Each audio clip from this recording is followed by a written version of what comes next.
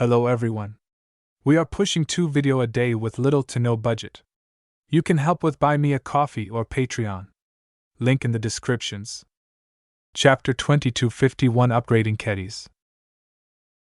Upgrading the gear of his student gave Ves a lot more reassurance about her survival in the upcoming exploration mission.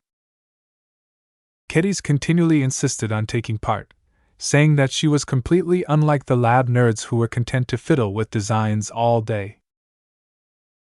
As Ves deeply understood her need, he allowed her to take part in the risky mission despite his many misgivings. Inwardly, he asked himself whether he would stay still if anything ever went amiss. If the dry snakes ever captured the sword maiden Mech Designer, Ves would certainly commit his entire task force to rescuing her no matter the cost. If they managed to kill Keddies, then Ves did not even dare to think how he would react in such a situation. Keddies noticed his inner struggle, and placed her strong hand over his own. You Larkinsons always say that we need to be courageous in seeking greater opportunities.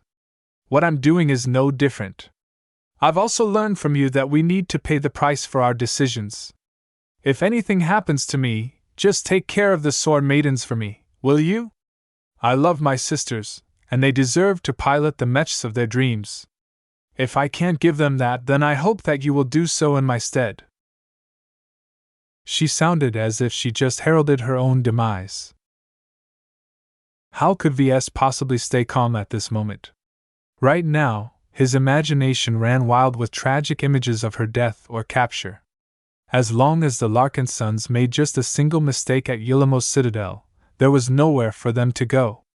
The tight security and nearly impenetrable wall of mech patrols meant that there was almost no chance of escape. In an instant, Ves began to develop various different plans. I don't feel assured of your safety, he stated. I'll tell Lucky to be on standby close to Yulimo. He'll give you a hand if you ever end up in trouble. Meow? His cat looked puzzled at him from a nearby desk. Ves pointed at his cat. You're going, and that's that. If anything happens to the entire group Larkinsons entering Yulimo's citadel, don't bother with protecting them all. Just cover Keddies and make sure she survives long enough to escape. I'll tell Calabas to prepare her stealth shuttle and try and sneak it close to the base. This was very risky as the Zona stalkers might possess the ability to detect the stealth vehicle. The entire point about dispatching Larkinsons in disguise was that it wouldn't trigger any suspicion from the dry snakes. In order to keep the chances of detection at a minimum, the stealth shuttle had to be parked some distance away from Yulimo. This would delay Lucky's entry into Yulimo if an emergency ever took place. Ves rubbed his chin and studied all of her gear. After integrating a bit of beastone in her helmet, not even Ves could spiritually penetrate her head when he faced her head on. It was a different story if she stood on the deck above. The helmet didn't offer any protection against spiritual probes sent from below. This was why he prioritized the acquisition of a lot more beastones. In order to provide him with omnidirectional protection, he needed to acquire enough materials to cover his entire body. Only by closing each and every possible port would he feel assured of his protection. The scattered whispers about beastone being sold on Yulimo was one of the reasons why he couldn't let it go. Though it wasn't relevant at the moment, Ves was pretty certain that he would need a lot of beastone in the future. Against huge threats such as the 5 Scrolls Compact, he did not feel confident that his own feeble spirituality was enough to resist their sophisticated and bewildering spiritual tricks. Speaking of spiritual tricks, Ves began to rub his smooth-shaven chin while he stared at Keddies with a thoughtful expression. What are you thinking about? Keddies asked. I think I have a way of making you stronger. It's just that my measure is a bit experimental. I'm not sure if it's safe or helpful enough to make a difference in your upcoming mission. His student grew curious. She sat down next to him at the workshop table that held all of her gear. You never think of something trivial, Ves. Tell me what you have in mind. I won't oppose any measure that can make me stronger. He hesitated a bit. Let's head somewhere more private. This workshop isn't secure enough. They first moved to a nearby office before Ves changed his mind. He instead directed his group to compartment G13, which was the safest, most secure, and most isolated section of the Scarlet Rose. Along the way, he also paid a quick visit to the vault in order to retrieve a special peastone. Only Ves, Kedis, Lucky, and Nito were present at the moment. After activating a jammer, not that it was needed, Ves felt fully assured that he could speak what he wanted. "This is new," Kedis idly commented as she looked around. The surprisingly packed compartment was filled with automated industrial equipment and stacks of briar alloy bars. The forging machine rumbled as its insides burned with incredible heat as it burned Cassandra Brayer's corpse for the umpteenth time in order to melt down another advanced escape pod. Since he hadn't entered for some time, Ves took the time to perform a thorough spiritual check. He did not detect anything amiss. No matter the weirdness surrounding this old and undead spiritual sorceress, Ves did not believe she had the energy to spare to mess around with him once again. He turned back to Kedis. "Before I introduce my idea, I'd like you to repeat your little trick with the butter knife. I need to study you closely when you perform this technique before I am sure about my suggestion." "Okay. I'll get tired if I do it too much, though." "Just a few seconds is enough." She had plenty of knives on her person. She pulled out one of her smaller ones from a hidden compartment in her boots and began to concentrate her mind. The air around her seemed to grow sharper and more charged. Anyone who was spiritually sensitive would know that Kedis was trying to accomplish something exceptional. Slowly but surely, a shimmering glow appeared over the sharp edge of her blade. While Kedis didn't cut anything, the threat that Ves was able to sense was no joke. This time, Ves did not study the spiritual patterns that overlaid the knife. Instead, he directed his senses towards Kedis' mind. Though she lacked a design seed, her active spiritual potential boiled with excitement. Several specific spiritual attributes related to sharpness, swords, and other related aspects had become unusually active, though by and large her actions lacked form. Ves developed some more theories as he observed her in action. He soon waved his hand, signaling her to drop her strenuous exertion. She quickly loosened her concentration and pulled herself back in. Her little knife no longer held any special cutting power. "Did you get what you want, Ves?" "I did. Let me think for a moment." He did not really possess a good understanding of the superpowers that extraordinary individuals could perform. High-ranking mech designers and expert pilots were able to influence reality, and the people around them in various ways. Nonetheless, the way that Kedis excited her own potential seemed simple and straightforward. Ves grew a bit confident in his plan to strengthen her ability to call upon her cutting ability. Still, he wasn't completely sure, and he hadn't performed enough experiments to say for sure. "I've performed a lot of experiments recently," he started. "Many of them have to do with the mind. While I'm not incredibly familiar with this field, I think I know enough to improve your trick." "Oh? Do tell, please!" Ves grimaced. "It doesn't come without a cost, and I'm not sure whether it will work out the way I planned. If it works, you'll grow stronger. If it doesn't, you might sustain permanent brain damage. Are you sure you want me to proceed?" "I trust you, Ves." Those words made him feel warm. "Okay. It's like this. It's a bit complicated to explain and entails many different factors that you aren't supposed to know. I'll explain it as simply as possible. I think I can shape a part of your mind into a sword. This sword will capture some of the essence of your beliefs and principles, and you'll be able to use it to strengthen yourself, though how exactly that will play out, I have no idea." She quickly grew interested. "That sounds really interesting." Aren't you afraid? You wouldn't bring something up if it isn't useful. From what I understand, you're basically telling me you can help me condense my sword intent. I don't know if it's accurate for you to view it that way. Let's find out then. With her willingness to try out his suggestion, Ves hesitated no further. Just before he concentrated, he halted for a moment. The mind sword I want to make needs to take on a specific shape. What kind of sword do you want to host in your mind? Do you even need to ask? Take my great sword as a model. She turned around and unsheathed her CFA great sword from its scabbard. She laid it down on a pallet of briar alloy bars for him to examine. Ves touched the hard and smooth surface of the blade. The alloys incorporated in the weapon were even harder to damage than briar alloy.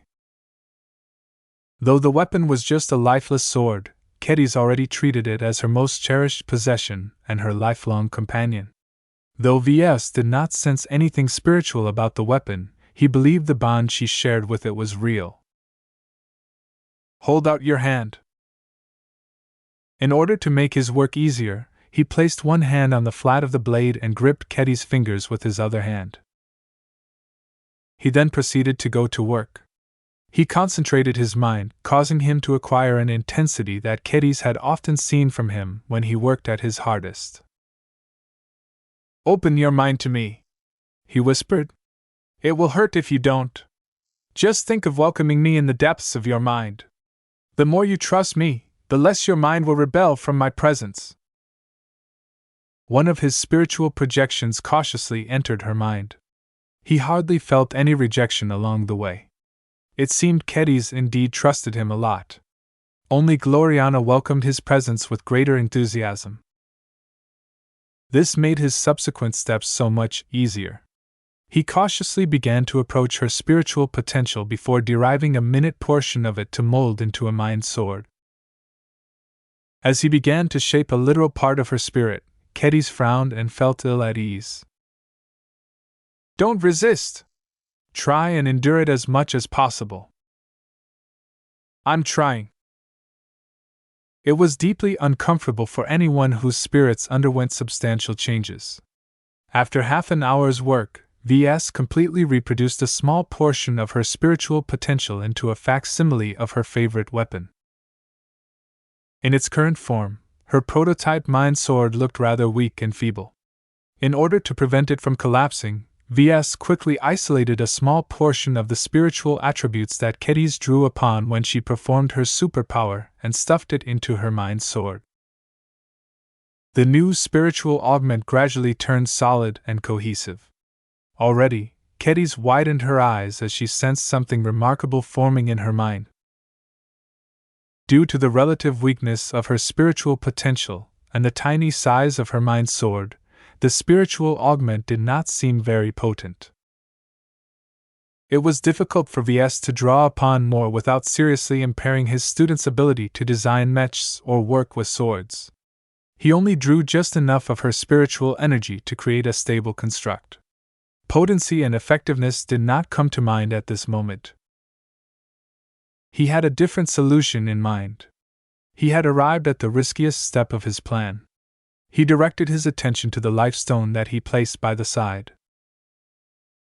The lifestone was nothing more than a peastone that held a trace amount of life-attributed energy that he had derived from the high-grade life-prolonging treatment serum.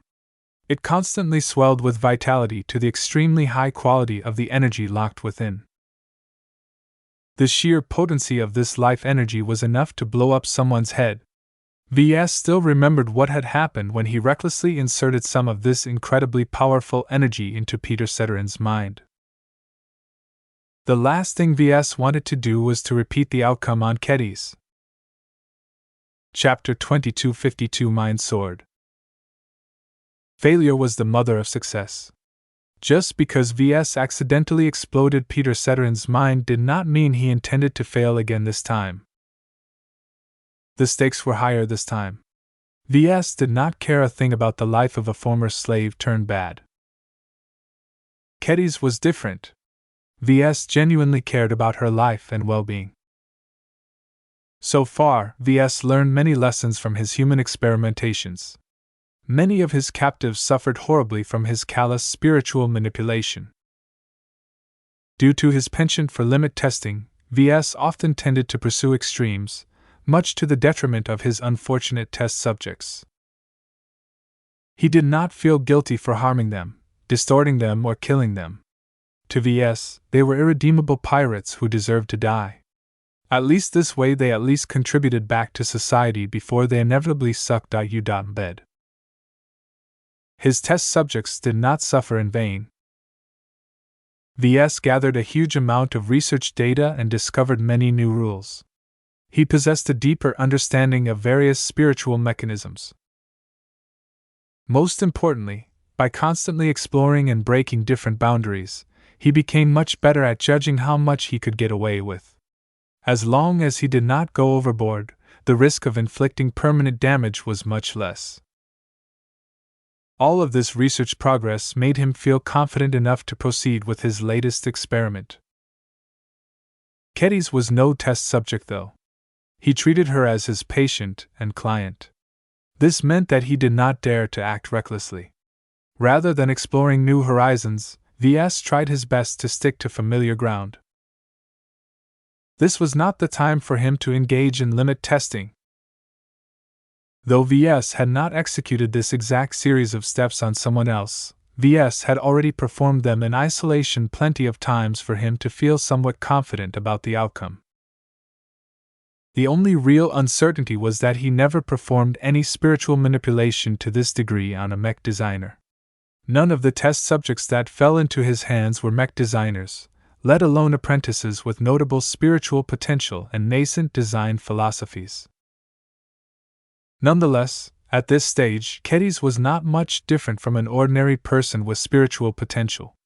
Hers was just a bit more developed towards her interests and her design philosophy. Perhaps the strongest measure of the confidence was the careful experimentations he made in his own mind. After forming various different spiritual augments in order to store as templates in his implant, he was certain that the mind sword would not inflict any harm. That said, too much power was not necessarily a good thing. Right now, the mind sword was pathetically small and weak, so much so that Kedis barely noticed the difference. This was why Ves wanted to feed and grow the mind sword. He wanted to accomplish this without harming her existing potential as a mech designer, so he could not draw out more of her spiritual energy than he had already done. For that reason, he drew out a portion of the life-attributed energy stored in the pistone placed at the side. If he was experimenting on a pirate, then Ves wouldn't care too much about controlling the dose of energy. Any outcome was acceptable as long as he didn't squander it recklessly. Causing a few heads to explode was no big deal as long as he learned something different. This time, Ves did not set out to learn anything new, so he carefully sliced away just a modest portion of high-quality life-attributed energy. Even though the potency and activity of this diminished portion had dropped significantly, Ves learned enough not to underestimate its threat to people. While Ves was able to handle it with care, too much energy was basically poison to someone much more spiritually weaker. This was why Ves estimated a dose that was safe enough for Kedis to contain, and then cut it even further just to be safe. When he checked to make sure the life-attributed energy he withdrew did not contain any surprises, he turned his attention to his patient. If you concentrate deeply, you should be able to sense the presence of a sword in your mind. Can you feel its sharpness? I think so. Kedis scrunched her face. I sort of felt you rummaging in my mind. If I think hard enough, I think I can grasp an invisible sword. Keep sensing it, but don't try to activate it. Just get to know it better. This sword. How is it supposed to help me, exactly? It's mainly a tool to allow you to perform your superpower with greater ease, but aside from that I'm not too sure. Ves shook his head. Before we begin, I think it is best for you to center your mind and think of your core ideals. Why do you pursue extreme sharpness? Why do you prefer to wield large swords? Because they're the best at cutting powerful enemies. In mech combat, cutting an enemy mech apart with a single successful attack is much more worthwhile than slashing several times with a feeblest sword. Bigger swords are not as quick and agile, but as long as you are skilled enough, you can overwhelm any opponent. Not everyone agrees with that premise. In the mech community, there are many mech pilots and mech designers who believe that finesse is more important than power. Kedis snorted with contempt. They are mostly used to dueling against humans. None of them have faced off against an exabeast that weighs at least 20 times than their own bodies. If they have went through the Sword Maiden graduation ceremony like I have, they would have been gobbled up at an instant, as their toothpicks is barely able to make a feral exabeast bleed. That was a very brutal image. The Sword Maiden's preference for bigger swords stemmed from their desire to challenge themselves against inhuman opponents. There were plenty of wild and untamed planets in the frontier that boasted many dangerous predators and beasts. To challenge them in single combat and chop them apart was one of the greatest glories a Sword Maiden could earn. Talking about her ideals and her ambition caused her mind to become more intimate with her mind sword. The spiritual augment seemed to resonate with her a bit. This was an important process, because the more she communicated with the mind sword, the closer the imaginary weapon conformed to her nature. Unlike many of his other constructs, Ves tried something slightly novel and designed the spiritual construct in a way that offered plenty of room for growth. He wanted the mind sword to be able to grow alongside Kedis as she advanced and reached greater heights. Right now, Ves planned to kickstart the mind sword's growth by injecting the life-attributed energy into it. This was something very risky and could blow up the spiritual construct if it wasn't capable of absorbing so much juice.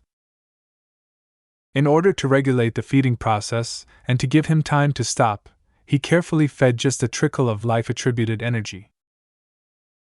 Just as he predicted, the mind sword did not reject the energy derived from the serum. It immediately grew in size and strength as it rapidly digested the universally compatible energy. I feel as if you dumped something hot in my mind. Kedis suddenly grabbed the side of her head. Hold on. Don't lose focus. Endure. I know you can do it, Kedis. Her willpower was not that much lower than those of expert candidates. Her capacity to live through pain and hardship was incredibly high due to her Sword Maiden heritage. She resolutely bore the drastic changes in her mind. Ves couldn't do much to make it easier for her. The mind sword, which was previously just a small and weak construct, rapidly grew in strength. All of its sharpness and sword-related attributes began to proliferate as the energies inside the mind sword rapidly grew in quantity. If not for the fact that he designed the mind sword to be able to grow, it would have exploded by now. As it was, the stretchiness factor of the mind sword could barely keep up with the rapid absorption of high-quality energy. Though Ves had not expended all of the life-attributed energy he drew out, he instinctively felt as if he was nearing a safe limit. If he grew the mind sword any further, then its spiritual strength would surpass that of his student's original spiritual potential. He had no idea what would happen in her mind if that became the case. She might lose control of the mind sword. It might even supplant her original spiritual potential as her main spirit, which would likely strip her of much of her humanity. Since the risks vastly outweighed the benefits, Ves cut off the supply of life-attributed energy and put the remainder back into the life stone. What he had managed to foster in her mind was already strong enough for his liking. In his spiritual vision, he observed a vibrant, imaginary sword that exuded a lot of sharpness. The presence of such a powerful mind sword was already starting to affect Kedis. Her spiritual potential seemed to resonate and grow closer to it. A wondrous expression appeared on her face, which signaled that she was already starting to embrace the changes. The expansion of the mind sword had slowed dramatically when he no longer fed it with nurturing energy. Soon enough, its growth would settle, allowing the spiritual augment to solidity a bit and gain stability. "It's almost over," he whispered to her. "Your mind sword is settling down. Keep feeling it out. Don't reject it. No matter where you might find yourself in the future, you will never be without a sword. You will always have one in your mind." His words inspired her. Her eyes gained an even greater intensity as her spiritual potential roiled with excitement.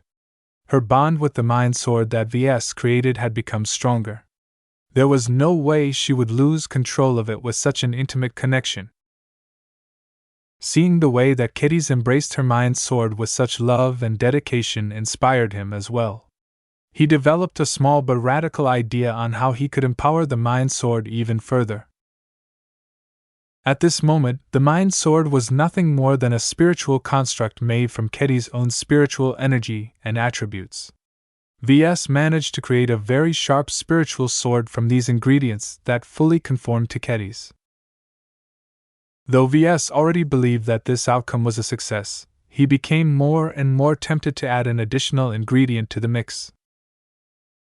A normal mind sword was already pretty impressive. What if Ves made it alive? He immediately recognized the dangers of attempting to make it alive. He had not performed enough experiments in this direction to be able to tell for sure whether his wild idea would succeed. However, he was too excited to dismiss this idea out of hand. Intuitively, he felt that this might just work, though that did not mean that everything would go smoothly. He decided to try it. At this critical moment, once the mind sword fully ceased its growth, it would be too late for him to pull off this measure.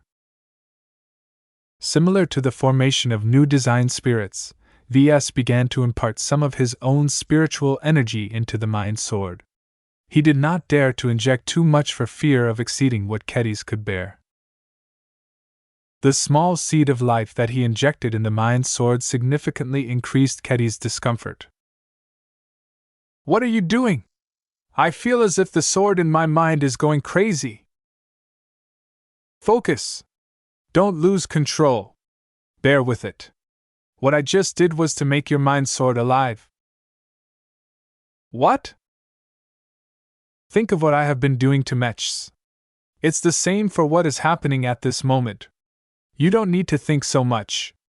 Just keep your mind open and embrace the birth of your mind sword." Under his constant guidance, Kitty's no longer put up her guard against her mind sword no matter how much it convulsed.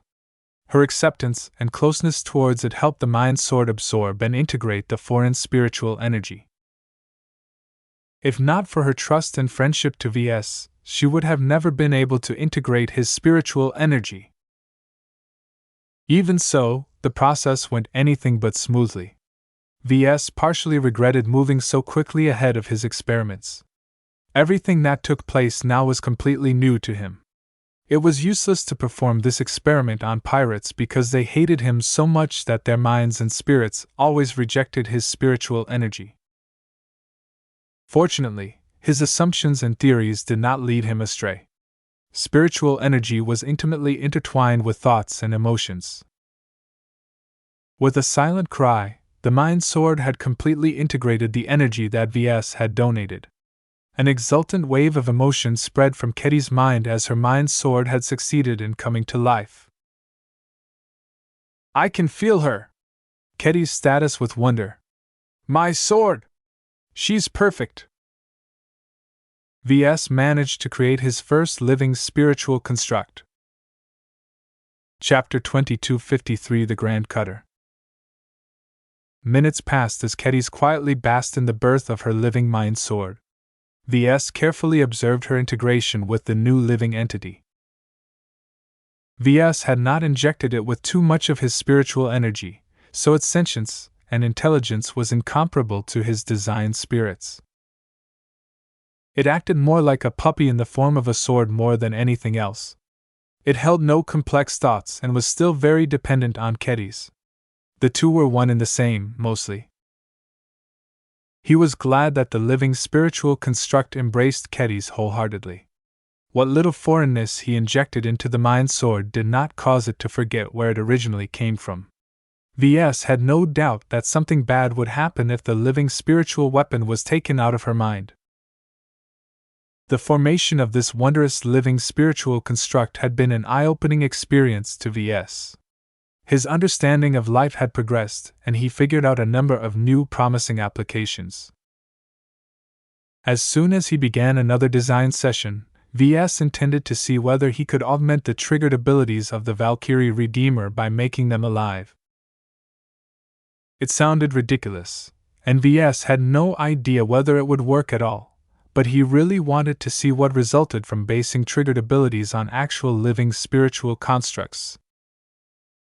While Ves began to fantasize about implanting abilities into his mech designs that could grow and adapt over the course of their existence, Kedis began to get a better grip on her young but eager mind sword. She smiled brilliantly at Ves. "My sword intent has become alive! This is amazing, Ves!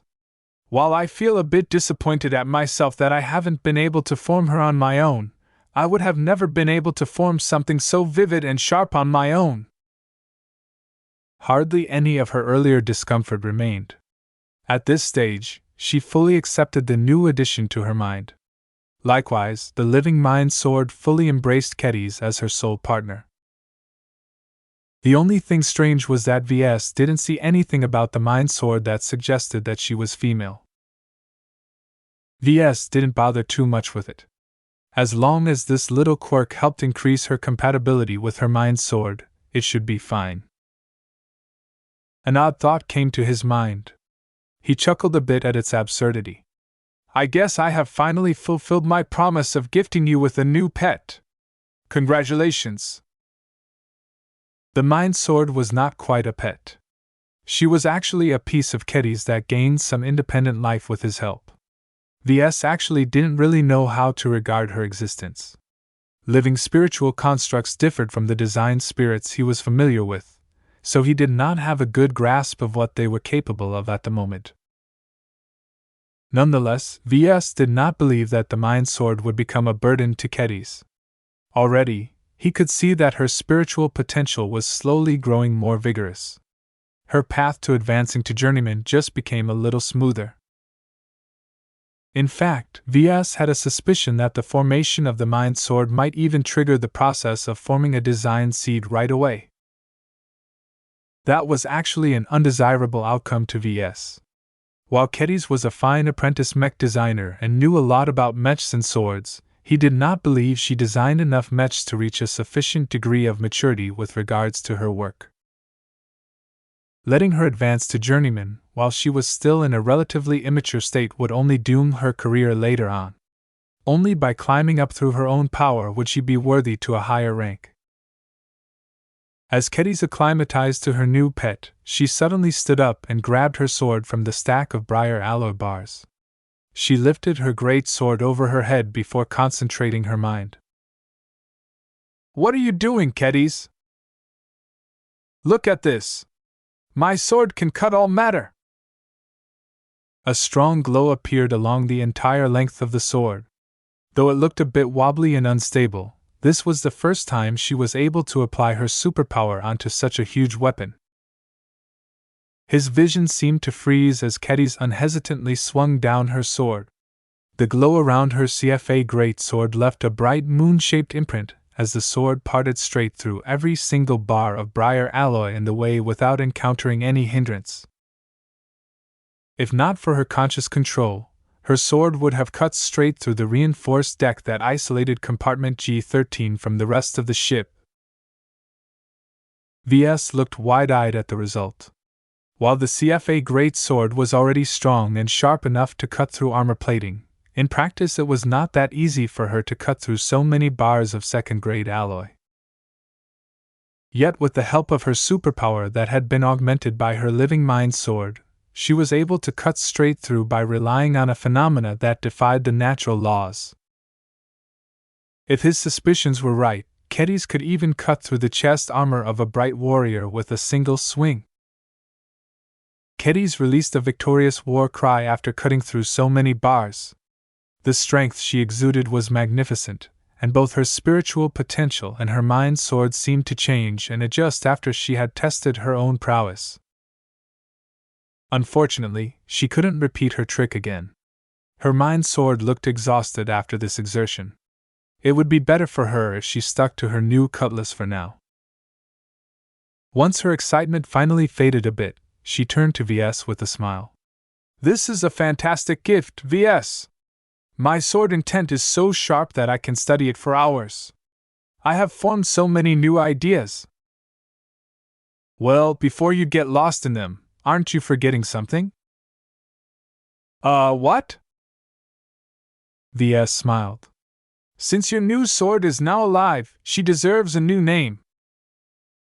"I forgot about that. Let me think." It took around 30 seconds for her to come up with a name. "From now on, my sword intent is called Sharpe, the Grand Cutter." Ves felt like puking blood when he heard that name. He expected Kedis to call her living sword something grand and ostentatious like Excalibur or Durandal. If not, she at least should have been capable of giving her sword a dignified name. He overlooked the fact that she grew up as an uncultured daughter of the frontier. Though Ves wanted to suggest an alternative, he stopped when he saw that Kedis had become inordinately pleased at the name she bestowed on the new sword. Likewise, the newly named Sharpe did not know any better and enthusiastically embraced his new designation. "Forget it," Ves sighed. Names had power. For Kedis, it might not be bad for her to give her new sword a pet-like name. Her love, appreciation, and intimacy towards Sharpe constantly grew. This was something that would only help Kedis bond even further with her living mind sword. In order to make sure that Kedis did not suffer any wounds during the experiment, Ves brought her away from compartment G13 and handed her over to Dr. Rania in order to perform a complete medical inspection. "What's up with her?" The former Hexer frowned. She disliked getting pulled away from her research into the life-prolonging treatment serum. "She looks much happier than before." "I can't really explain, Doctor. Just make sure there isn't anything wrong in her body. Pay close attention to the state of her brain and head. If there are any anomalies, inform me right away." "Okay, sir," Rania skeptically replied. "So far, the preliminary scans haven't uncovered anything that deviates from her usual state. This is a good sign." Ves nodded in satisfaction. "Since I'm here, I might as well check up on you. How are you these days?" "I'm okay. While I'm not happy to be in the Nixian Gap, some of the biological materials your fleet has plundered has given me a lot of interesting options." "Oh?"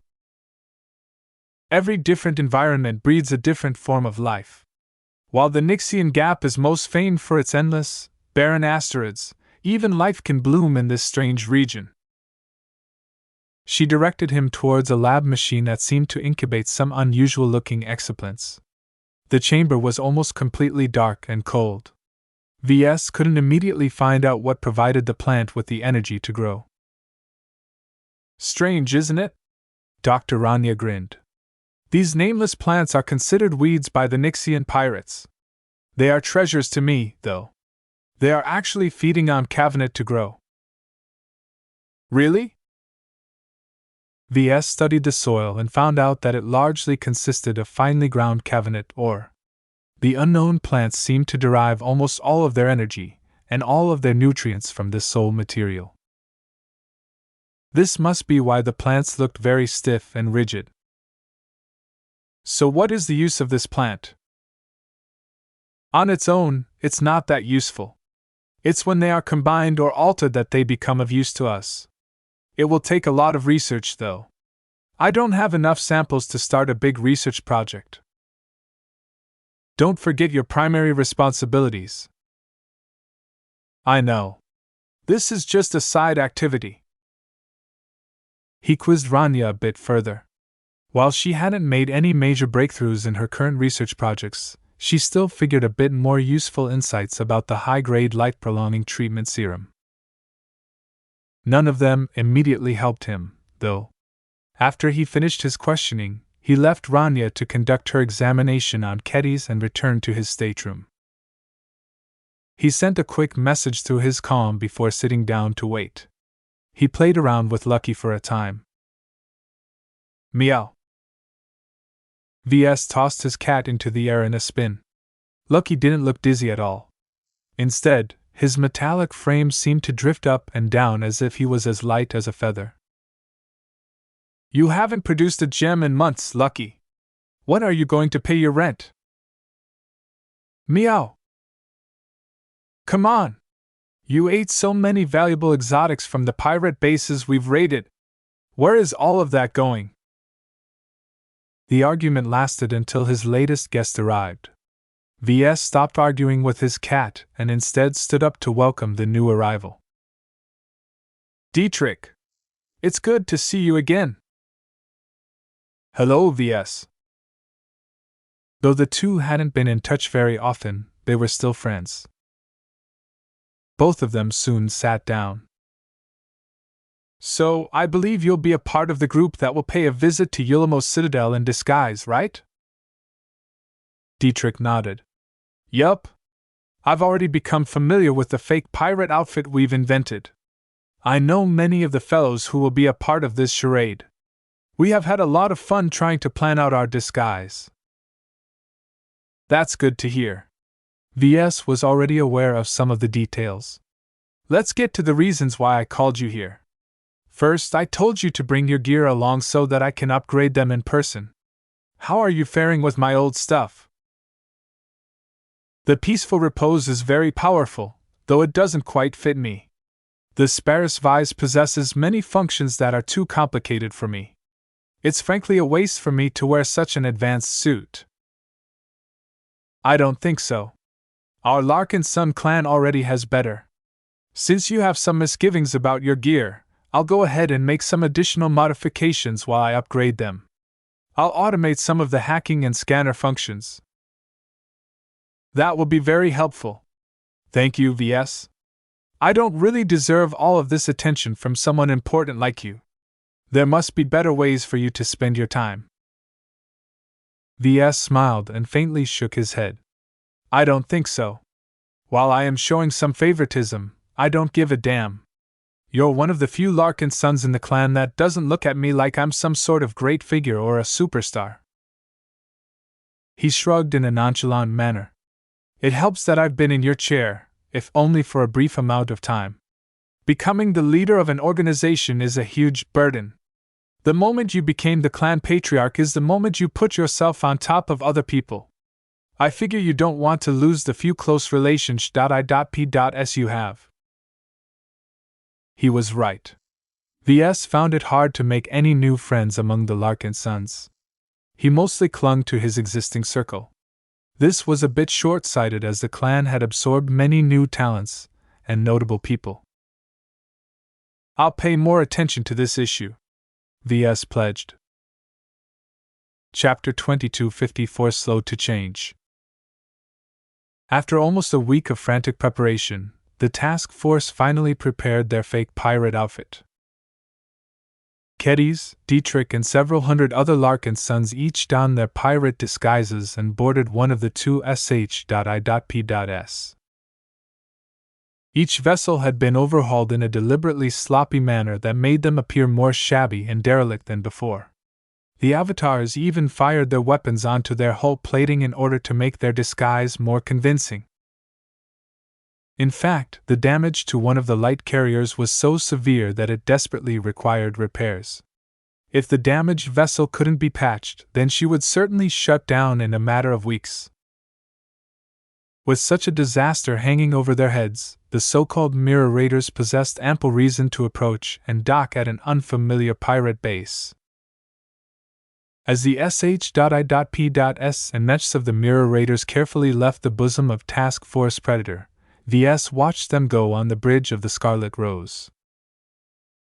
Though he felt great concern for the Larkinsons who left, he had no way to influence their situation anymore. Due to several reasons, smaller pirate outfits generally didn't possess any quantum entanglement nodes. Even if the sh.I.P.S of the Mirror Raiders did possess one, there wasn't much of a point. Yulamo's citadel locked them all down as a rule. The dry snakes who reigned over the base did not want any visitor to coordinate their actions with people outside. Information was power. Communication was power. Now that the Mirror Raiders were suddenly deprived of their quantum entanglement nodes, they could only rely on themselves to solve their problems. The people we've sent can take care of themselves. Major Vril spoke at his side. I understand what you are feeling, but this is part of being a leader. Ves wrung his hands. I kind of regret allowing Keddies to participate in this mission. I also feel as if I should have been a part of this mission as well. Stay calm, sir. While only a few years have passed since you served alongside us in the Bright Visual War, you are no longer the inconsequential apprentice mech designer that we knew. You are a clan patriarch, a journeyman and a galactic citizen with wealth and power.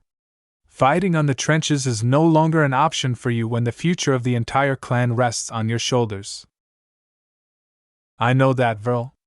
It's just that my Larkinson blood is still restless. Ves had gone through way too many scraps and crises to feel at ease with staying away from the excitement. Otherwise, he wouldn't have entered the Nixian Gap in the first place. He reflected on his own behavior, and knew that his life experiences prior to advancing to journeyman played a large role in solidifying his own inclinations. All of the thoughts and emotions that he had in his mind during the formation of his design seed became a permanent part of his personality. He knew that it would take a very long time to mill down those traits so that he could feel more comfortable with the fact that he should stay in the rear. It would take at least a week or two before he heard back from the Mirror Raiders. The time the task force invested into attacking Yulamo's citadel was already considerable. Ves only agreed to do this in the first place because he expected the payout to be huge. Aside from all of the plunder he hoped to gain, Ves also salivated over the merits he might earn. A big and established pirate fortification such as Yulamo must be hosting a lot of weapons prohibited by the Big Two. The dry snakes possessed their own trump cards, and so should their subordinate outfits. The Zonastalkers, the Farman's Own and the Hapid Clinters were all capable of fielding hundreds of mechs, so they should definitely be able to afford their own secret weapons. Aside from them, some of the clientele that frequented Yulamo's citadel ought to carry nasty surprises on their sh.I.P.S as well. This was one of the biggest reasons that visitors weren't able to land their sh.I.P.S or any other vehicle in the vicinity of Yulamo's citadel. Instead, they had to land hundreds of kilometers away at various barren landing zones across the moon-sized asteroid. Special transports operated by the Dry Snakes were the only vehicles allowed to convey passengers and cargo to Yulamo's citadel. The base operators inspected every single person and piece of cargo at multiple points. The Dry Snakes took their inspection duty seriously and couldn't be bribed. Otherwise, someone could just smuggle in a super bomb that could destroy Yulamo from within or import some virulent agent that killed off every human infected by it within minutes. Such events had taken place enough times in the Nixian Gap for organizations like the Dry Snakes to wizen up.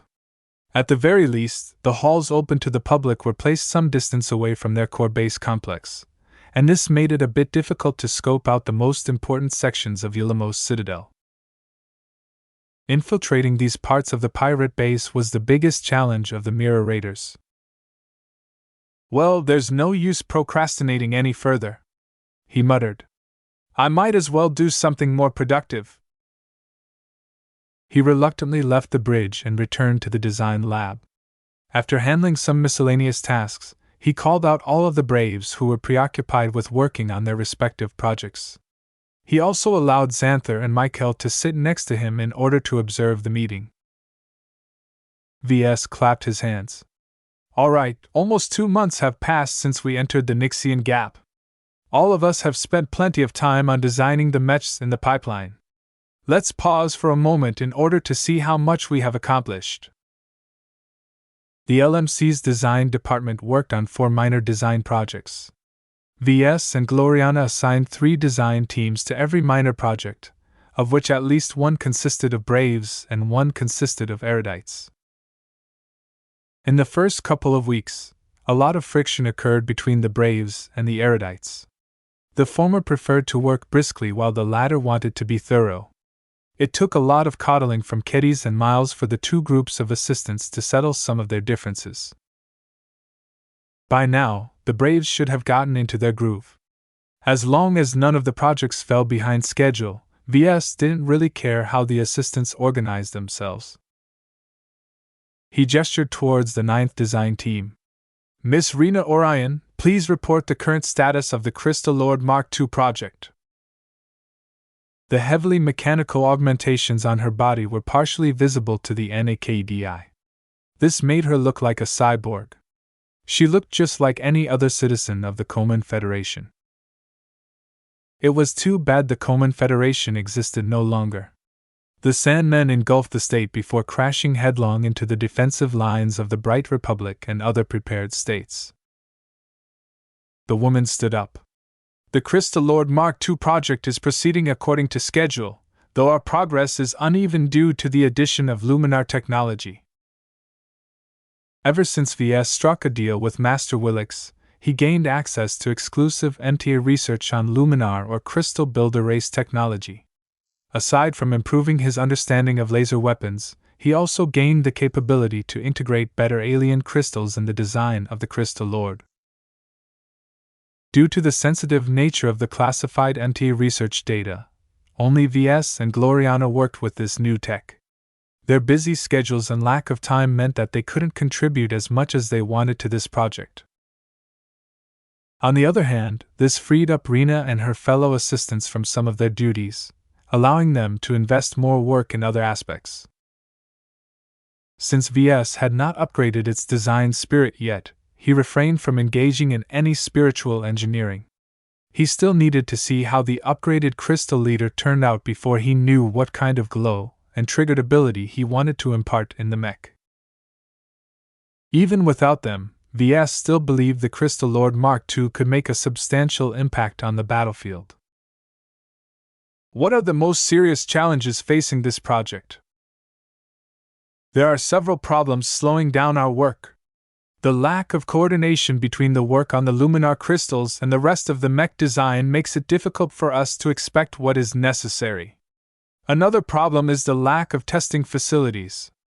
Even if we are far from fabricating a prototype, it is still useful to produce some incomplete models and test their performance under specific circumstances. The last significant issue we are dealing with is trying to elevate its performance as much as possible in order to justify its high sales price. I'm already aware of those issues, VS replied and waved his hand. The Crystal Lord Mark II won't be easy to sell, but as long as we enhance its value through combining superior performance and a unique glow, it will have a place in the market. They discussed some more issues, allowing the rest of the Braves to gain a better understanding of the state of the Crystal Lord Mark II project. Occasionally, they even provided some feedback. VS turned to Molteringer, the team leader of the 5th design team. Report on the Sanctuary project. It's proceeding slightly ahead of schedule. The former Reinaldan spoke. As a third-class space knight, it is not that complex compared to other space-borne mech types. Since the Sanctuary's main selling is its glow, we focused on designing a durable support mech that is mobile enough to move around but also defensible enough to withstand significant attacks. The projection of the incomplete Sanctuary design showed a mech that shared some resemblance to the Blessed Squire. The latter may be a second-class land-bound knight mech, but they both centered around the utility they could provide. For this reason, the Sanctuary followed many of the same design choices that VS and Gloriana applied on the Blessed Squire. This meant that the Sanctuary was decent in mobility and defense. Just like the Blessed Squire, the Sanctuary possessed a good amount of endurance. A lot of energy cells filled up its capacity, allowing the Space Knight to maneuver and provide its glow to friendlies and enemies alike for the duration of an entire space engagement. The biggest downside of this mech is its very low offensive threat, Molter stated. The Sanctuary is paired with a very large and heavy tower shield. This not only slows down the mech, but also makes melee combat unwieldy. The sword that it holds in its other hand serves more as a measure of last resort than a primary weapon. In fact, we believe it is better for the Sanctuary to hold its heavy shield with both arms. Ves nodded in understanding. This can't be helped. Mechs can only be good in so many areas, and prioritizing defense while ensuring decent mobility means the acceleration, range of motion, agility and reaction speed of the Sanctuary has sunk to the bottom. This is a price that I can accept as long as the mech is already useful without ever needing to attack. They could have paired the Sanctuary with a rifle instead of a sword, but the accuracy and overall offensive performance of the mech wouldn't be great. Providing it with a laser pistol was already sufficient. So far, the Sanctuary did not stand out as a mech design at all. Its current strengths and weaknesses did not result in a product that the market would embrace. Ves still needed to create a new spiritual product that possessed the ability to stifle other glows. Once he formed the design spirit for the Sanctuary, he could quickly round out this minor project. He was a bit unsure whether he should publish this mech right away, though. Right now was a sensitive period for him as numerous masters sought to develop solutions that countered his glows. It would be pretty stupid to publish a mech onto the market that just happened to point out a possible solution. Chapter 2255 Ducan French. Both the Crystal Lord Mark II project and the Sanctuary project risked losing direction because Ves had not begun to work on their spiritual properties. While his assistants would still be able to complete the technical designs of the two mechs, the lack of glows and design spirits meant that none of his people were completely aligned to their projects. Ves already noticed this because he often had to clean up after the messes the assistants left behind in the spiritual foundations of his mech designs. Even if he taught them how to focus their minds and free their minds from distracting thoughts, their insufficient concentration and lack of awareness meant that they deposited plenty of pollution. This was a persistent problem that Ves always had to address in person. No other mech designer was able to design as focused as him, because he could immediately perceive the consequences of his own sloppiness. Not even Gloriana, who prided herself on her precision and thoroughness, could keep a spiritual foundation pure. Ves knew that he couldn't address his problem in person in the long run. He was a busy mech designer, and would only become more preoccupied once he advanced to senior or master. He felt as if he was a cleaning bot assigned to a decrepit bathroom in some pirate base. Even if the toilets were perfectly functional, the careless pirates and the hopeless slaves didn't always follow instructions. When pirates spilled some of their messes onto the floor, which they always did, Ves the cleaning bot had to hover out in order to remove them.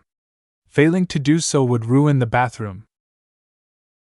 Thinking about this analogy sparked an interesting idea in his mind. What if he could automate this process?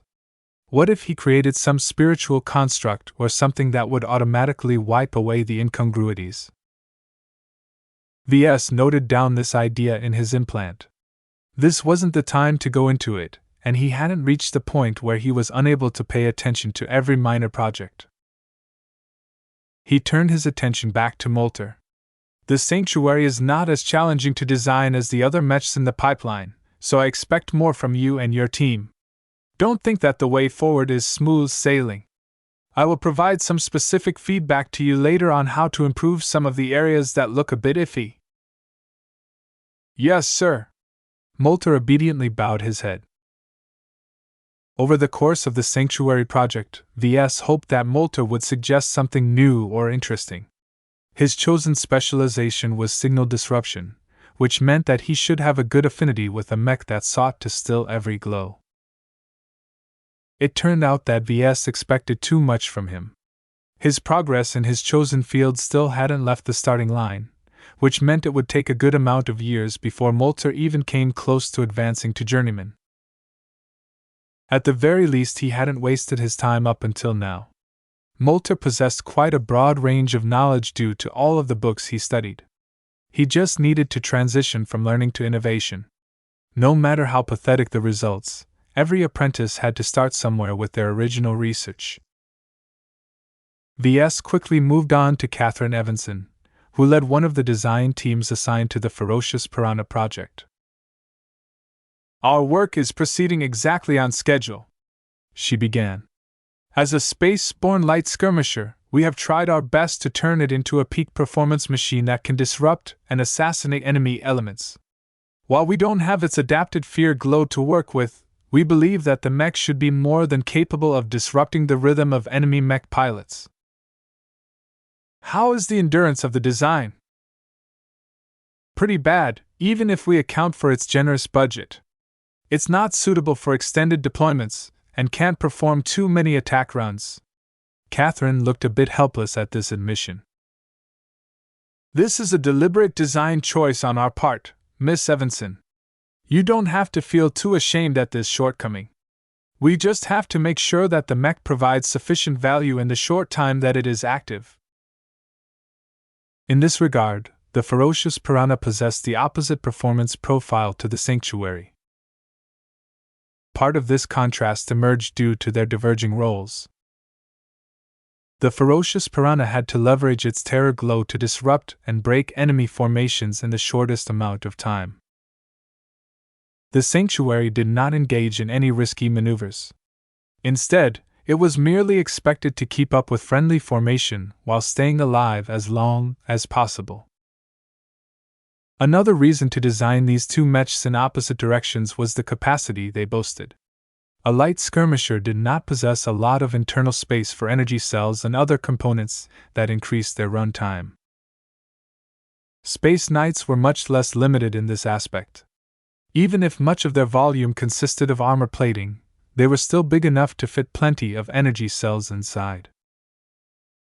Knowing that a light skirmisher like the Ferocious Piranha would never be able to last hours on the battlefield, Ves and Gloriana did not even attempt to do so. It was already good enough for the mech to be able to maneuver around and engage in medium-intensity combat for 30 minutes straight. Perhaps the only saving grace for light skirmishers such as the Ferocious Piranha was that they expended much less energy. Their lighter mass allowed them to accelerate with ease, which meant that their flight systems didn't have to be as powerful and wasteful as those of bigger mechs. Another mitigating factor was its budget. While the Ferocious Piranha cost 50% more than the Doom Guard, its size and dimensions were considerably smaller. This allowed the design teams to implement a much better armor system to the light skirmisher. Even if it looked thin and fragile, its compressed armor meant that it shouldn't go down after suffering a couple of direct hits.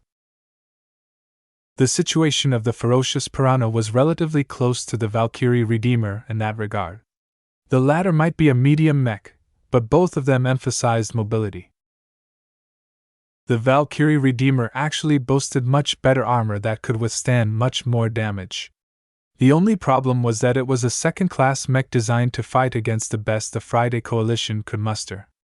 The firepower it faced was either very powerful or very varied, which made it difficult for the Hexer Marauder mech to remain intact. Third-class mech combat was much less intense. The Ferocious Piranha should enjoy plenty of freedom on how to act. Its thin but resilient armor plating provided the mech with enough survivability to escape intact after performing a risky attack run. Overall, the Ferocious Piranha was supposed to be the offensive counterpart to the Doom Guard. It allowed its owners to project the Doom Guard's characteristic terror aura directly to the enemy. The main charm of it was its ability to induce fear without hitting any friendlies. Ves had actually done some work in this area. The theoretical premise for the space-borne light skirmisher's glow wasn't all that complicated. He did not need to birth an entirely new design spirit such as in the Sanctuary project, nor upgrade an existing one such as in the Crystal Lord Mark II project. He just had to combine Zygra, Nixie, and Kalankso in a threesome. "Wait, that sounds wrong," he quietly muttered.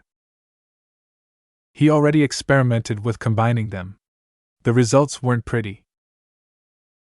Trying to balance two antagonistic design spirits wasn't all that difficult. Adding another one in the mix immediately complicated matters. The main problem was that their strengths were not even. Zygra was by far the weakest of the three. Kalankso was very strong since she used to be a sacred god that lived for multiple centuries. As for Nixie, his strength already exceeded that of the former despite being constrained by the ancient sarcophagus. What Ves sought to accomplish was to protect the mech pilot of the ferocious piranha and any friendlies from becoming affected by the terror glow. This meant that Kalankso had to resist both Zygra and Nixie. When Ves made her presence strong, Zygra's presence became completely suppressed despite his heavy footprint in the design, while Nixie merely drew even. When he weakened her presence, her influence dropped so that Zygra could breath. Unfortunately, Nixie easily pierced past her barriers at that point. As a result, Ves had to solve a very complex puzzle by manipulating and balancing out the strengths of three different design spirits. Their changing reactions and their own peculiarities made it difficult for Ves to find a sweet spot where the ferocious piranha exhibited the glow that he specified. It was only a matter of time before he solved this puzzle. Ves did not feel the need to be concerned. He turned his attention back to Catherine. "Are there any issues that are troubling you and your design team?" The former Sentinel noblewoman took her time to answer. "The ferocious piranha's projected performance is very impressive. It is just expensive?" Ves smiled in a teasing way. "It's deliberately made that way in order to increase the value of its glow. Making the mech tougher and integrating higher quality components in its design is an added bonus. No matter what, the value of this mech already exceeds several ordinary light skirmishers put together." Of course, whether the market would see it that way was not entirely clear. One of the potential problems that might occur was that the release of the Sanctuary or some other mech that could restrain glows countered the ferocious piranha too well. If the light skirmisher's glow no longer became a factor, then it devolved into a very expensive light mech. While its technical performance parameters were mostly good, it wouldn't achieve as much once its greatest advantage had been stripped. Ves inwardly shrugged. He needed to become accustomed to the idea that his mechs might lose their glows. His machines could no longer reign over the battlefield with impunity very soon. He directed his attention to the team leader that worked on the final minor project. "How is the Chiron faring?" "The Chiron project is doing well. The two erudite design teams deserve much of the credit. The technical complexity of designing an adjustable, morphing teaching mech is very daunting. All of us are forced to spend a lot of time on designing the different mechanisms." Ves nodded. "Designing a mech that does not stay in a single form is always difficult to design. What do you think about the budget?" "It's a lifesaver to us," French replied.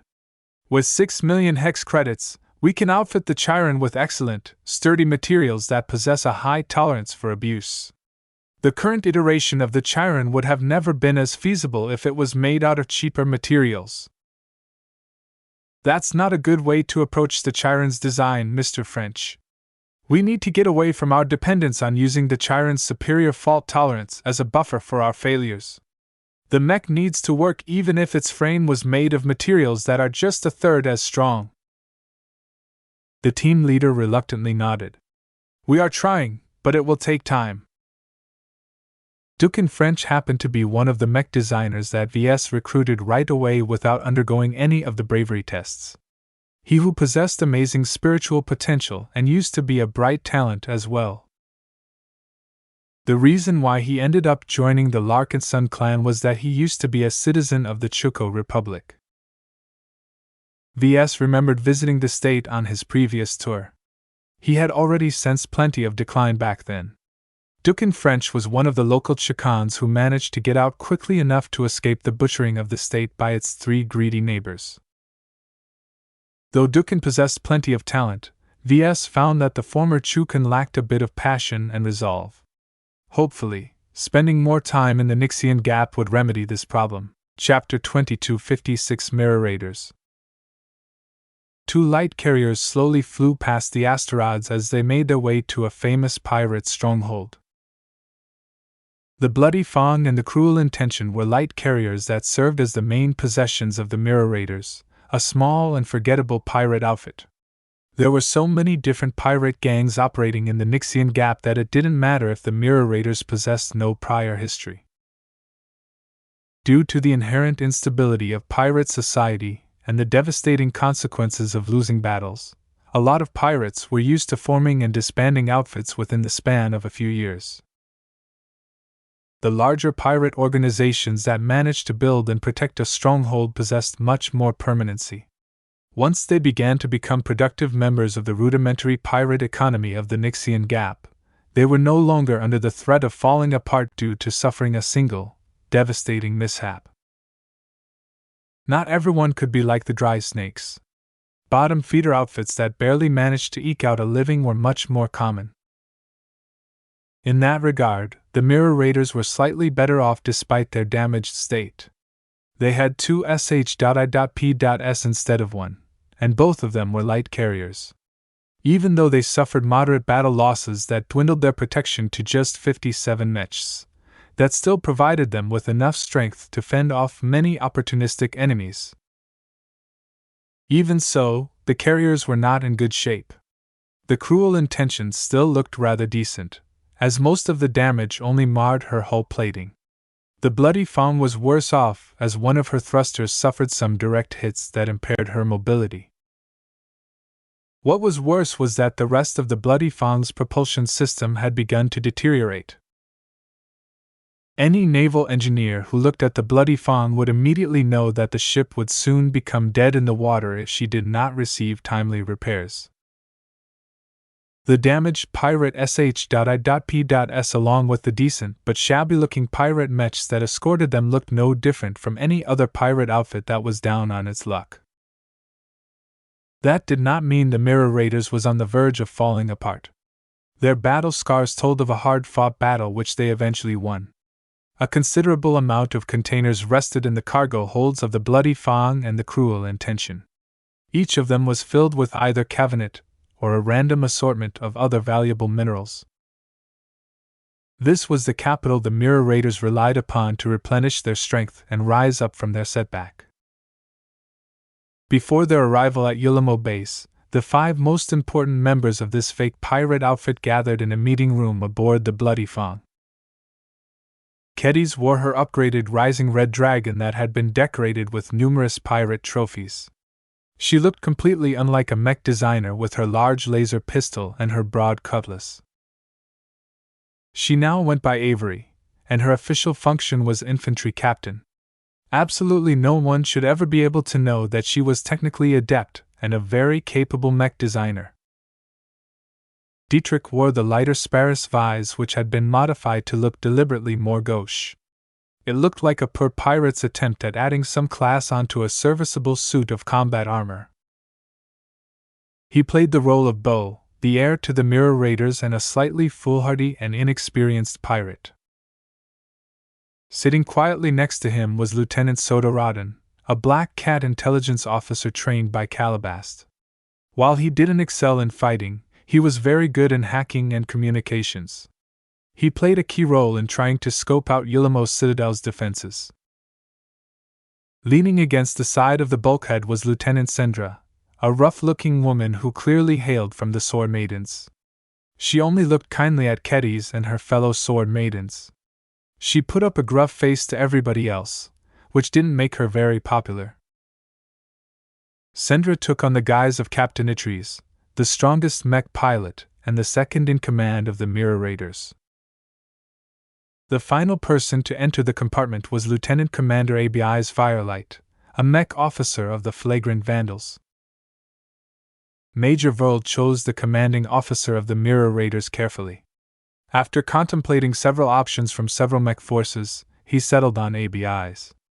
Not only did Verl know him well, but he was also known as a calm, thoughtful leader who rarely made any mistakes. Though it sounded rather strange to put someone timid in charge of the Mirror Raiders, Major Verl and several other people believed that acting too boldly in Yulamo's citadel was just a recipe for disaster. ABI's adopted the role of Commander Domes, the founder and leader of the Mirror Raiders. His history was a bit murky, but he possessed obvious military traits which suggested that he was a military veteran or deserter. All of them were Larkinsons. All of them were in disguise. From the moment we split up from the task force, our mission has begun. ABI's began. Please embody your role as best as possible and do not let down our guard. Call each other by the new names that we have received, but do your best to avoid them as much as possible. The only way to minimize mistakes is deprive them of opportunities. The other four nodded in acknowledgement. Let us begin by reviewing our initial steps. Our first hurdle is to pass the initial inspections and land at our designated zone. Then we need to pay our fees and arrange transportation to the marketplace. Once there, we need to establish a foothold in the local community, while ostensibly seeking repairs for our damaged sh.I.P.S and mechs. This was a simple plan, but a lot could go wrong at every step of the way. With their 57 refurbished pirate mechs, here was no way they could last more than a minute against 3,000 enemy mechs. Lieutenant Rodden spoke first. Passing through the initial checkpoints should not pose a problem. Our sh.I.P.S contain few traces that allude to the Krona Lords or the Larkinson clan. The only uncertainty is that Yulamo's citadel is on high alert at the moment. It is very likely that the pirate patrols will perform much harsher inspections. We might also be limited by the amount of mechs, sh.I.P.S and personnel we are allowed to bring to the surface. We will adapt according to the situation. We can do no better than that. If the dry snakes impose too many demands, then I have the discretion to abort the mission and turn us back. The meeting proceeded as the 5 Mirror Raiders discussed various problems. Many of them were already aware of what they faced. They merely brought the issues up again in order to refresh their memories and make sure that everyone was on the same page. The discussion soon turned to another important step, which was to establish some sort of footing in Yulamo's citadel. While the dry snakes don't like it when stronger pirate groups knock on Yulamo's doors, they are actually quite tolerant towards smaller groups. The public areas of Yulamo is home to tens of thousands of people. Most of them consist of unwanted pirates, escaped slaves, lost refugees, or descendants of the above. This has led to the emergence of a chaotic city that is ruled by several gangs. That sounds messy, Dietrich remarked. How does this benefit the dry snakes? Lieutenant Sendra snorted. The livelier a pirate base, the more secure it is to visit. If the dry snakes and their lackeys are the only one who occupy Yulamo, then that alone would scare away any visitors. There is no protection against an unscrupulous base owner. It's much easier to get rid of their victims as well. A bigger base that was home to a thriving community of outsiders provided a lot of reassurance to pirates. This meant that the pirate authorities protected the property rights and other rights of outsiders. Another benefit was that it was much harder to cover up a misdeed on their part with so many people around. This was good to the Mirror Raiders in several ways. They could not only blend in with the local pirate community, but also seek to infiltrate it. The best option would be to investigate one of the strongest factions and attack the weakest ones so that the Mirror Raiders could take over their position. Keddies, Sendra, and Rodden knew that this presented them with the best follow-up opportunities to investigate the restricted sections of Yulamo's citadel. The Mirror Raiders needed to join the hierarchy of Yulamo before they could even begin to do anything else. I say we should just march up to the weakest-looking local gang and just beat them up straight away, Sandra shouted. We don't have much time and we don't need to delay that much. All of us are strong. All of us are prepared. There is no way that the weakest faction in Yulimo can resist our attacks. ABIs held up his hand. This option is too risky. How so? The Sword Maiden questioned back. Pirates don't care too much about laws and rules. The dry snakes won't stop us if we launch an unprovoked attack. In fact, they might even cheer us on. Strife among the lowlives who rule the public marketplace keeps them in check. If the local factions are constantly eyeing each other, then that means they spend less time questioning the authorities from above. That does not mean we should initiate a surprise attack just after entering Yulimo, Commander ABIs exasperatingly replied. There are better ways to usurp a local gang's place. As a black cat, Rodden agreed with this assertion. We can employ trickery and subterfuge to undermine one of the local gangs. From assassinating an important cadre to inciting competitors to gang up on our target, there are many ways to effect change without directly shooting at them. We might even avoid most of the blame. Too slow. Though Commander ABIs wanted to adopt a low-key posture upon arrival, not everyone agreed. While he was nominally in charge of the Mirror Raiders, his authority was actually rather weak. This was one of the adverse consequences of mashing different people from different forces together. No one knew each other well aside from the folks who already worked and fought alongside each other. Dietrich slowly began to frown as he witnessed the growing contradiction between Commander ABIs and Lieutenant Sendra. The flagrant vandals and the sword maidens may have a history with each other, but their mindsets differed a lot. The vandals still possessed a core of military discipline and expectations, while the sword maidens had always clung on to their savage pirate heritage. Still, despite their quarrels, Dietrich believed that they knew better than to mess around. Once they arrived at Yulimo, they all needed to cover each other's backs. Keddies. Commander ABIs changed the topic. Aside from Lieutenant Rodden and his black cats, we will be leaning on you to keep your eye out for any details the task force needs to know. I know what to do, she replied. I will do my best to stay in the background and pretend to be a dumb guard. I'll assign you to act as Dietrich's bodyguard. He will be heading out with a small group in order to make new friends among the locals. It would be best if we can befriend a direct member of the Dry Snakes, but that will be challenging. Whatever you do, don't stray in the more dangerous parts of Yulimo. From what we know, the security and monitoring system of the marketplace is quite good, but the more remote portions can be jammed long enough to launch an ambush and leave before the base patrols arrive to enforce order. The monitoring system mainly existed to prevent pirates from unleashing mass destruction. As long as the visitors and locals refrained from making excessive moves, the Dry Snakes didn't care whether someone shot another person on the street. The law and order on Yulimo was very mixed.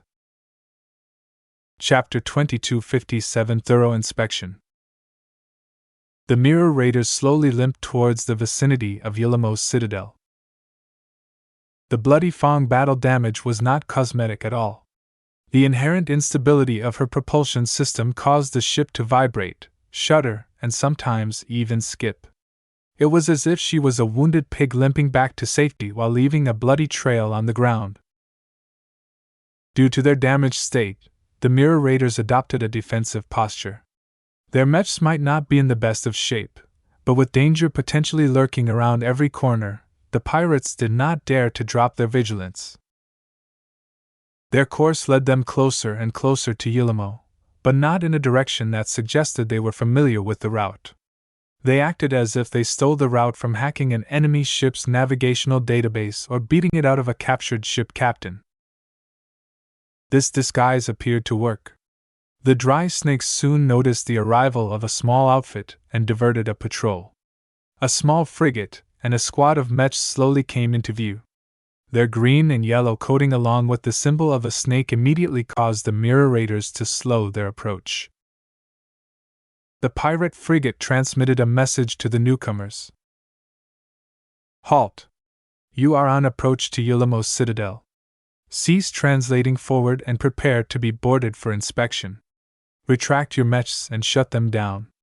Transmit your cargo manifests, your mech roster, and your personnel roster within 120 seconds. Failure to comply will lead to blocking your entry. As if expecting these demands, the Mirror Raiders quickly complied. All of their mechs that currently guarded the two sh.I.P.S meekly withdrew into the hangar bays. This was a fairly time-consuming process, as only so many mechs were able to land at a time. During this time, the two carriers also accelerated backwards in order to stall their forward momentum. This was no joke. If the vessels strayed too close to Yulamo without undergoing any inspections, the dry snakes would definitely shoot them to pieces. After some time, the dry snake frigate coasted forward. The pirates affixed a large, modified sensor array on her bow. The vessel soon began to pump a prodigious amount of power to the sensor array, causing it to perform powerful active scans that penetrated straight through the hulls of the two carriers. Such a brute force scanning method was very invasive and discomforting. Though there were ways to block or frustrate the scanning, the Mirror Raiders did not dare to voice a protest. Along with scanning the newcomers, the dry snake frigate also dispatched a shuttle. After landing inside the cramped hangar bay of the Bloody Fang, a pair of inspectors in uniformed vaxits emerged from the vehicle. Lieutenant Commander ABI's firelight of the flagrant vandals along with some of his officers greeted them immediately. Unlike the clean and utilitarian uniforms they wore when they were part of Task Force Predator, they had all changed into flamboyant, trophy-laden dress uniforms. Their simple black and white uniforms were barely visible under all of the bones, banners, pelts, emblems, and other trophies they adorned on their bodies. In most cases, it was easy to judge the status of a pirate. The dry snake inspectors quickly glanced at the quality and quantity of the trophies adorning the officers of the Mirror Raiders and made a silent impression. In their experienced judgment, the Mirror Raiders were experienced but not that successful. None of the trophies on their officers were exceptionally valuable, or came from strong opponents. The fact that they dared to wear so much was a signal that they had been in the pirate business for some time. Welcome aboard the Bloody Fang. ABI's welcomed. I am Commander Domes, the boss of the Mirror Raiders. We are seeking a harbor where we can repair our ship, buy some mechs, and recruit new crew. We are not short on cabinet. The lead inspector smiled. The open tone of Commander Domes meant that the Mirror Raiders weren't trying to hide their condition. This underscored their submission towards a stronger and more superior pirate organization. Only the most deranged among their noble profession ranted and raved against stronger pirates. Those idiots that dragged down the reputation of pirates never lasted long, though there always seemed to be more taking their place. We have detected plenty of cabinet in your holds. I am sure that you will be able to obtain what you desire. The inspector spoke in a firm but slightly amiable tone. We are slightly concerned about some of your cargo and the areas that appear fuzzy on our scans. Please allow us to inspect your two carriers. We cannot allow any threats to approach Yulamo. Please feel free to observe our ship. Mind you, some of those areas contain sensitive goods. We understand. We care not for your business. Our job is only to ascertain your threat to our base. The inspectors took their time to do their jobs. If not for their piratized uniforms, this process looked no different from the inspections carried out in civilized space. Along the way, the pair of inspectors behaved very professionally and did not ask any questions that did not relate to their duties. When ABIs attempted to slip a K-bar into their hands, the lead inspector silently accepted it but did not alter his standard. This was an unspoken custom among savvy pirates. Commander Domes did not bribe the inspectors in order to gain an exception or be allowed to bring something dangerous into Yulamo. He merely wanted to grease the wheels and avoid any preventable delays. Whether the inspectors intended to stir up some trouble in the first place was not important. All that mattered was that the dry snakes were so overwhelmingly powerful that they could do anything they wanted to mirror raiders. The only reason why the dry snakes refrained from doing so was to keep Yulimo attractive, but that did not mean that they could put up a fuss. Fortunately, the lead inspector appreciated the K-bar enough to provide some helpful tips. When they entered one of the hidden compartments, they faced a trio of very special bombs that were secured in their own separate protective and shock-absorbing harnesses. The faces of the inspectors grew slightly grave. "You are not allowed to land on Yulimo with these nuclear bombs in your cargo holds." ABI's looked reluctant. "These are our trump cards. I heard that the landing zones are placed far apart from the main base. Surely these bombs can't threaten you at all, right? I don't know who made these bombs or where you have obtained them, but their yields are powerful enough to inflict serious damage to the asteroid where Yulimo rests upon." "Really?" Ves secretly cobbled these nuclear bombs together from the warheads taken out of the disarmed alpha bombs of the Chronolords. Though Ves did not specialize in nuclear bombs, he knew enough about explosives to be able to build fairly simple bombs himself. He deliberately added in some other energetic exotics into the mix in order to alter the distinctive composition of his new bombs. He had no idea if the exact formula of the alpha bomb was unique to the Chronolords. After a quick discussion, the lead inspector issued a demand. "You have 3 options. You can leave this perimeter entirely. You can allow one of your sh.I.P.S to stay outside our security perimeter. You can land both sh.I.P.S on Yulimo, but you will have to temporarily surrender these nuclear bombs into our care." No pirate liked to be robbed of their trump cards. That was their strongest deterrent and guarantee of safety against stronger opponents. ABI's acted as if he found it difficult to accept the 3 options that he had been presented with.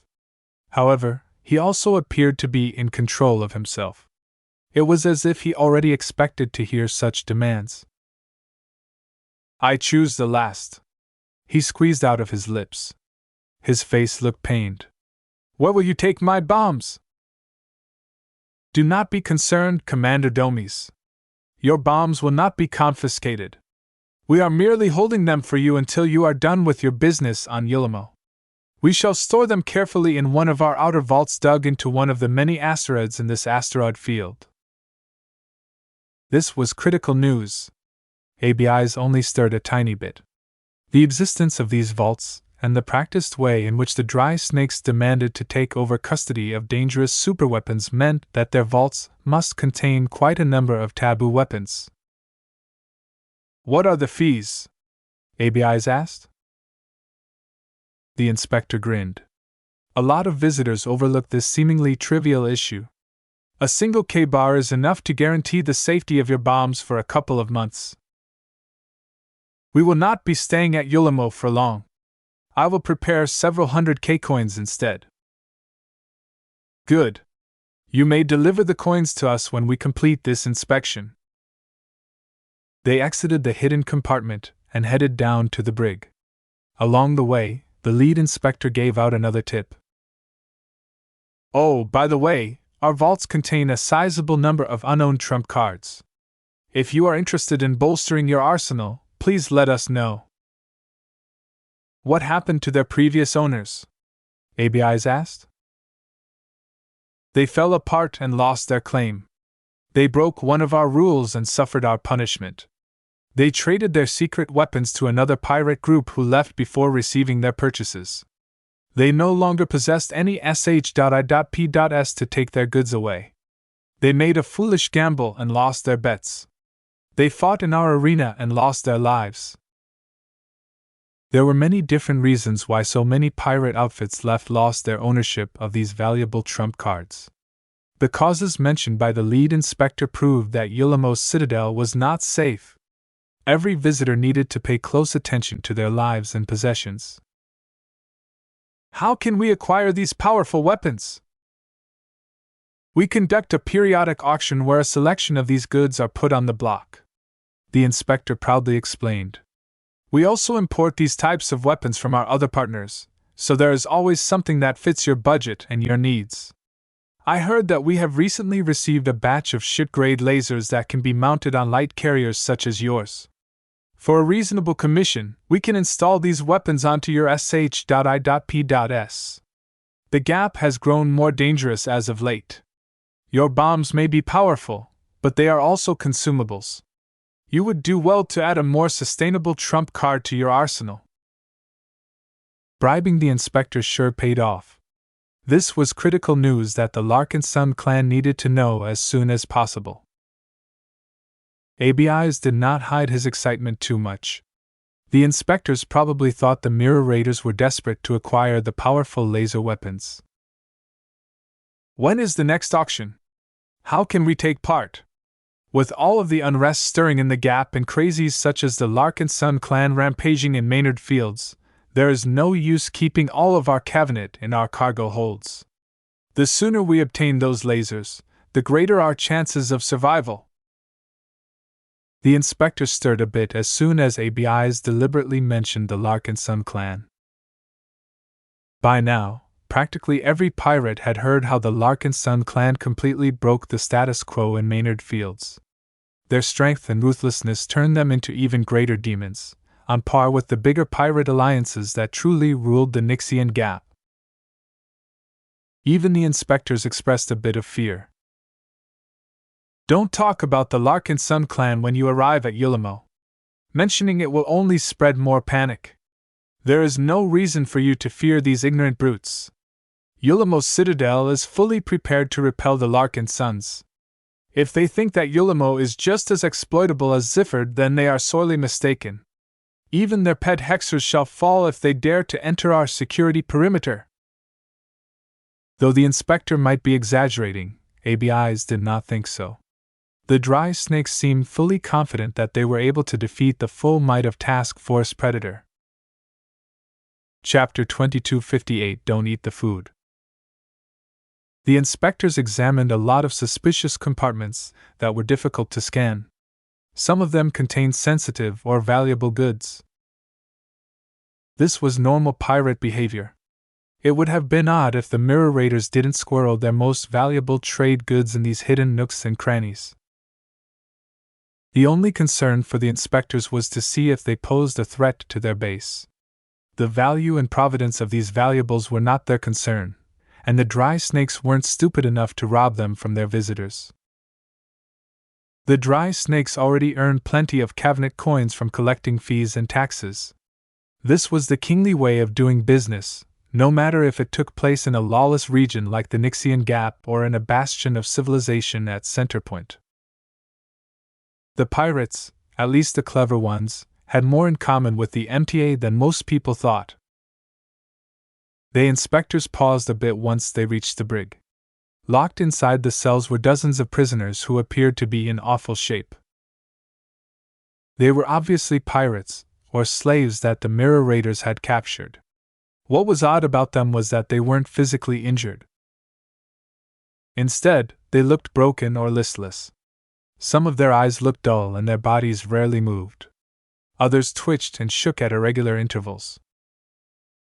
Some of them even spoke gibberish. Gwehwal. Alwifwi. The inspectors frowned at the prisoners as he passed by the cells. "What is wrong with these prisoners?" "We were a little too rough with them." ABIs casually dismissed the issue as if it was just a trivial issue. "We considered voiding them into space, but they should be worth at least something, so we're keeping them here until we can sell them at Ulamo." The lead inspector shook his head. "Your merchandise is spoiled. While their physical states look decent, they are no better than clones. Slaves are valued by their capabilities. What can they do if their minds are broken? Hardly anyone is interested in low-quality goods like these. If you can sell them to anyone at Ulamo, I suggest you bring your slaves to our nutrient processing plant and sell them for a modest price.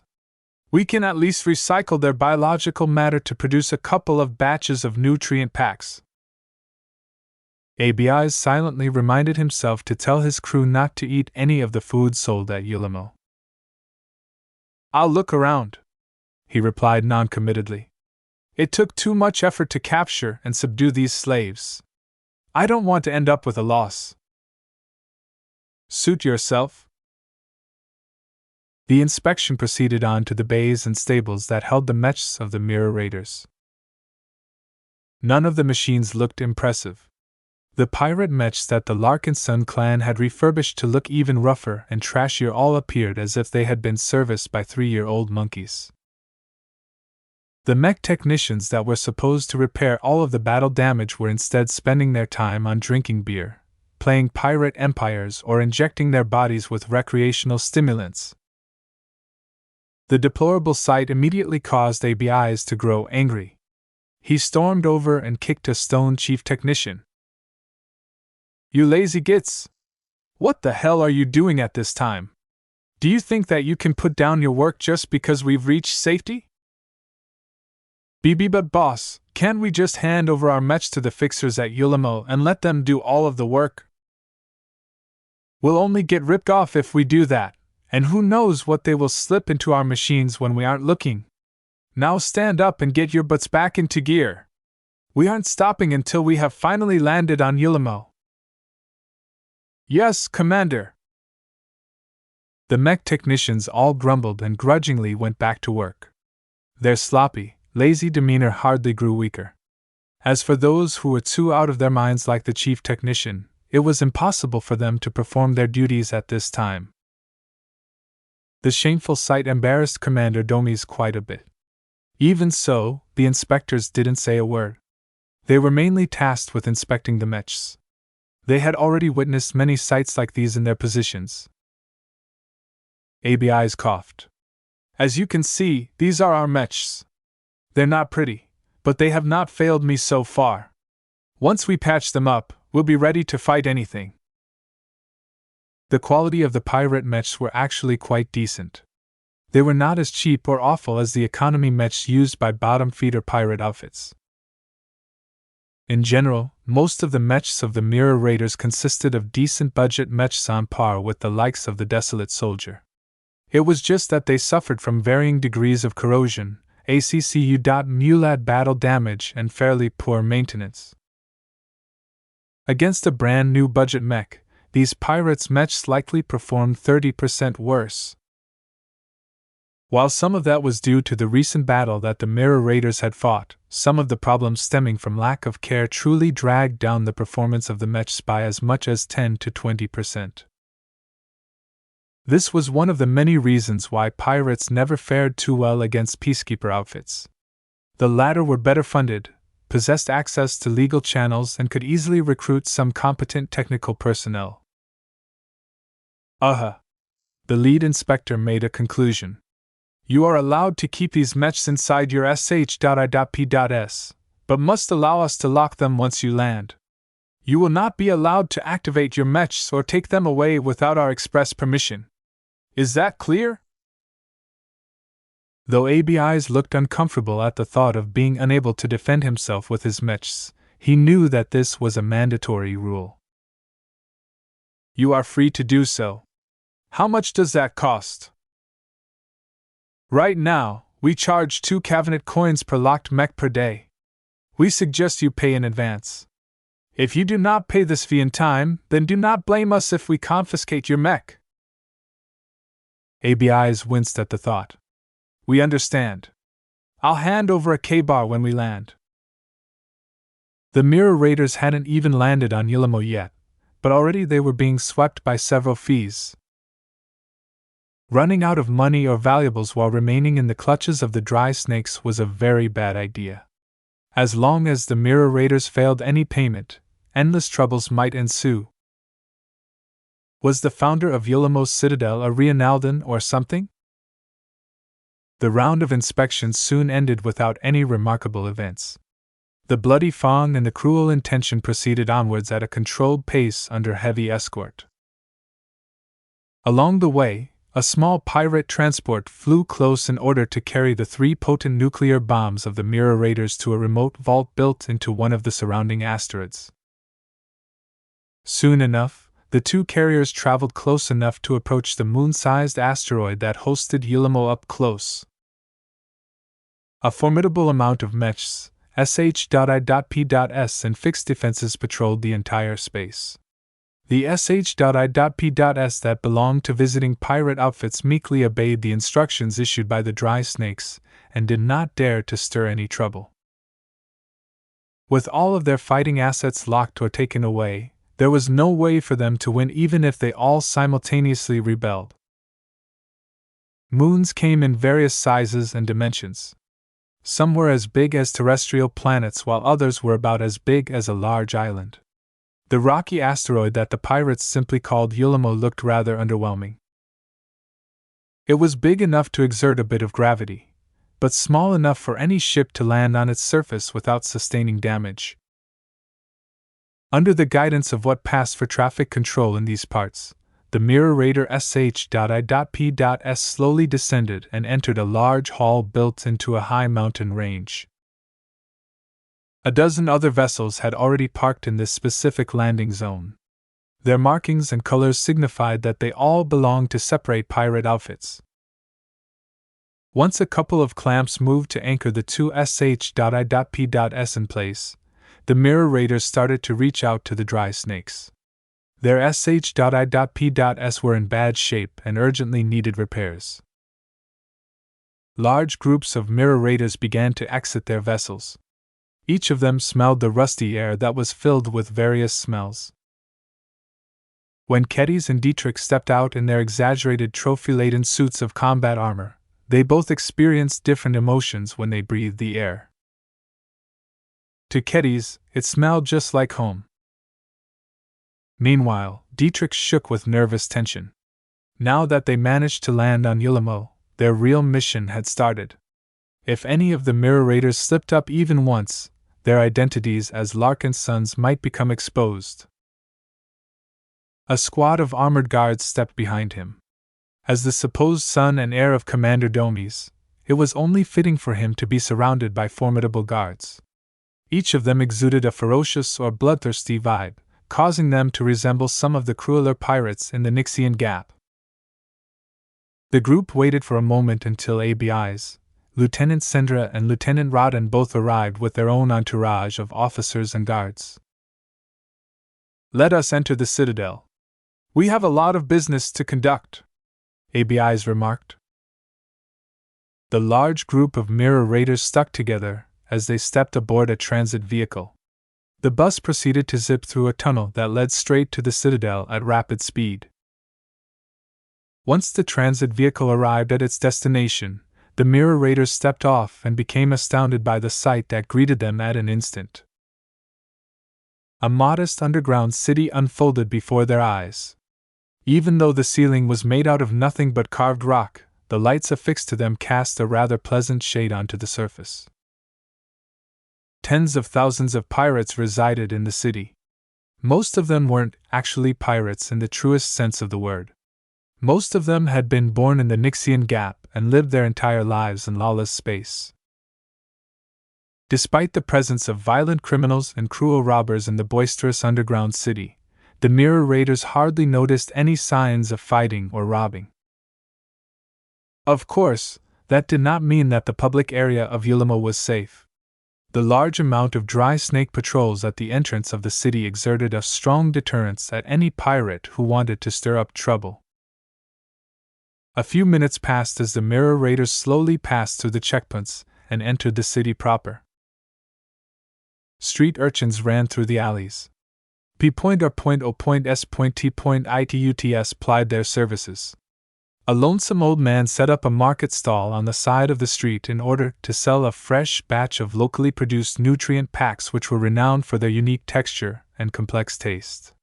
Dozens of pirates quickly swarmed the stall and eagerly paid for their purchases in K-bits.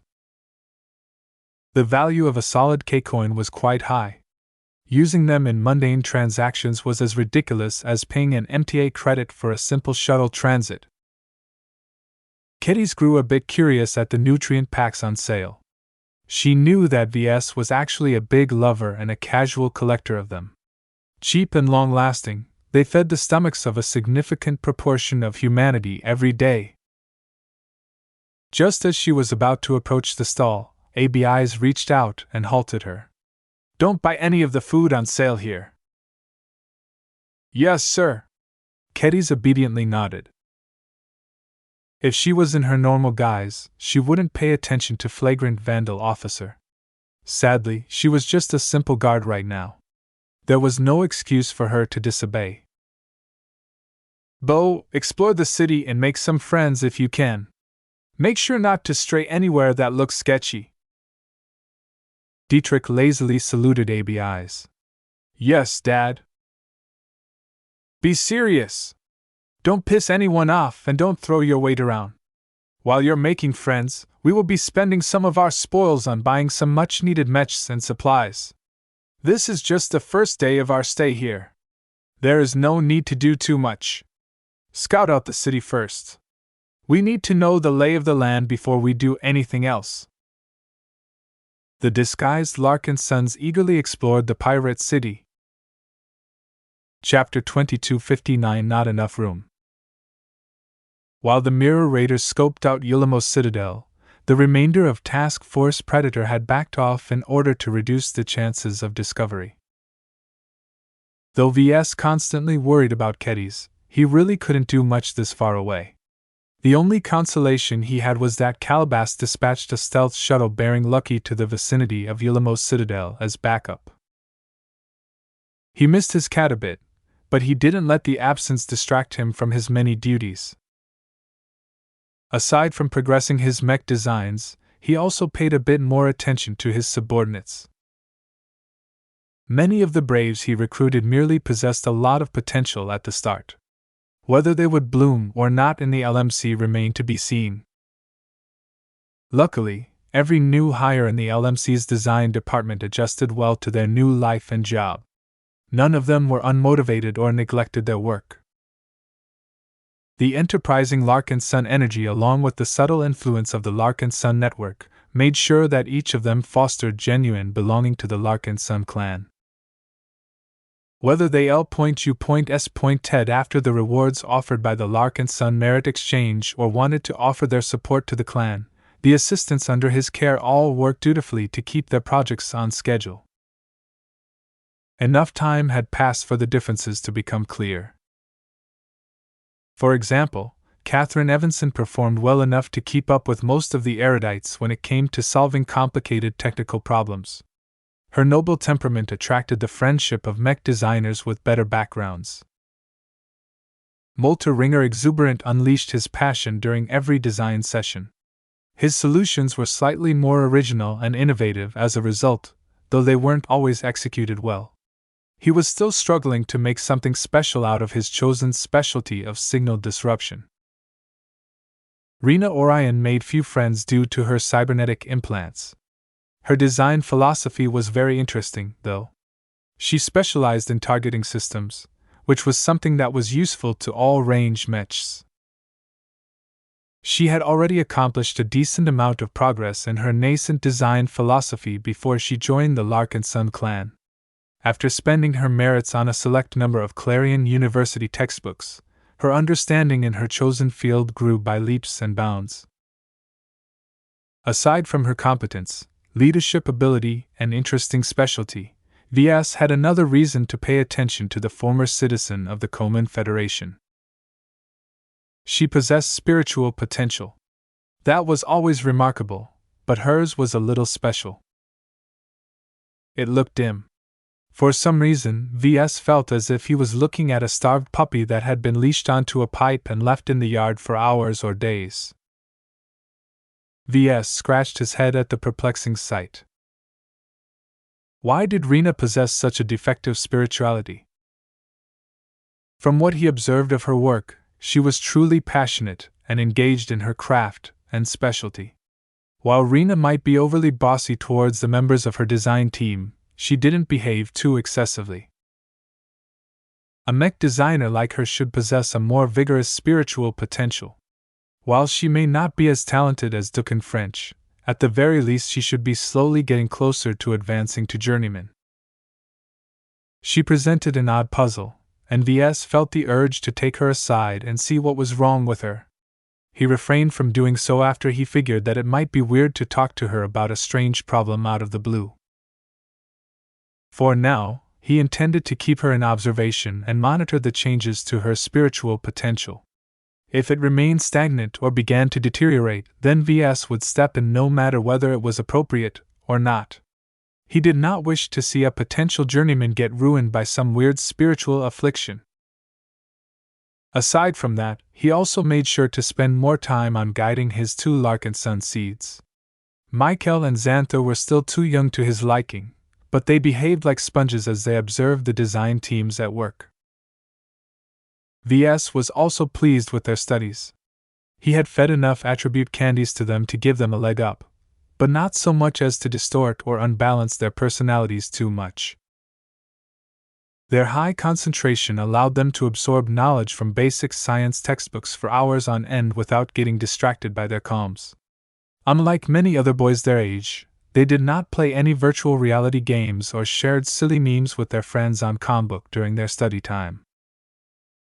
Before Ves knew it, Michael and Xanther had already absorbed some fundamental knowledge that every mech design student learned in their first year at university. He decided to call both of them into his office to discuss their future study trajectory. Michael. Xanther. Ves folded his hands over the desk. The two of you have begun to dip your toes into mech design. While you have only studied the foundational sciences so far and have not yet performed any practical design exercises, I believe that both of you have already developed an impression at what is possible. Michael nodded. It's really fascinating to learn how mechs are put together. Every day I see a mech, I think I understand a little more how and why it is designed that way.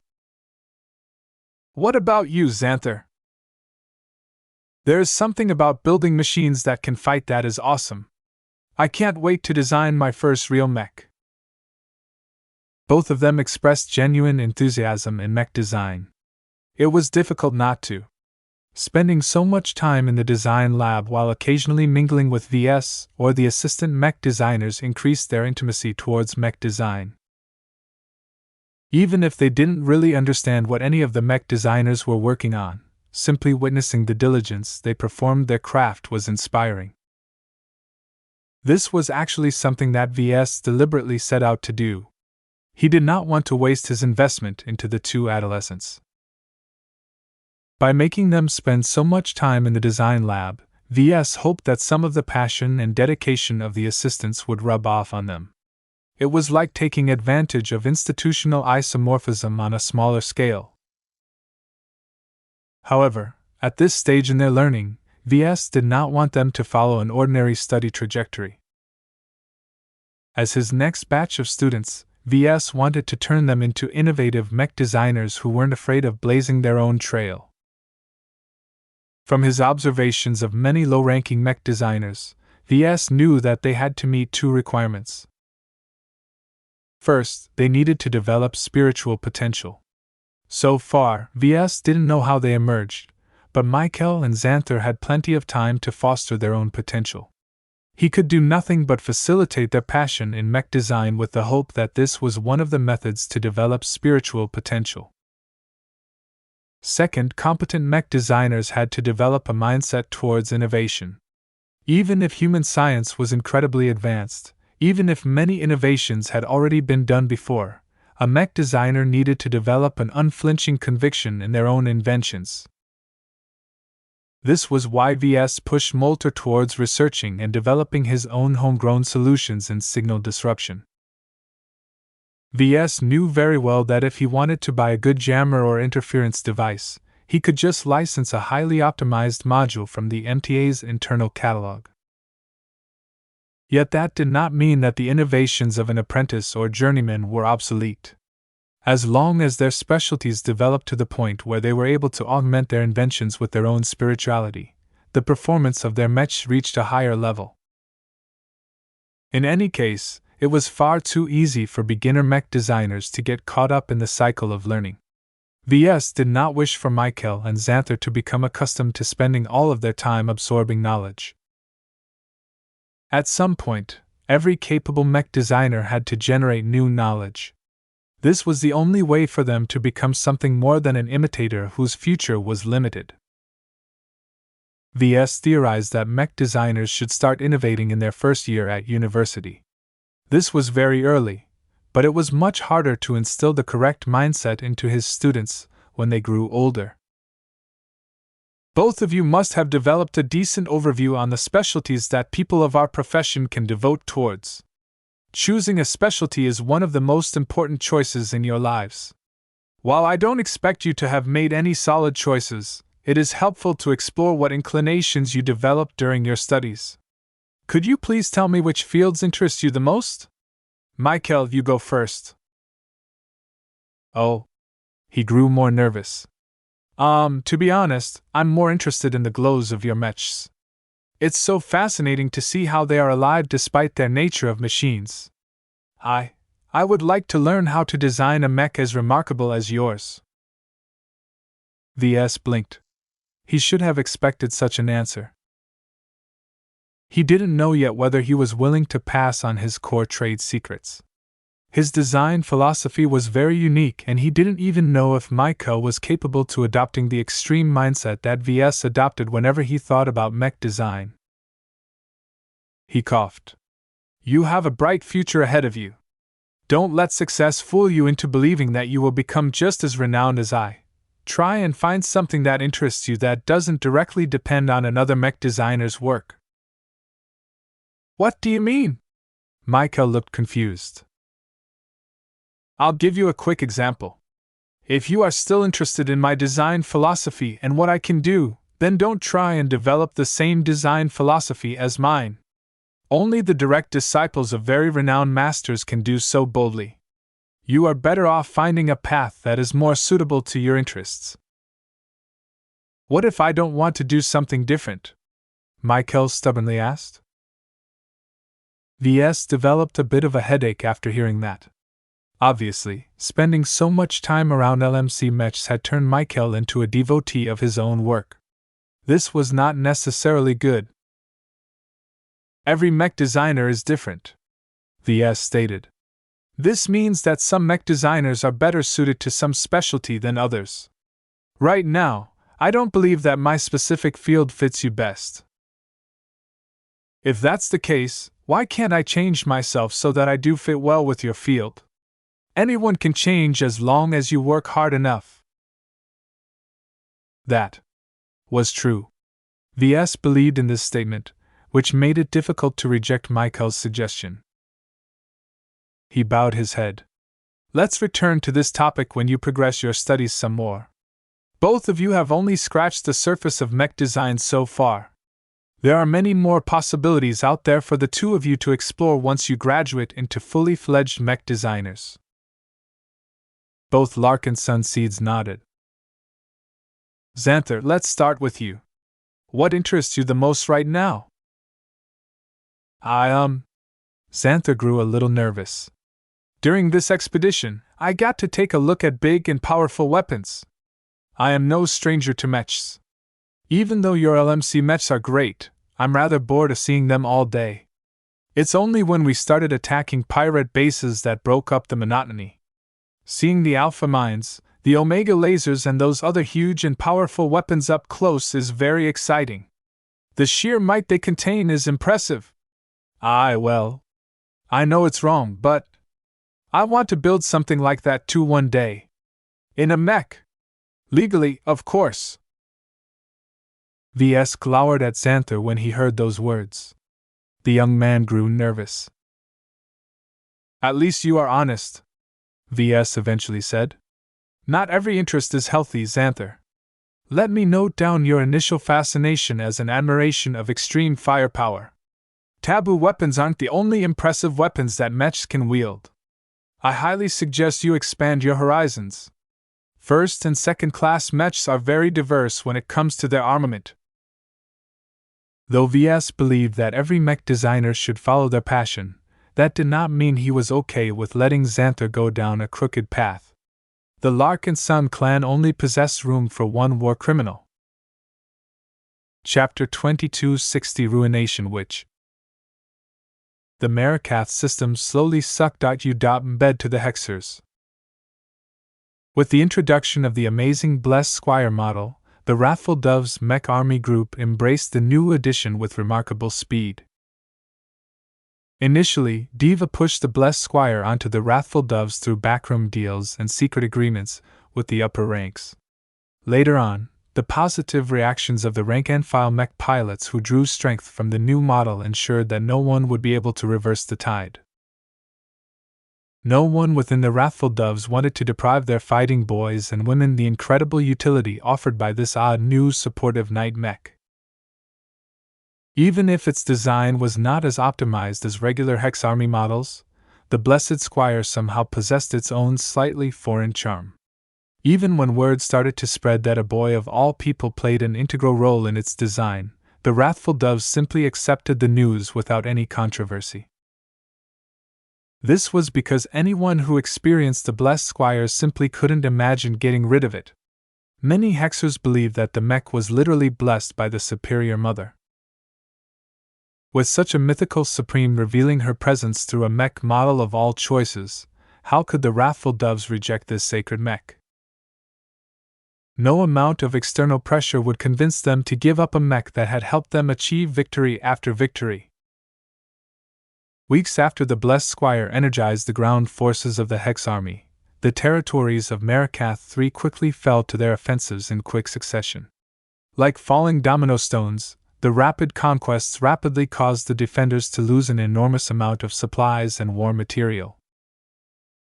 In too many cases, the Hexers advanced so rapidly that the Friday men were only just beginning to evacuate their exposed fortifications. The Fortune Legion, and more specifically the Opal Trident Mech Army group, suffered calamity after calamity. The constant defeats and retreating actions depressed the morale of every Friday man mech pilot. The dark cloud looming over them not only caused the Opal Tridents to lose their edge, but also made them more susceptible to the Blessed Squire's glow. Only a fourth of the available land surface of Marikath III remained in Friday man hands. Ordinarily, any invasion would slow down at this point. If the Opal Tridents kept pulling off orderly retreats, then they would have been able to concentrate their remaining strengths across a much tighter defense line. This was not the case this time. Too many times, the Friday men failed to retreat in order. They either sacrificed too many valuable supplies or failed to make it back to friendly lines. Without enough mechs, supplies, and other equipment, the Fortune Legion simply couldn't resist the Hex Army on even ground. With the rear of the Friday men occupied territory in disorder, the Hexers pushed themselves to the limit. They had to advance as fast as possible. The sooner Marikath III fell, the sooner they breached the gates to the interior of Carnegie Group's space. The momentum of the Wrathful Doves couldn't be stopped at this point. High Command decided that the cost of slowing down the enflamed Hexers was too much for them to bear, and began to issue orders to evacuate from the fortress planet. Marikath III will fall. We've given up on this planet. Those damn Hexers! The Fortune Legion elements attempted to retreat as orderly as possible. Crucial production equipment and other heavy machines were shipped away first. After that, various mechs and high-value supplies were taken away next. The war-stricken orbit of Marikath III became even more hazardous due to the non-stop struggle for orbital supremacy. The battle in orbit and in space unfolded more evenly as the space-borne elements of the Hex Army lacked the support of the Blessed Squire. Yet even that started to change as the Wrathful Doves started experimenting on putting Blessed Squire in space. From attaching external flight system harnesses to its frame to simply placing it onto an armored flight platform, the Hexers tried many ways to deploy this remarkable mech in space. Some of these inelegant solutions actually worked. While it was very wasteful to employ Blessed Squires in this fashion, the amplification effect provided by their glows made the calculus worthwhile to the Wrathful Doves. The performance of every space-borne mech increased remarkably. Under these circumstances, the Friday men became more desperate than ever to evacuate their ground troops and as much equipment as possible. Near a large, military spaceport, an entire city had almost become flattened and cratered due to the sheer amount of fighting that unfolded recently. Much of the structures had been built with large amounts of bulk exotics, making them as thick and tough as starship hull plating. Some key structures even boasted better protection than sh.I.P.S. Now, many of these structures had either collapsed or exhibited a lot of holes. Just a day of fighting had turned a key defensive bulwark into a broken mess. Mechs from both sides trampled over fallen debris, broken mech parts, and other junk. The air constantly cracked and thundered with exchanges of energy beams, projectiles, and missiles. Entire mech regiments advanced and retreated along a slowly receding line. The Fortune Legion put up a stiff but increasingly hopeless resistance as the hot-blooded Hexers relentlessly assaulted their lines without stop. Flying very low over the ruined streets was one of the few morale boosters left among the Friday men that had gained more prominence during the current campaign. The Charlemagne and the Scarra had become famed in a matter of weeks. After its foreign experts slayed 7 Hexer expert pilots in total, the Friday men no longer turned up their noses in front of venerable Ves Larkinson. His heroism and valiant performance paved the way for the introduction of other foreign expert pilots. The Coalition Reserve Corps would have encountered a lot more resistance if Ganso and his Charlemagne hadn't killed so many enemy expert pilots. Unfortunately, the blood on his hands enraged the Hexers. After losing a string of valued expert pilots to the Charlemagne and his 50 quasi-expert mechs, the wrathful doves finally put down their arrogance and treated Unit L as a serious opponent. The Hex army analyzed Venerable Ganso and his assets and tried to figure out a way to counter him. With all of the protection that the Opal Tridents bestowed on him, it wasn't easy to take out the Charlemagne. However, the Fortune Legion couldn't protect all of the Scarra. Above a ruined supply depot, the Charlemagne hastily flew back while firing a resonance-empowered positron beam. The quasi-expert mechs that accompanied the expert rifleman mech fired their rifles as well. Unlike before, their volley of beams looked ragged and not as nearly overwhelming as before. The Scarra incurred many losses. With the Hexers focusing their fire on the cheaper and less well-protected rifleman mechs, Unit L gradually lost more and more of its teeth. By now, only 23 intact quasi-expert mechs accompanied Charlemagne in battle. Their beams, though still fairly potent, barely even scratched the armor of Venerable Ganso's current opponent. Marikath III shall fall, and so shall the crestfallen stars. The Carnegie Group will be the first to fall to ruin, and the rest of the Friday Coalition shall follow next. Ganso did not even bother to reply to his current adversary's taunts. He was too busy with trying to keep the remainder of his Scarra alive. The loss of a couple of dozen quasi-expert mechs was not regrettable. They were just mechs that could be produced at any time, though they weren't cheap by any means. What truly pained Unit L and Master Huron was the loss of their mech pilots. Not even a powerful master was able to replace the dim-witted clones so easily. Something about them made it very difficult to cultivate them in greater numbers. The losses suffered by Unit L might take quite some time to replenish. Venerable Ganso instinctively felt acute danger. He immediately responded by commanding his Charlemagne to dodge to the side as fast as possible, no matter how disgraceful it seemed. His urgency also passed on through the neural network, causing the surviving Scarra to split up as fast as possible. Too late! A glowing shell rapidly reached the position that the Charlemagne occupied just half a second ago and exploded, unleashing a fiery blast that was large enough to engulf several quasi-expert mechs that hadn't moved away fast enough. Venerable Ganso felt a spike of pain and strange emotions. 3 of the nodes within the neural network had disappeared, which meant that a single explosive shell had taken out 3 of his Skara at once. "Damn it, you witch!" He hastily reorganized his scattered Skara and began to unleash another empowered volley against his current attacker. 21 positron beams empowered by rage struck one of the largest mechs on the battlefield. Though the concentrated attacks managed to pierce the resonance shield, the attacks had lost so much potency that they only managed to burn away some coating. The uppermost armor layer suffered negligible damage. Surrounding by numerous mech companies, a doom crawler that was half as taller and much more wider than the Charlemagne steadily advanced with the help of its 6 spider-like legs. The armored limbs were thick and plated with broad slabs of armor. When linked together, they could even form an impromptu shield that could withstand nearly every form of attack.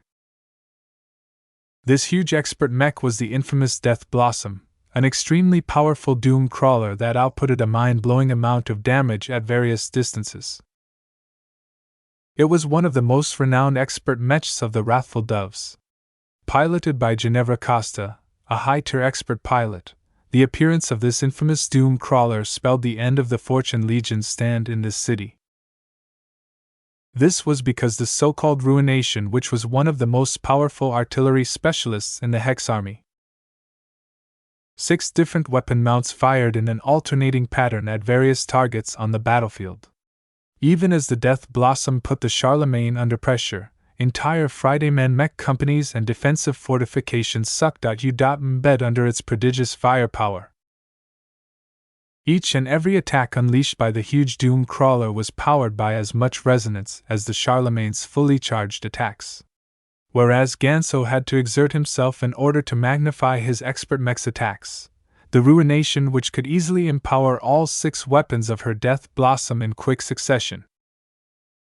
A ruinous positron beam bore straight through a thick and powerful bunker, penetrating through meters of armor plating and inflicting untold damage from within.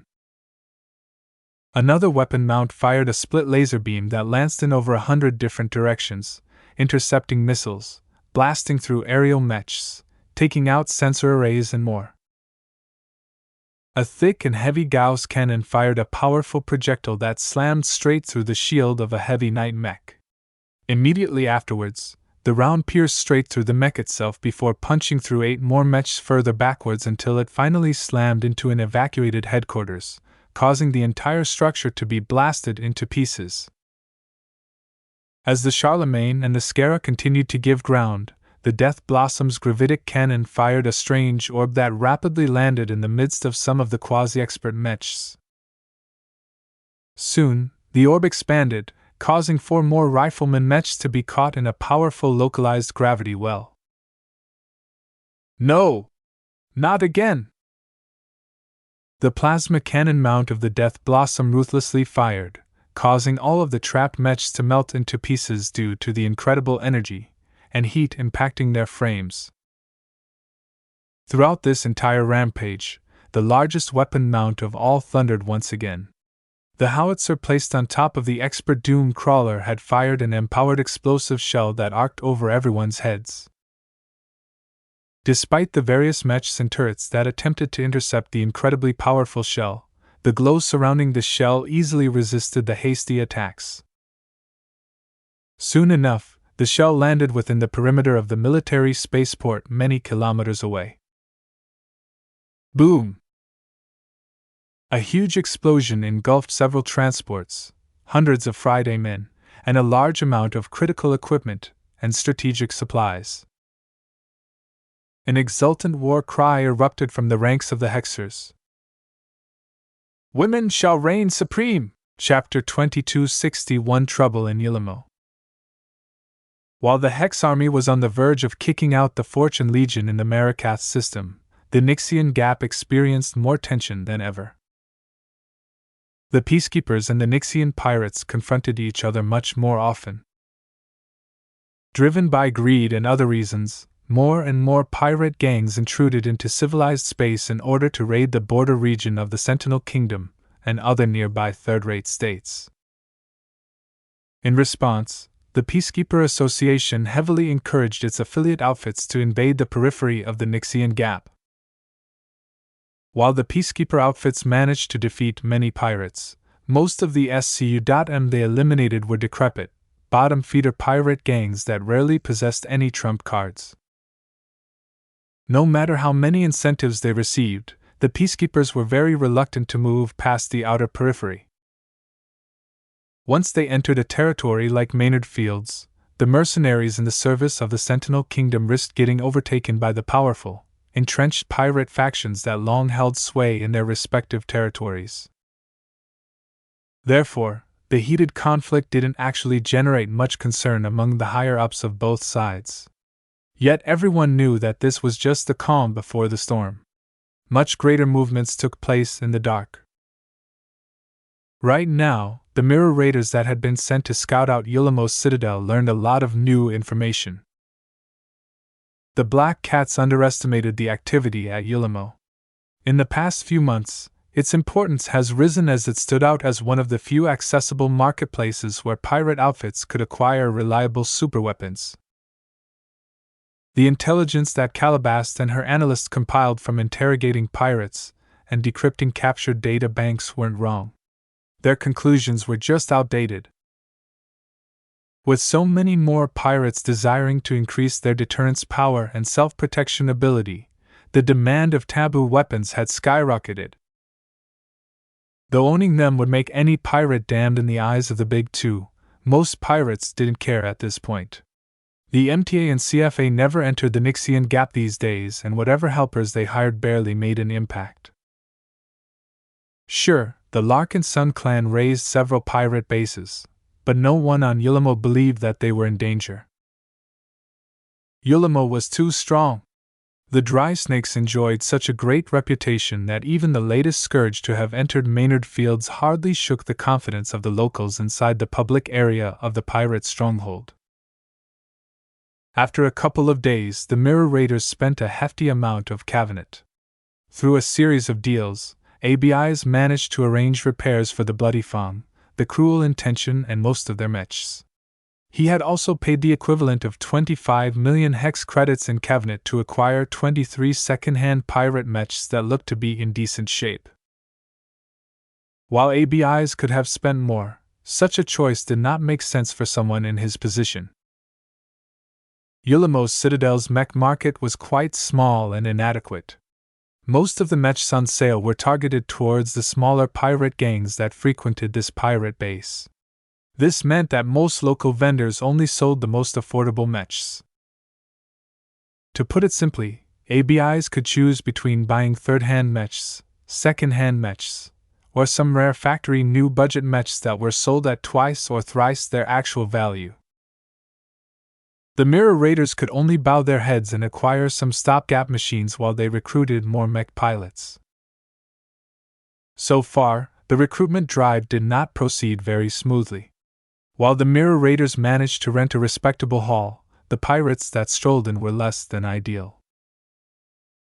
A slightly overweight pirate burped, and he took a swig of his beer.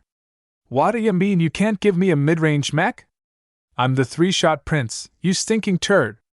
I shot more mechs than you have ever seen with your beady eyes.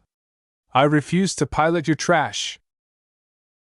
A 20 times share is not enough. I deserve to earn 100 times the share of the plunder. If you don't pay me a K-bar right away, I'll step out and tell my buddies that you are complete cheapskates." The ordinary pirates were already bad enough. The mech pilots among the pirates especially tended to push their weight around. This couldn't be helped. The quality of mech pilots who turned pirates were wildly inconsistent. Just like in civilized space, the better mech pilots were largely monopolized by the big pirate alliances and more established groups such as the Dry Snakes. A small, independent outfit with no reputation to speak of like the Mirror Raiders only attracted the dregs of the Nixian Gap. Even then, there weren't that many of them around, as many awful pirate mech pilots tended to enjoy a very short lifespan. This was why the Mirror Raiders only recruited a handful of pirates so far, and most of them were support personnel. The new recruits all thought they had a chance to go back to doing some actual pirating. Sadly, the Mirror Raiders only took in these dummies in order to act according to their masks. Once the Mirror Raiders dropped their disguises, the new buddies they recruited weren't necessary anymore. After observing the recruitment drive for a time, Lieutenant Soto Rodden of the Black Cats quietly approached the flagrant vandal officer. "We have a problem." "How serious?" "It can ruin everything." "What?" "Let's head somewhere private." They quickly entered an office where Rodden proceeded to sweep the area of bugs before activating a jammer. The intelligence officer faced ABI's with a grave expression.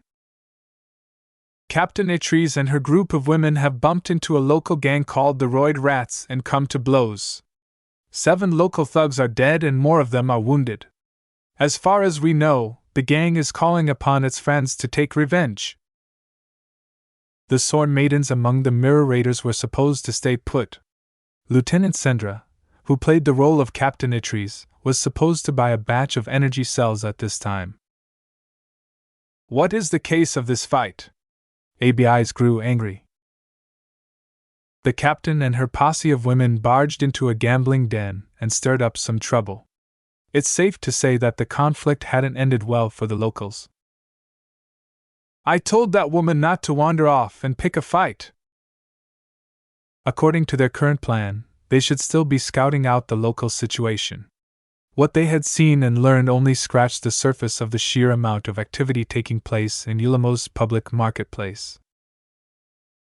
During this time, the last thing that ABIs wanted to see was to make enemies out of the locals.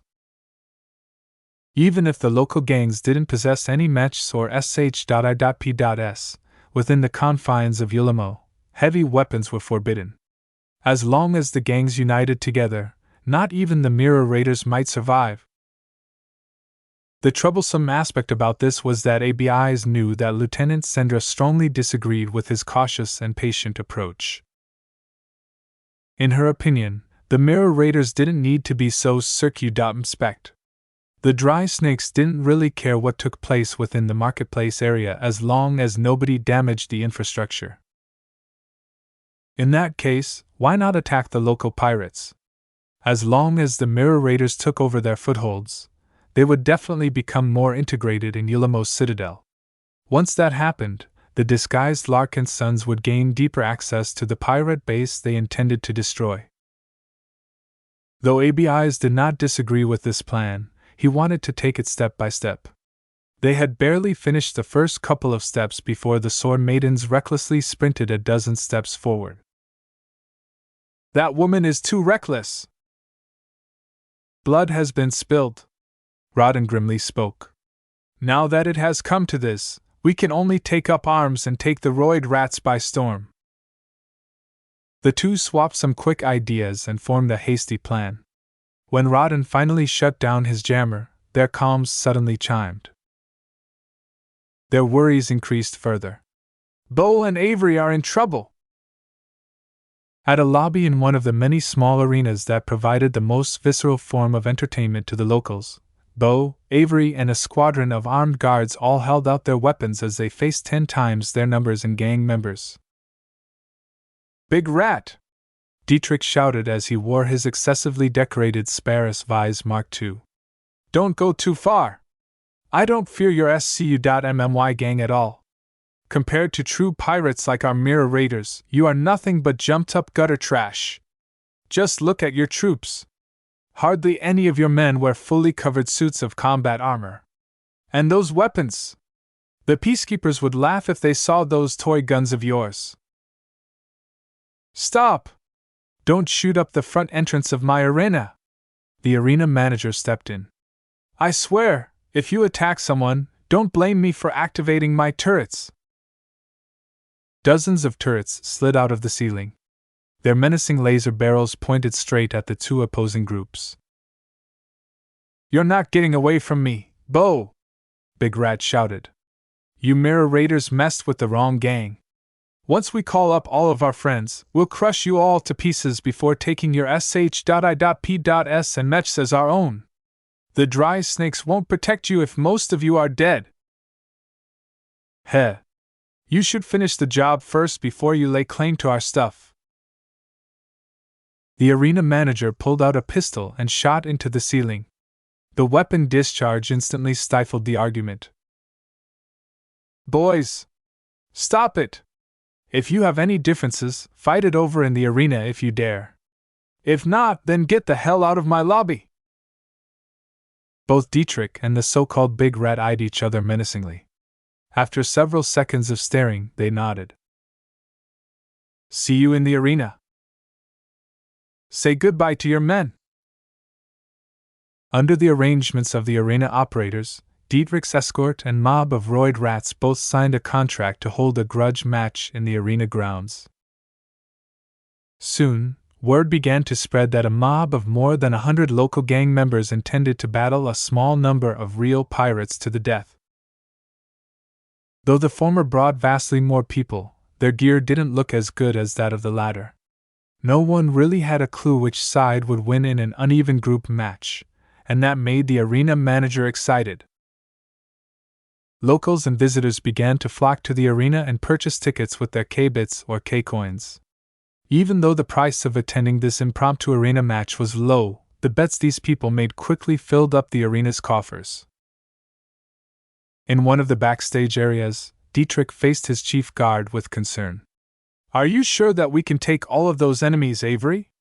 Quantity has a quality all of its own. I'm not certain whether we underestimated that mob.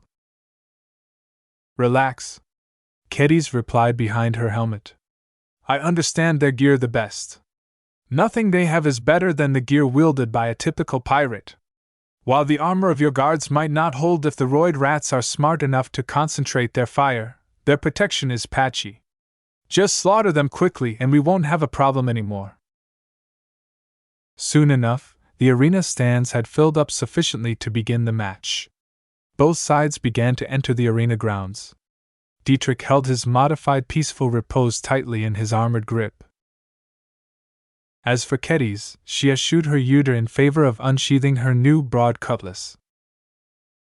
A bloodthirsty glint shone on her medium combat armor. Its size and bulk along with its apparent quality had attracted a lot of wary glances from the gang members. A few minutes passed as the arena manager hyped up the crowd. With the emergence of a rare grudge match, the battle in the arena wouldn't end until one side was completely wiped out. The amount of bloodshed the spectators would get to see would be enough to keep their tongues wagging for weeks. Dietrich shook a bit as he attempted to pick out Big Rat from the crowd. He was a mech pilot, not an infantry soldier. Fighting people without a mech was a novelty to him. He felt both weak and excited at the prospect. Commence the match! The two sides began firing at each other right away. Chapter 2262 Drowning in Blood. The arena match between the visiting Mirror Raiders and local roid rats attracted the interest of a lot of people. Both locals and visitors filled up the small arena until there was no room left. Even then, the late arrivals merely decided to stand wherever there was space. Something as exciting as a grudge match between two organizations didn't happen every day. The roid rats may have provoked this fight, but they weren't completely brainless. As unkempt and dirty as they looked, they actually made some preparations and brought in a lot of extra equipment. The moment the match commenced, only half of the roid rats fired at the Mirror Raiders. The other half kept their weapons on their bodies. Instead, they slammed down various large plates onto the arena floor. Most of the plates consisted of corroded or damaged armor plating. All of them had been machined to the point where an average human could carry them around. A T-shaped base had been welded onto one of their ends in order to keep them upright. Cheaters! You damn roid rats! It's not enough for you to outnumber those pirates by 10 to 1. Now you're building up your own fortress. Even though it wasn't quite proper to bring all of the extra gear, the critics were only making noise. The arena had witnessed many displays like this. As far as the arena operators were concerned, the roid rats were only leveraging their resources to give them a leg up in the match.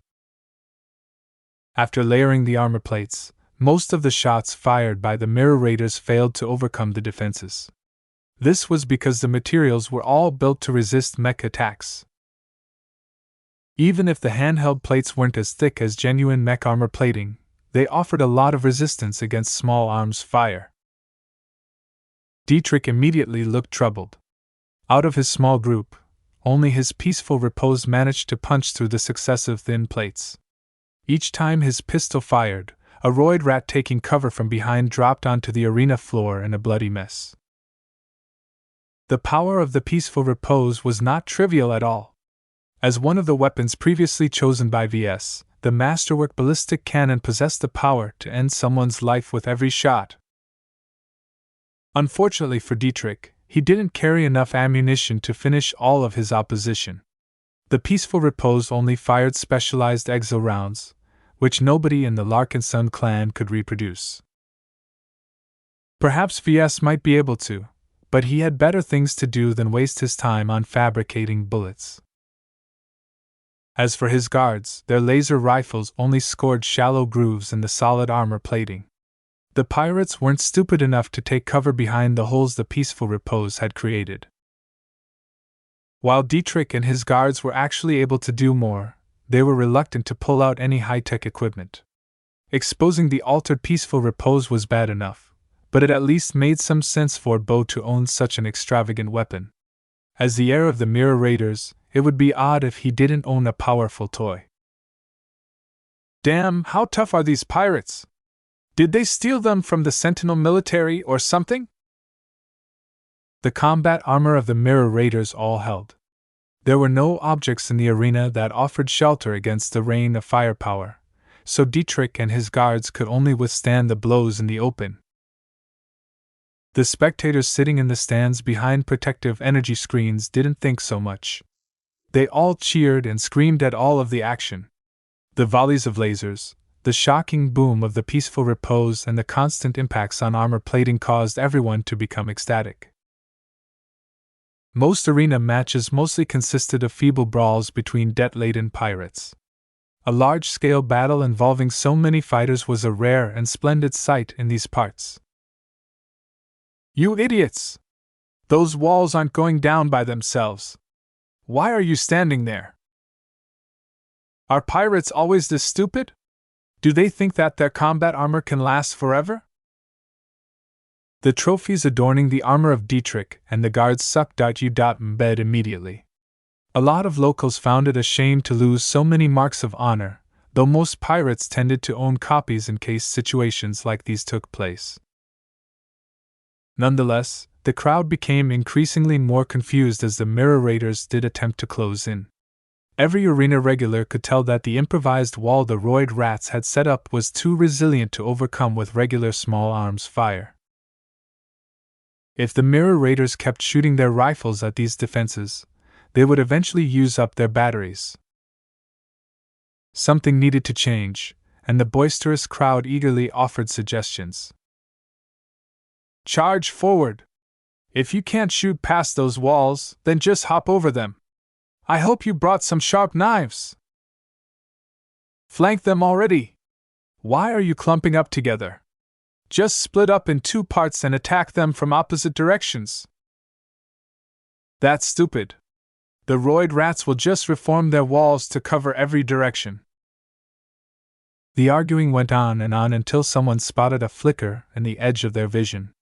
Wait, what's that? Someone is sneaking up on the roid rats.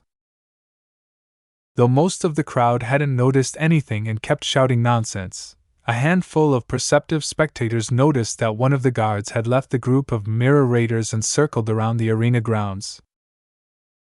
The roid rats didn't notice anything amiss. Neither Big Rat or his haphazard mob of gang members bothered to count the number of opponents. Whether they faced 13 pirates or 14 pirates was no different in their eyes. The huge weight of fire unleashed by the roids drowned out every other consideration. Though the roid rats looked rather undisciplined, they still developed their own homegrown tactics that they could employ with very little conscious direction. Big Rat was not concerned that his men would go out of control. Unfortunately, their lack of attention caused them to overlook an approaching form. By the time the roid rats in the rear felt the increasing vibrations from the arena ground, it was too late for them to turn around. Crash! Kedis made use of her upgraded Rising Red Dragon Mark II to charge right through the rear of the ranks of the roid rats. Bodies after bodies flung away as the momentum of the powered armor smashed every roid rat away. Disarray instantly formed within the ranks as the other roid rats fearfully turned around and shot their weapons at the intruder. Unfortunately, Kedis just happened to have reached the center of the roid rat formation. The panicked pirate's hasty shots only occasionally hit her combat armor. The rest of the shots missed and instead hit the other roid rats. Though most shots merely dented or melted the improvised armor plating on their bodies, some of the shots hit naked flesh, causing numerous bodies to drop. Big Rat immediately became alarmed. "You idiots! Stop shooting! You're killing your own brothers!" Before the roid rats had time to reorganize themselves, Kedis did not stand still. She lifted her new cutlass and eagerly wished to baptize it in blood. Inside her mind, Sharpa vibrated with excitement. The newly birthed living spiritual construct shared a close bond with Kedis. What Kedis liked, Sharpa liked. Simple as that. With their intentions completely aligned together, Kedis turned into a human disaster. Her armored body outright ignored every weapon impact.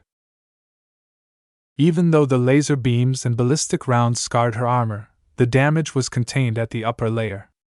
The top layer merely consisted of generic alloys in order to camouflage the fact that the lower layers actually consisted of briar alloy. "My blade seeks your blood!" For a long time, Kedis felt repressed. Spending time in the Larkinson clan was alright, but she felt as if she was slowly starting to lose her edge. In the frontier, every day was dangerous. In civilized space, she could go years without facing a single threat to her life. It made her feel uncomfortable. She did not dedicate her life to become a sword maiden just to let her blade rust. She believed every warrior needed to fulfill her purpose in battle. What was the point of learning how to kill only to let these skills remain dormant all the time? Even though she was a mech designer, she believed that exercising her skills in battle would help her design better mechs. How could she ever know what the sword maiden mech pilots truly wanted if she never wielded a sword and spilled blood herself? Times like these allowed her to truly deepen her understanding of sharpness and swordsmanship. New design concepts already started to fill her imagination. With Sharpa supporting her all the way, she unleashed her repressed urges regardless of how many gang members attempted to take her down. She swung her cutlass with a single powered arm. Though she did not employ much technique, the raw power and the sharp blade of her weapon cut straight through the exposed limb of the pirate, shooting a pistol right into her helmet without much result. "Weak!" Another pirate screamed and charged at her flank while swinging a hammer. The attack completely failed as the weapon bounced off while leaving a shallow dent. Before the attacker could try again, Kedis reached out with her other arm and crushed the neck of the roid rat. "More! I need more!" She increased her pace and began to swing her cutlass in broad sweeps. No matter what flesh, bone, or armor was in the way, her cutlass continued to reap lives as if they were worth less than nutrient packs. The shocking sight astounded the entire crowd. Rather feeling disgusted or horrified at the one-sided slaughter, the spectators went wild as they cheered on the red-armored warrior. "Geo! Butcher those roid rats! More blood! More blood! Cut them all from limb to limb! Don't leave any of their bodies in one piece!" During this sensation massacre, Dietrich and the rest of his guards slowed their fire. Other than pinning the roid rats in place, it didn't seem as if they could contribute any further. Dietrich almost couldn't believe that Kettes, who was supposed to be a mech designer, could be this strong. It wasn't simple for her to keep killing right in the midst of the enemy. Even with her excellent equipment, she still risked getting mobbed if the roid rats all tried to pile on her armored form until she dropped onto the arena ground. To prevent such an outcome, Kettes had to keep moving and pushing through the crowd of panicked roid rats. She had to anticipate any tricks the enemy might pull off and stay one step ahead. Nonetheless, as soon as around 20 roid rats fell to her blade, the fear she exuded had left a permanent impression in the hearts of the gang members. "Split up!" Big Rat shouted. "Split up and stay away from this demon! Kill those other bastards first!" The roid rats finally left their walls and desperately tried to run as far away from the murderous butcher as possible. They focused their firepower on Dietrich and his guards, but their firepower hardly inflicted any serious damage onto their protection. Instead, the roid rats fell rapidly as the Mirror Raider guards calmly picked the panicked and scattered gang members one by one.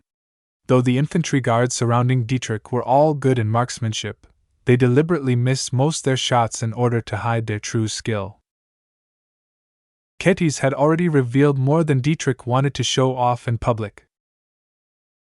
"This woman," he inwardly cursed. "I thought she was a mech designer. Why is she so brainless?" Her little solo action was completely unplanned. She wasn't supposed to go out and flank the roid rats before cutting their bodies apart in the most bloody instances of butchery he had ever witnessed. This madwoman spilled so much blood that the arena floor began to drown in blood.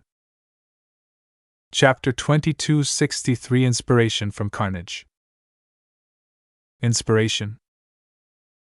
Mech designers craved it. They yearned after it like pirates L.U.S.Ted after plunder. Without inspiration, how could they fuel their imagination?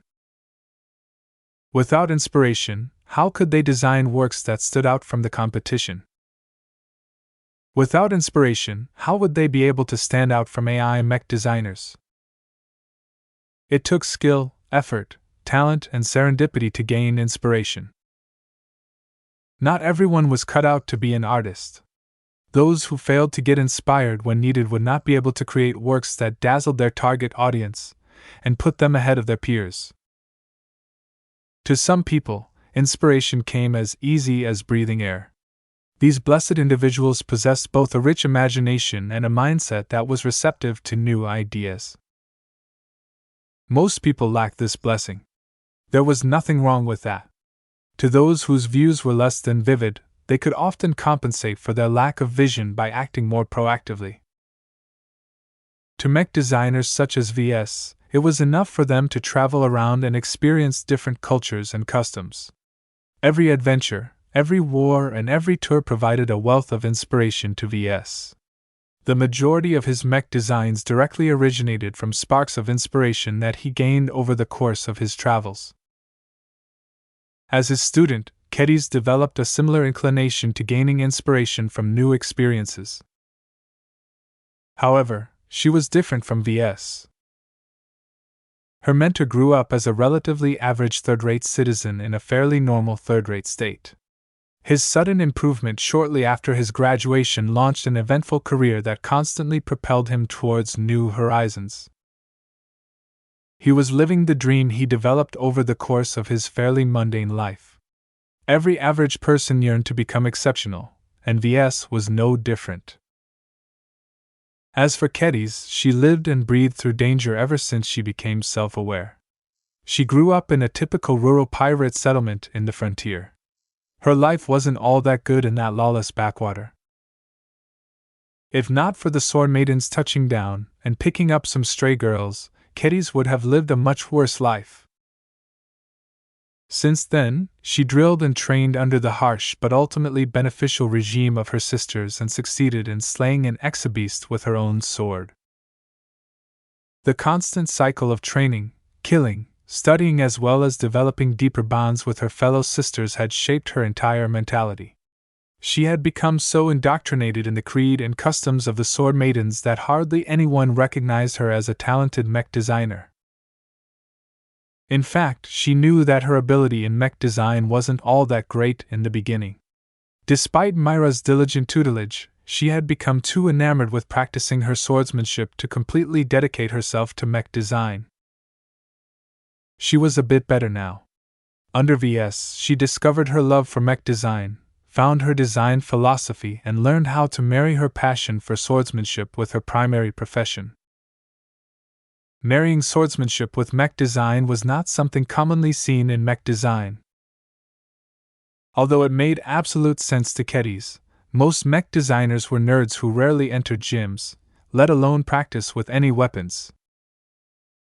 Even Ves, who couldn't beat even the youngest sword maiden trainee in swordsmanship, dared to design sword-wielding mechs with great confidence.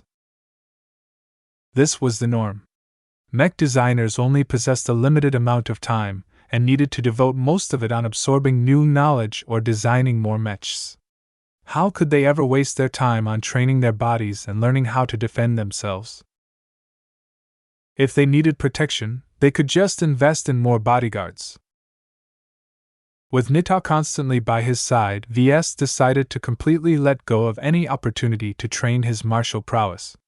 While he was eager to craft or acquire better gear, that was because it didn't take that much time to increase his ability to defend himself.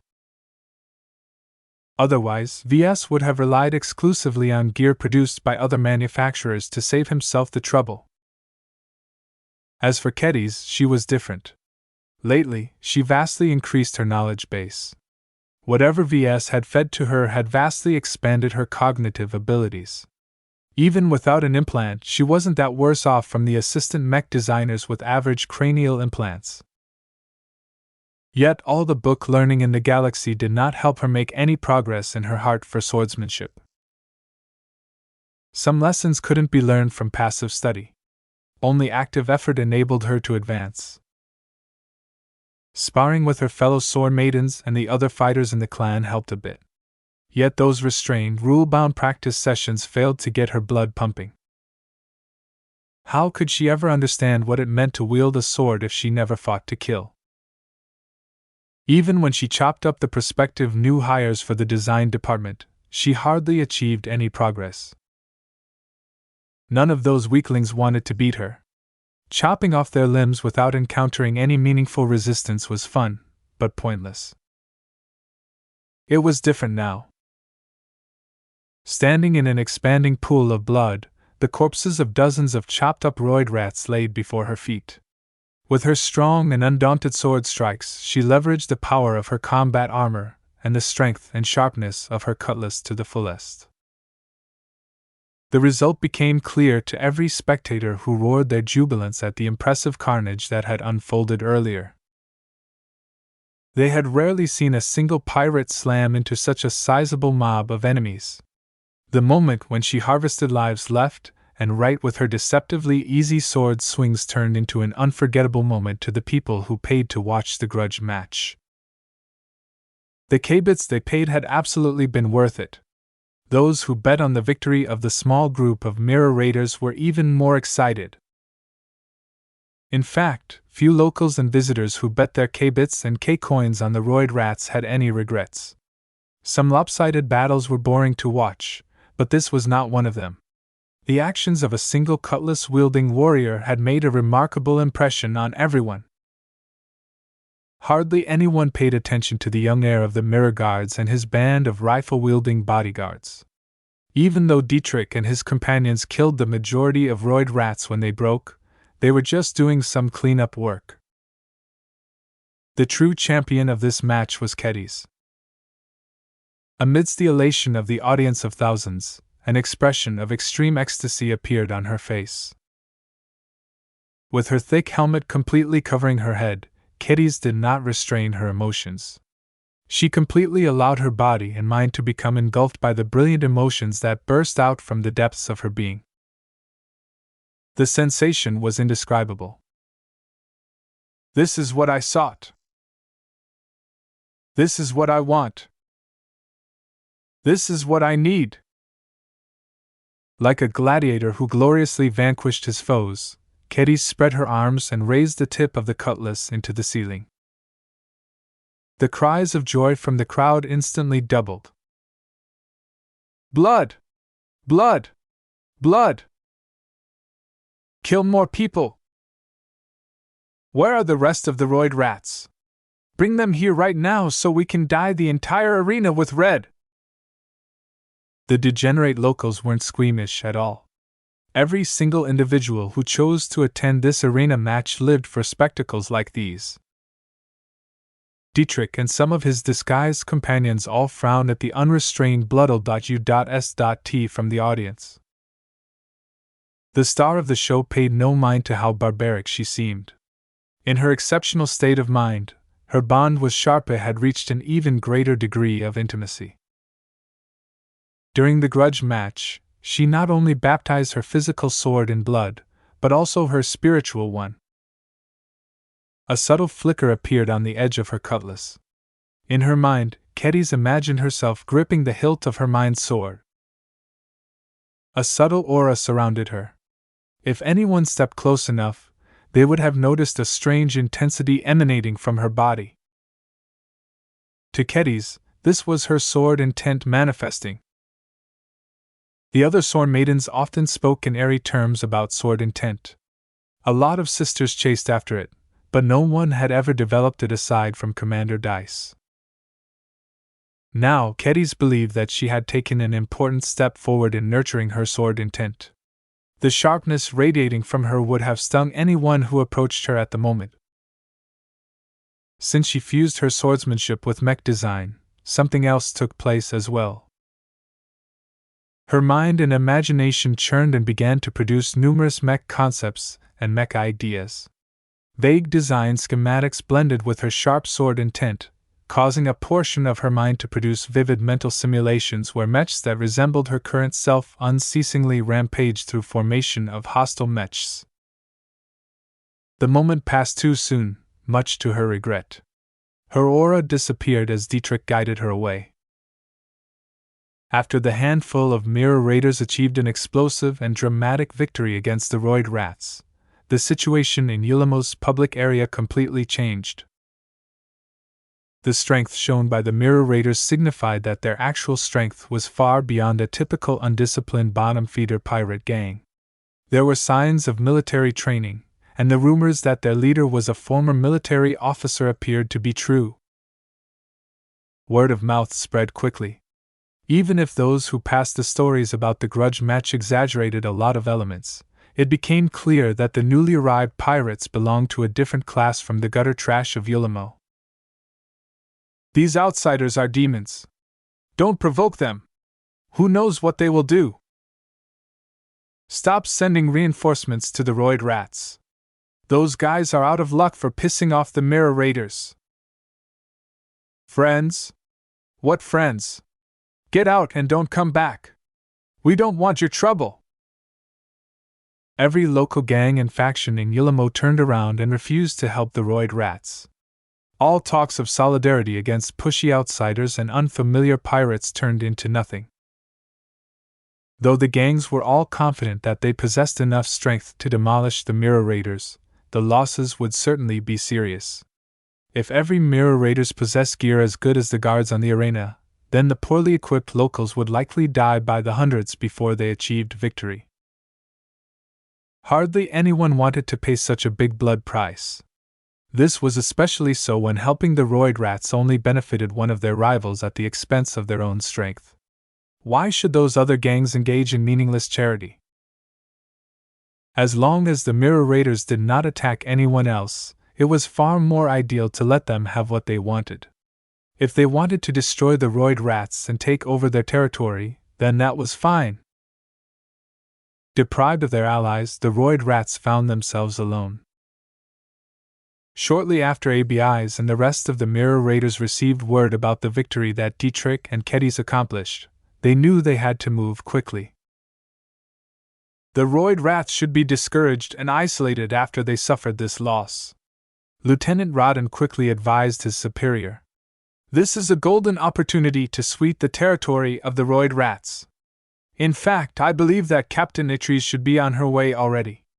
Don't let her and her confidants attack the main base of the roid rats by themselves.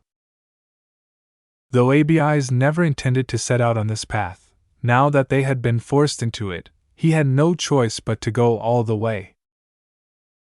Move out and don't stop until we roll over every roid rat. The Mirror Raiders hastily mobilized their combat troops and swept through the streets and buildings owned by the roid rats. Their thugs and cadre instantly folded and died under the ruthless aggression of the supposed pirates. As for their main stronghold, the disguised sword maidens had already begun their assault on it. By the time ABIs and Rodden along with the bulk of his fighting troops arrived at a dilapidated-looking building, they had just witnessed Lieutenant Sendra and her fellow sword maidens breaching through the gates. In order to disassociate them from the obscure, but not completely unknown sword maidens of the Larkinson clan, the aggressive women in armor did not wield any swords. Instead, they held submachine guns in one hand and combat knives in the other hand. With their powerful suits of combat armor, most of the weapons of the roid rats failed to inflict any damage. Only the few heavy infantry weapons such as the machine gun emplacements and a couple of thrown grenades managed to slow the sword maidens down. Even then, the marksmanship of some of the sword maidens were not that bad. After concentrating their fire on some key targets, they managed to overrun the first line of defense and make their way inside after blasting through the gate with some directional explosives. By the time that ABIs and the main force of Mirror Raiders entered the roid rat stronghold, the enemy had already broken. Chapter 2260 For the Pirate Way. It only took less than a day for the Mirror Raiders to annihilate the roid rats as a local gang. Though plenty of SCU.M had shook off their roid rat armbands or uniforms, no one cared about these smaller figures. The locals never believed in permanent loyalty, just like Rio pirates. They soon knocked on the doors of other gangs and managed to join them with ease, though their new employers placed them in the bottom of their hierarchies. The quick and ruthless strikes initiated by Lieutenant Sendra had swept over the roid rats with undaunted aggression. The actions of the sword maidens completely forced the rest of the Mirror Raiders to play along in order to prevent any defeat due to splitting their strength. In the aftermath of the sudden attack, the Mirror Raiders tentatively conquered much of the turf and some of the material possessions of their opponents. A fair amount of roid rats had raided the armories and storehouses of the gang before they fled. The value of these goods were not that much, so no one bothered to follow up on these thefts. What truly bothered ABIs was the reaction from the true masters of Yulamos Citadel. Provoking the roid rats before annihilating them sparked a significant disturbance in the public area of Yulamos Citadel. He decided to convene his command group. Kedis, Dietrich, Rodden and Sendra gathered in one of the private rooms of the roid rat stronghold. The corpses that used to Dr. A.P.E over the table had already been removed, but the cleaning bots hadn't managed to wipe away the drying smears of blood. Everyone except for Kedis glowered at Sendra. The sword maiden mech officer had completely defied ABIs by acting out her own plans. Just because she succeeded did not mean that her actions were right. The situation of the Mirror Raiders was precarious to begin with. Each and every one of them were Larkinsons. After attacking so many established pirate groups, the Larkinson clan had turned into one of the most hated presences in the Nixian Gap. Hardly any pirate would tolerate Larkinsons in their midst. This meant that maintaining their cover was vital to the Mirror Raiders. ABIs wanted to take it slow and steady, but Sendra disagreed from the start. The flagrant vandal officer thought that the sword maiden lieutenant would abide his command. Why not? The chain of command was clear and Major Vol had unequivocally put him in charge. Unfortunately, the sword maidens simply did what they wanted with little regard for his own priorities. Back in the Mech Corps, such behavior was tantamount to insubordination. Rodden looked at everyone with a tinge of guilt. As a black cat, he should have anticipated the willfulness of the Sword Maidens. His failure to anticipate Sendra's determination to execute her own plan was a massive oversight. Even though they were all Larkin sons, that only meant they had something in common. There was still a lot of diversity in the clan, and everyone developed different ideas on how to embody its values and principles. He began the meeting. According to our investigations, the disturbances that emerged as a result of our war against the roid rats have not reached the upper levels of Ulamo. Their sights are set on far greater concerns than what is happening in their backyard. Aside from the concern shown by the middle and lower officers of the Dry Snakes, the pirate authorities largely don't pay much mind to turf wars at this level. The roid rats were fairly weak and forgettable to begin with. They only occupied a tiny slice of the poorest sections of the marketplace. Capturing some gambling dens and killing a few hundred SCU.M did not affect Ulamo's operation in the slightest. The news caused ABIs to sigh in relief. That is good news. The last thing we can afford is to attract scrutiny from the Dry Snakes. Lieutenant Sendra smirked. I told you that the bosses wouldn't pay attention. Taking baby steps is completely necessary. If you want something, take it. That's the pirate way. What if we lost? Then we only have ourselves to blame for lacking judgment and being too weak. The Sword Maiden officer was completely unrepentant. ABIs already began to feel a headache from this.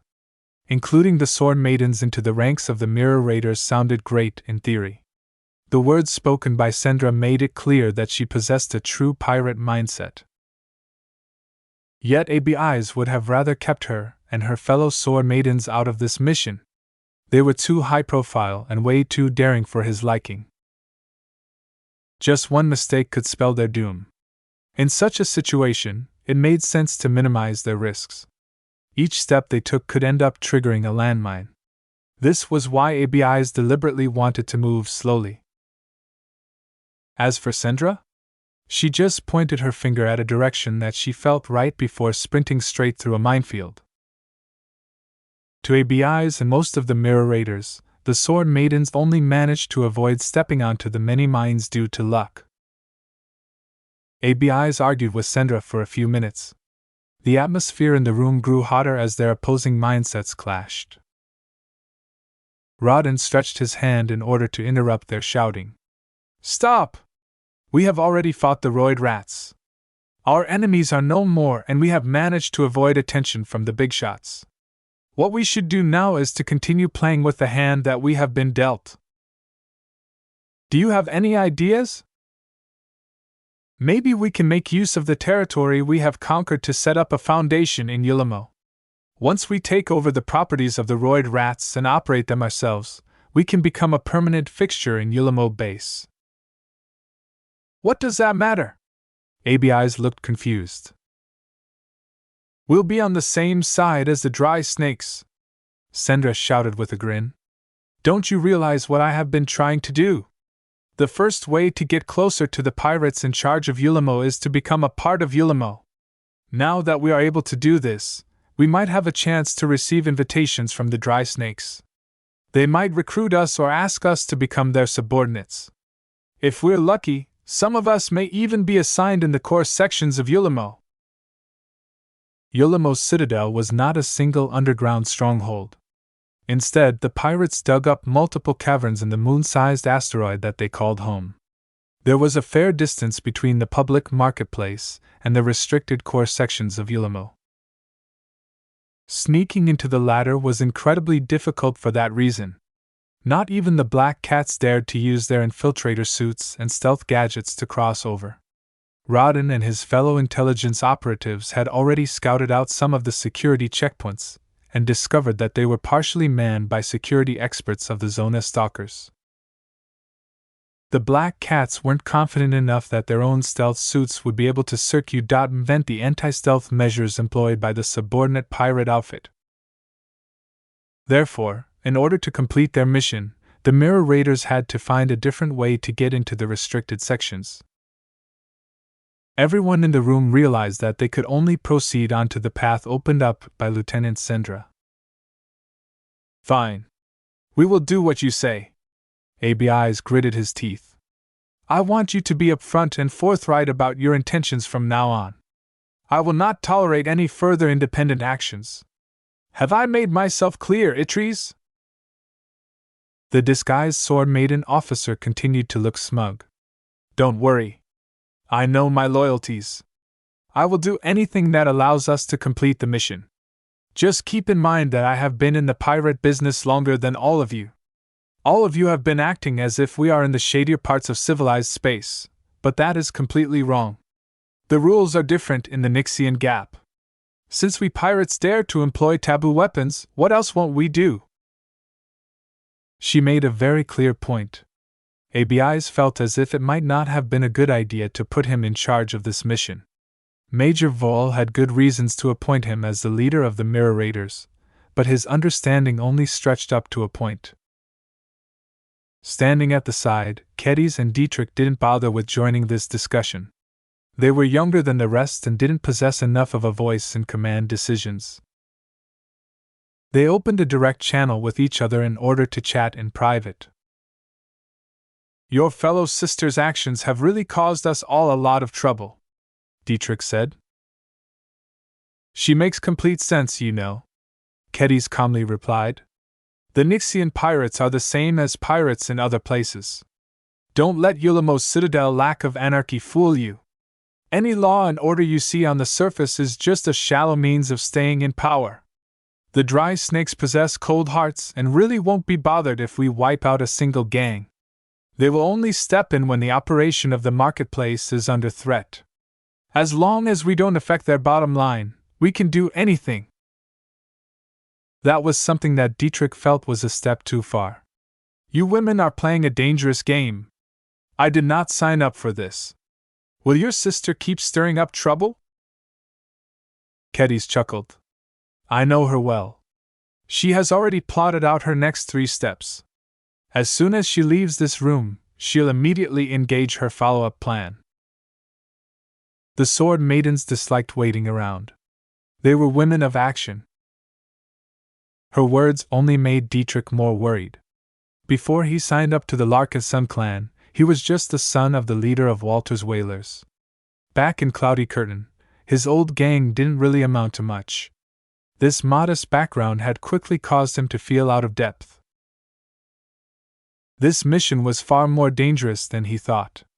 With teammates such as Sendra who just did what she wanted with little regard for Abi's authority, who knew what enemies they attracted next. ABIs eventually put an end to the discussion. All right, that's enough. Let us proceed with taking over the former assets of the Roid Rats. We will have our hands full in the next couple of days. If we want to prove we are in it for the long run, then we will need to recruit a lot of locals to run the facilities that we have taken over. Let's do this quickly so we can proceed to the next step of our plan. The meeting ended shortly after that. Everyone split up, though Kedis quietly met with Sendra somewhere quiet. I'm proud of you, sister. Sendra placed her gauntlet onto the mech designer's armored shoulder. I miss seeing you in action, but when I saw the footage I could feel you are truly in tune with your new sword. Adapting to a one-handed sword was easier than I thought. The older sword maiden smiled at that. It's a shame you aren't a mech pilot. You would have become a great swordsman mech pilot if you possessed the right genetic aptitude. It's okay, sister.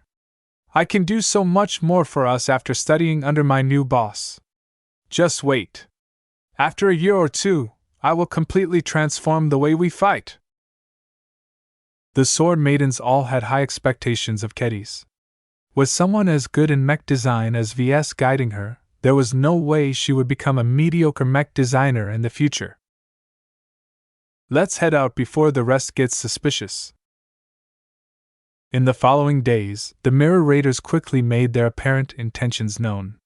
The locals, visitors, and rival gangs all heard how the newly arrived pirate outfit intended to establish a foundation in Yulamo.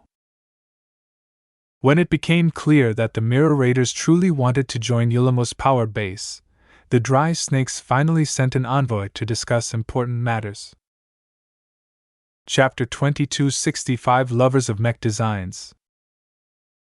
The physical projection of Master Willix calmly inspected the design schematics of the cat's paw. Ves casually stood in the isolated chamber while the dark break module remained active. Perhaps in the past, he would have never dared to call an esteemed MTA master mech designer, especially for something as trivial as seeking consultation. Yet after frequent contacts and talks with the master, Ves slowly lost his apprehension towards Moira Willix. Certainly, he did not dare to act too presumptuously in front of other MTA masters. They enjoyed a very high status in one of the most powerful organizations of human civilization. Each master from the association could easily affect the lives of entire star sectors with their words and deeds. The fact that they remained distant and aloof from the local space peasants made them even more unfathomable. Many ordinary mech designers who never interacted with the core people of the MTA developed all sorts of wild fantasies about the great organization that represented their profession. Ves was no different once. Yet now that he had come into contact with both the Rim Guardians and Master Willix, he realized that the elite humans who were part of the association were not as obtuse as he thought. Familiarity slowly tore away the veil of mystery in front of Master Willix. The more he talked to her, the more he realized that she was a very pure mech designer. Her heart for mech design was not bothered by temporal desires such as greed or power. Ves recognized that she simply wanted to design better mechs. Nothing else. Her status within the MTA merely served as a means to an end to her. That said, it would be a mistake to think of her as someone who stood apart from the association. She lived and breathed its rules down to her very bones. That was both good and bad. The advantage to Ves was that she possessed a very generous mindset towards young talents like him. Every mech designer bore the responsibility of bringing up the younger generation. Even though Ves was barely older than 30 years old, he already started to take on this role by teaching Keddies, the Larkinson seeds, and the rest of his assistants. The bad news was that she was quite strict with the rules. There was no way he could gain an exception from her. The most she was willing to do was to bend the rules, but if something was absolutely forbidden, she would never acquiesce. Ves admired her for that. She held on to her principles like a solid rock. Her steadfastness presented an extreme contrast to his flexible conduct in matters of principle. Regardless, her nature as a teacher and her open favor towards him had made Ves a little bold. Since Master Willix was willing to guide him, why not take advantage of it? As long as he no longer paid so much stock to her identity as a powerful and inscrutable MTA master designer, she was just a very enthusiastic lover of mechs. Ves happened to love mechs as well. Over the course of his interactions with many people, he gradually learned an important lesson. No matter how different he was from others, he could still get along with them as long as he focused on what they held in common. No one was the same, and there were many people who possessed completely different backgrounds, ideologies, and principles than him. Yet by finding some common ground, such as originating from the same state, fighting the same enemy, or participating in the same mission, Ves got along with folks ranging from Ovanans, sword maidens, and other weirdos. If he could befriend religious nuts and former pirates, why shouldn't he be able to have a normal conversation with one of the most influential people in the Komodo star sector? Master Willix finally gathered her thoughts. To be honest, Ves didn't believe this was the first time she studied the incomplete cat's paw design. Ves had collaborated with Gloriana many times through the Dark Break module, so Master Willix should have easily been able to peep at them while they slowly pieced the heavy artillery mech together. I didn't have to study your record to know that the Cat's Paw project is your first heavy mech design, she began. It is very arrogant for you to design a heavy mech of this caliber for the very first time. You also have no experience in designing artillery mechs. The rifleman mechs you have designed in the past are completely different from what you are trying to tackle. Ves grew a little hot. My partner has helped shore up my shortcomings. Miss Woden is not a heavy mech designer. Just because she has been involved in some heavy mech design projects as an assistant in the past does not mean she understands the essence of heavy mechs. The two of you lack too much comprehension to design a competent heavy mech. It hurt a bit when she told him that his work was inadequate, but Master Willix's judgment was probably correct. As a maturing mech designer, Ves understood the earnestness of her admonishment. She did not criticize him in order to step on his face. She pointed out his mistakes in order to set him onto a correct path. Please guide me, ma'am. Ves slightly bowed. I have tried my best to apply what I have learned, and so did my partner. In our eyes, our cat's paw project should have conformed to what we have learned. Ves had studied several Clarion University textbooks that related heavy mechs. Gloriana possessed her own Hexer learning resources. While the Friday Coalition and the Hexadric Hegemony possessed slightly different interpretations of heavy mechs, there were a lot of universal principles. There is not much wrong with the design principles that you have learned. The issue is that you may know how to implement a solution, but do not entirely understand why you should choose a specific solution. The small errors that you and your partner are making is a problem of vision, not science. Well, that sounded clarifying. Not. Ves tried his best to keep his frown off his face. Could you elaborate? Let me ask you this. Your experience with heavy mechs is limited, correct? He reluctantly nodded. That is correct. Heavy mechs are not ubiquitous in my daily life. My design activities mostly intersect with the private sector. On some rare occasions, I accept commissions from government entities, but even then I rarely get in touch with heavy mechs. There were very few heavy mechs in the Larkinson clan. The flagrant vandals had brought over their Akara heavy artillery mechs, but there weren't many of them. Ves never visited the princely jackal or other vandal sh.i.p.s, so he had never studied those impressive mechs up close. You need to develop a better feel towards heavy mechs, Mr. Larkinson. Therefore, the first step you need to make is to see and study them up close. You need to understand the raw power they possess, the enormous amount of mass that make them solid, and the many limitations they possess that make them vulnerable to certain attacks. While I am certain that you already possess a good amount of understanding of the theory, this is slightly different. He understood what she was trying to convey. His perspective towards heavy mechs was too distant and too heavily based on theory. This caused him to develop a skewed and shallow understanding towards these majestic machines that was very flawed in the eyes of a high authority in mech design. Normally, Ves would have sought to undergo a mastery in heavy mechs, but this was not the time for him to mentally wander off for a week. As long as Task Force Predator remained in the Nixian Gap, Ves had to assume that a crisis could burst out at any moment. I will take the time to get up close to heavy mechs. Thank you for the advice. Do you have any other advice, ma'am? The physical projection of Master Willix began pacing around the isolated chamber. She wasn't in a hurry to open her mouth. For a moment, Ves developed a strange thought. Since she projected herself in this chamber in this fashion, wouldn't it be possible for him to? What was he thinking? Ves immediately scrubbed his mind of irrelevant thought. This was not the time for him to think about the activities he performed with Gloriana's physical projection in this chamber. Fortunately, Master Willix didn't seem to notice his impure thoughts. The basic rationale for heavy mechs are simple. They are large, heavy machines that possess so much mass that they are incapable of relying on their mobility to dodge or evade attacks. They are also slow to move, which is a disadvantage in many battles.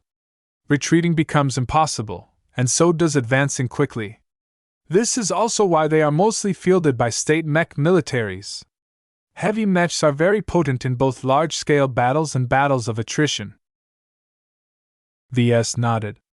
Another reason why heavy mechs are used by states is because they provide much more value relative to how much capacity they occupy on a carrier vessel. That is an important reason for their use, yes. With the various advantages and disadvantages of heavy mechs, it is rare for smaller private organizations to make use of them. Naturally, this rule applies less to larger organizations such as your Larkinson clan. Tell me, what is the reason for you to design the cat's paw?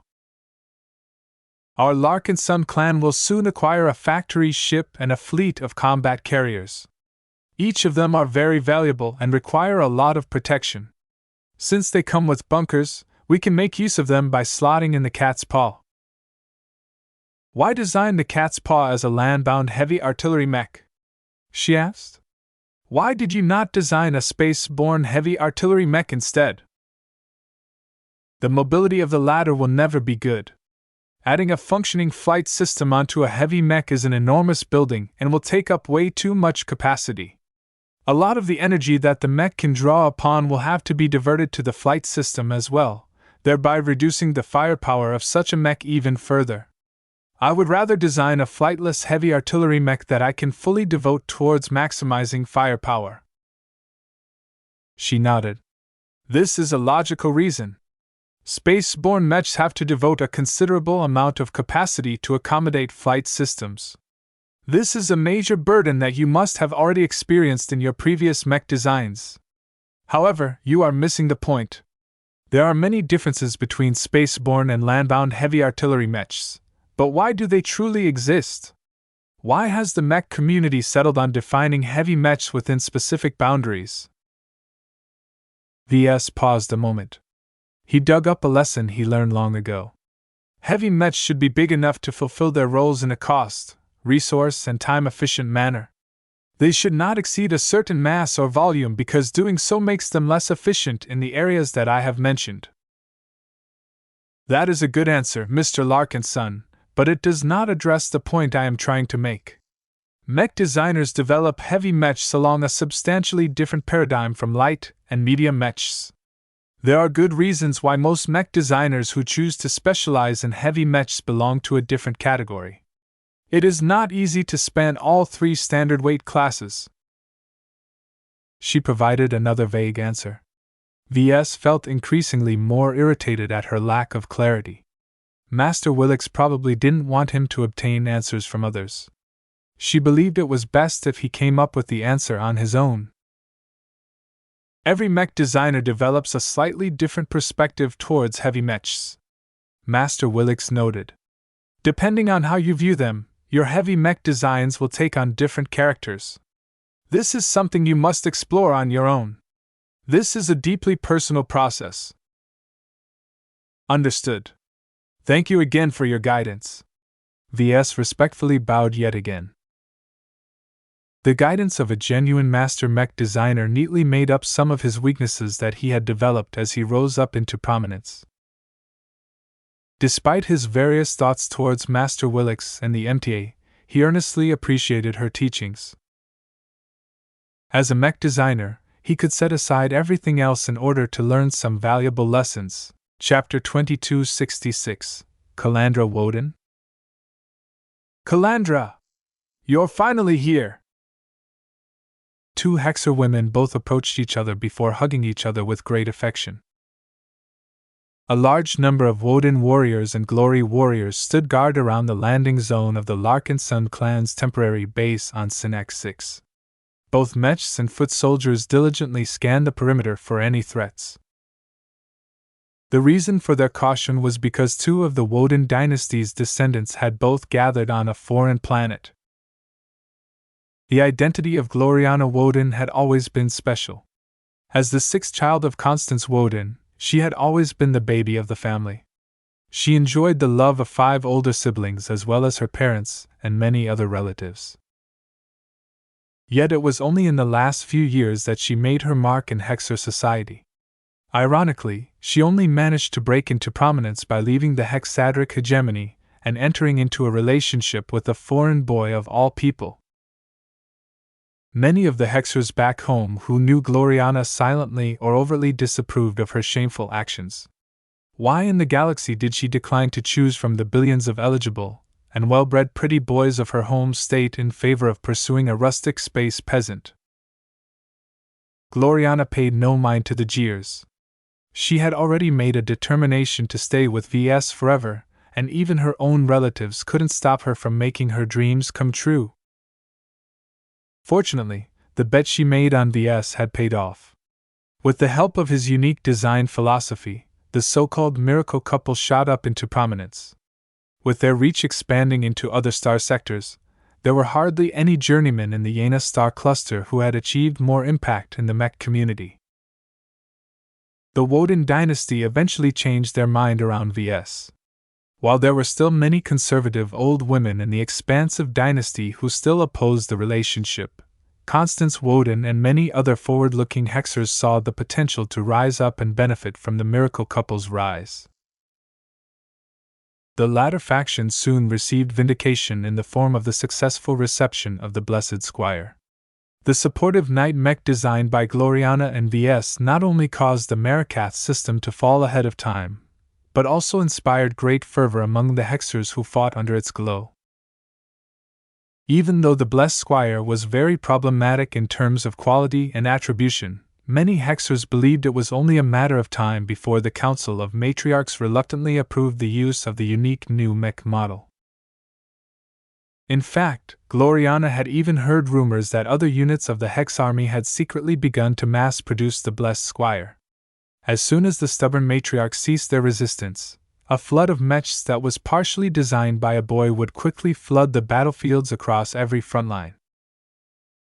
Under this enormous momentum, more and more people in the hegemony paid attention to those who were pivotal in designing and realizing this huge contribution to the war effort. Though it was hard to believe, in the perspective of the hegemony as a whole, Gloriana Woden had quietly become the most famous and prominent member of the Woden dynasty. Not even matriarch Syaphna Woden, the 200-year-old leader of the dynasty, could match one of her descendants' fame. This was one of the most universal quirks in human society.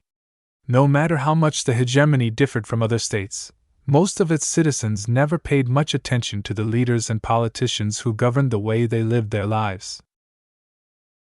Instead, celebrities such as famed expert pilots and prominent mech designers were much more dazzling from their perspectives. The work they performed and the achievements they made resonated much more to the masses.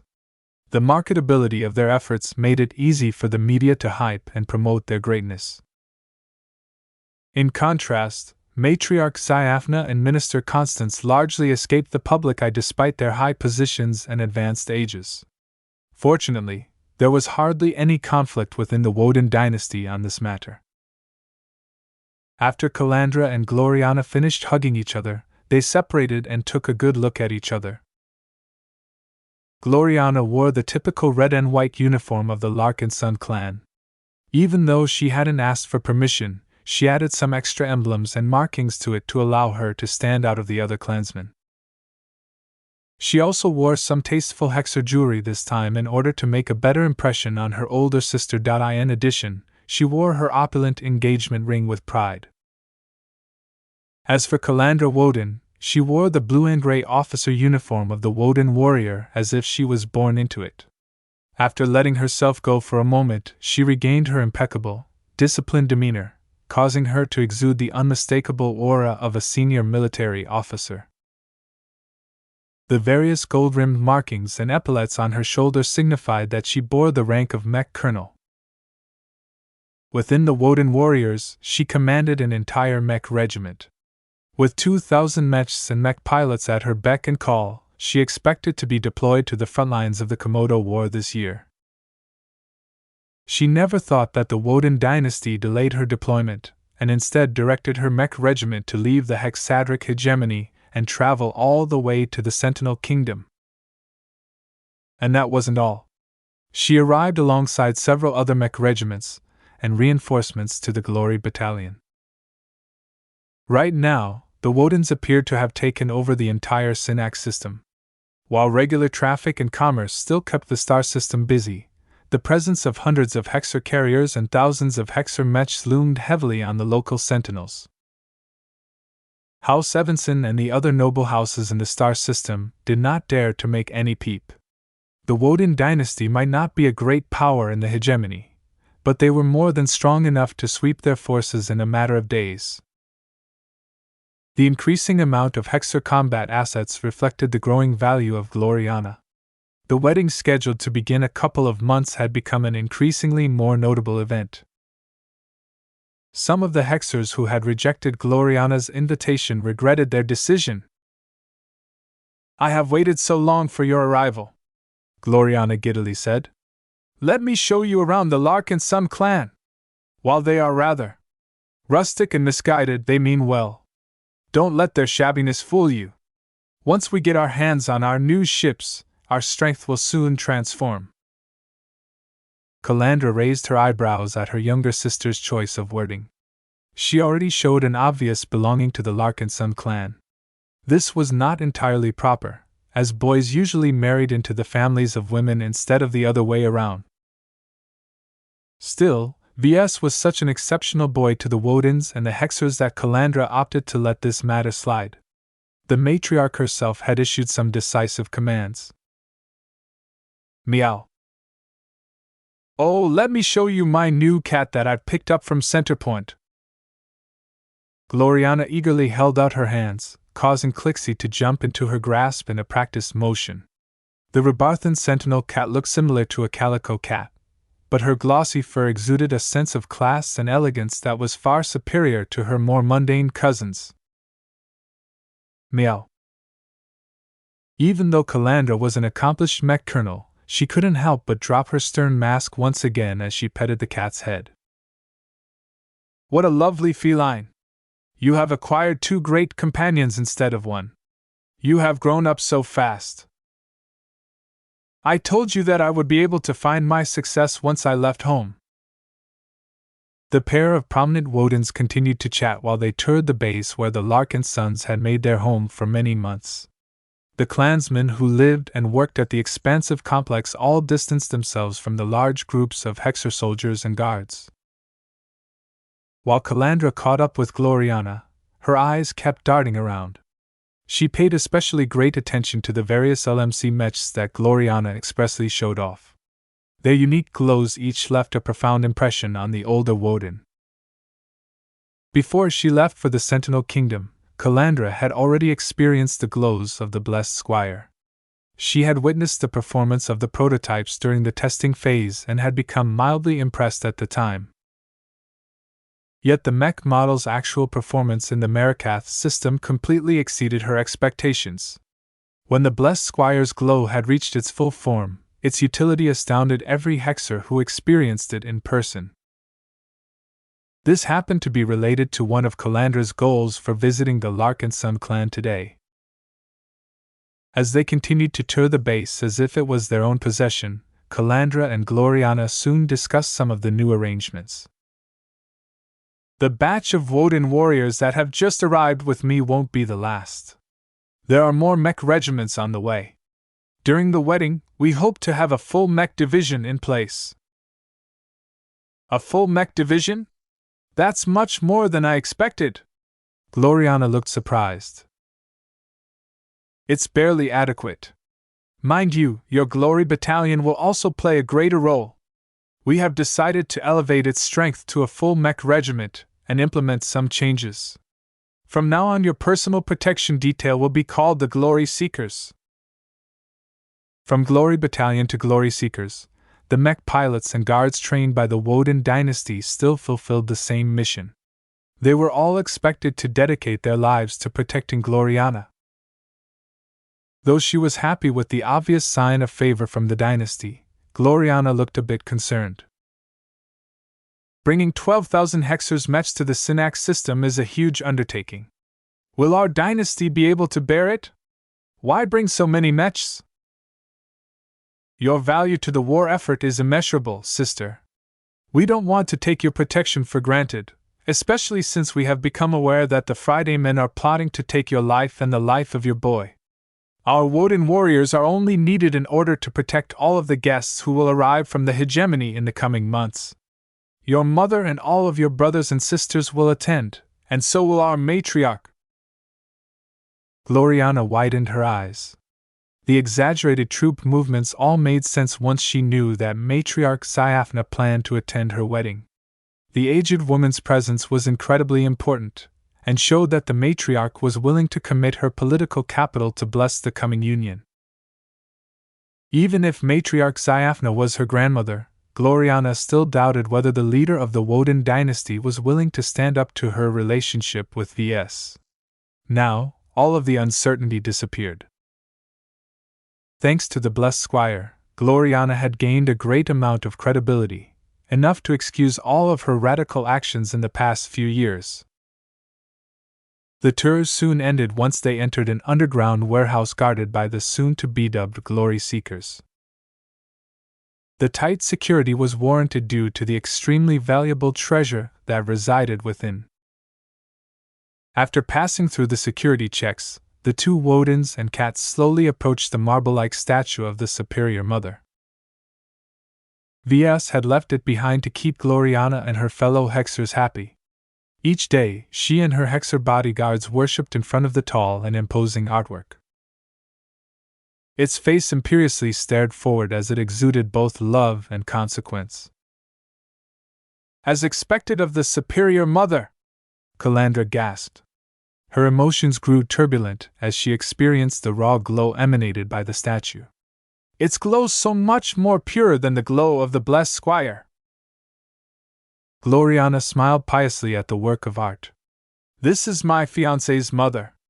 What you are feeling now is just an inkling of her power.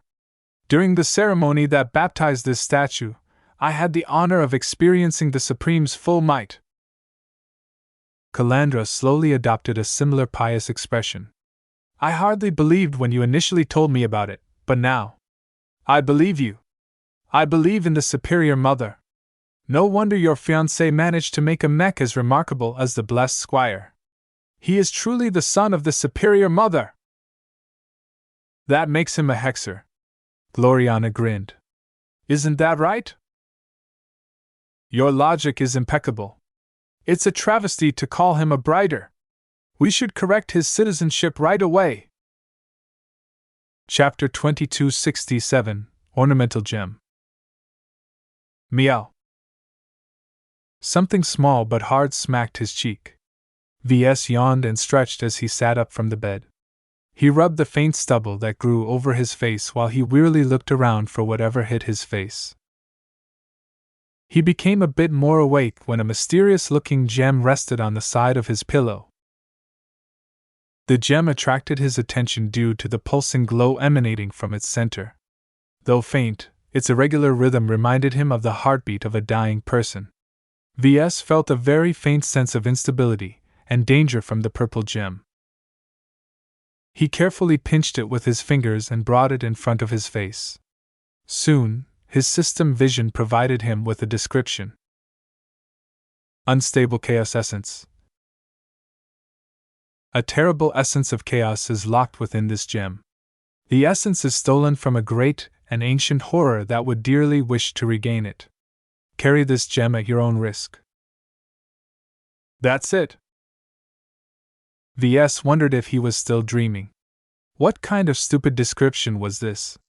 The system's description completely failed to tell him what it could be used for.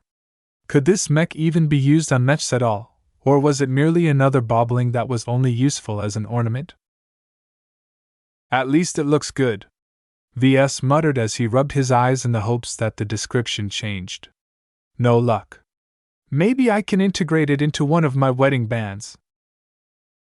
He still hadn't worked on the bare but extremely high-quality wedding rings given by his mother. Even though they consisted of some unknown but exceptional high-grade exotics, their lack of color or decoration made them a little boring for the moment. Someone as exacting as Gloriana would never accept such plain rings.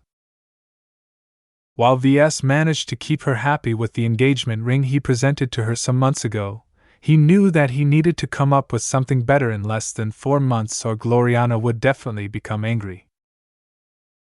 He frowned. So far, raiding pirates yielded a lot of cabinet and random exotics. Yet none of the spoils aside from beastone fit his marriage rings. While some high-quality mechs and equipment contained trace amounts of high-grade exotics, they weren't stable or safe for humans. Ves needed to get his hands on materials that met all of his requirements. Hopefully, he might be able to obtain what he sought from Yulamos Citadel. Since the field of asteroids around it was known to contain deposits of higher grades of exotics, Ves believed the dry snakes squirreled away a decent amount of high-grade exotics. He turned his body until he faced his cat, who floated curiously next to his bed. He lifted up the gem. "Is this what months' worth of eating exotics has produced?" "Meow. You have literally eaten tons of metals. Why couldn't you have produced something of practical value?" "Meow meow. What?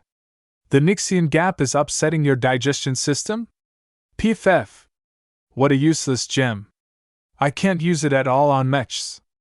I'll only forgive you if you produce an identical one before the wedding, got it? Otherwise, you can forget about eating my briar alloy." "Meow? You heard that right. I'm relying on you to decorate my wedding rings. I need an identical pair. At the very least, they need to look similar. Try and produce an orange or red gem, that would go nicely with this purple one." "Meow."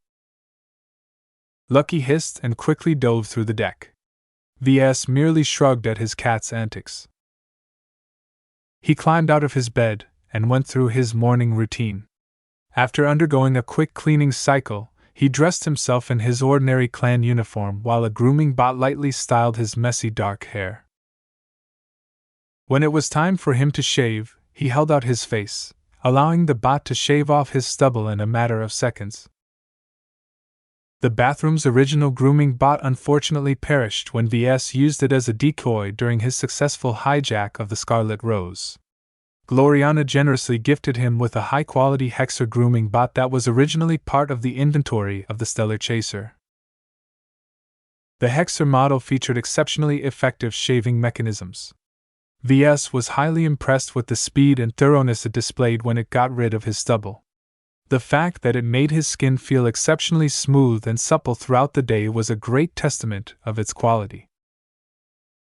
Female Hexers want their boys to look as young as possible, after all. It's difficult to infantilize the male half of their society if they are all wearing beards that make them look like actual adults. Once he finished shaving, he ate his breakfast quickly before visiting the isolated communication chamber. After placing a call, Gavin's projection soon appeared to provide a daily briefing. "A lot has happened, boss." The assistant succinctly described the thousands of Hexer mechs that had entered the Synnax system as well as the revised plans for the wedding.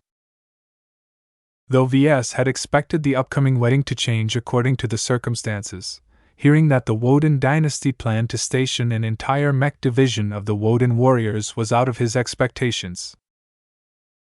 "I thought the Wodens would only dispatch a mech regiment, or something, and the Glory Battalion wouldn't have more than 1,000 mechs. The blessed squire finally caused the Wodens to acknowledge your great value to them, boss. It shouldn't be a surprise that they want to express their sincerity in this fashion. The matriarch of the dynasty and around 50 other Wodens will be attending the upcoming wedding." Ves did not look happy at all. To the Hexers, having a matriarch personally attend their wedding was a grand honor. To him, the presence of an old lady who was used to getting her way only represented trouble. The Hexers took their matriarchs very seriously. Each of them were stately leaders or grand experts in their respective fields. Not any old Hexer could call herself a matriarch. Though Ves wasn't quite clear on how a female Hexer could obtain the title, those who obtained them had undoubtedly become part of the ruling class of the hegemony.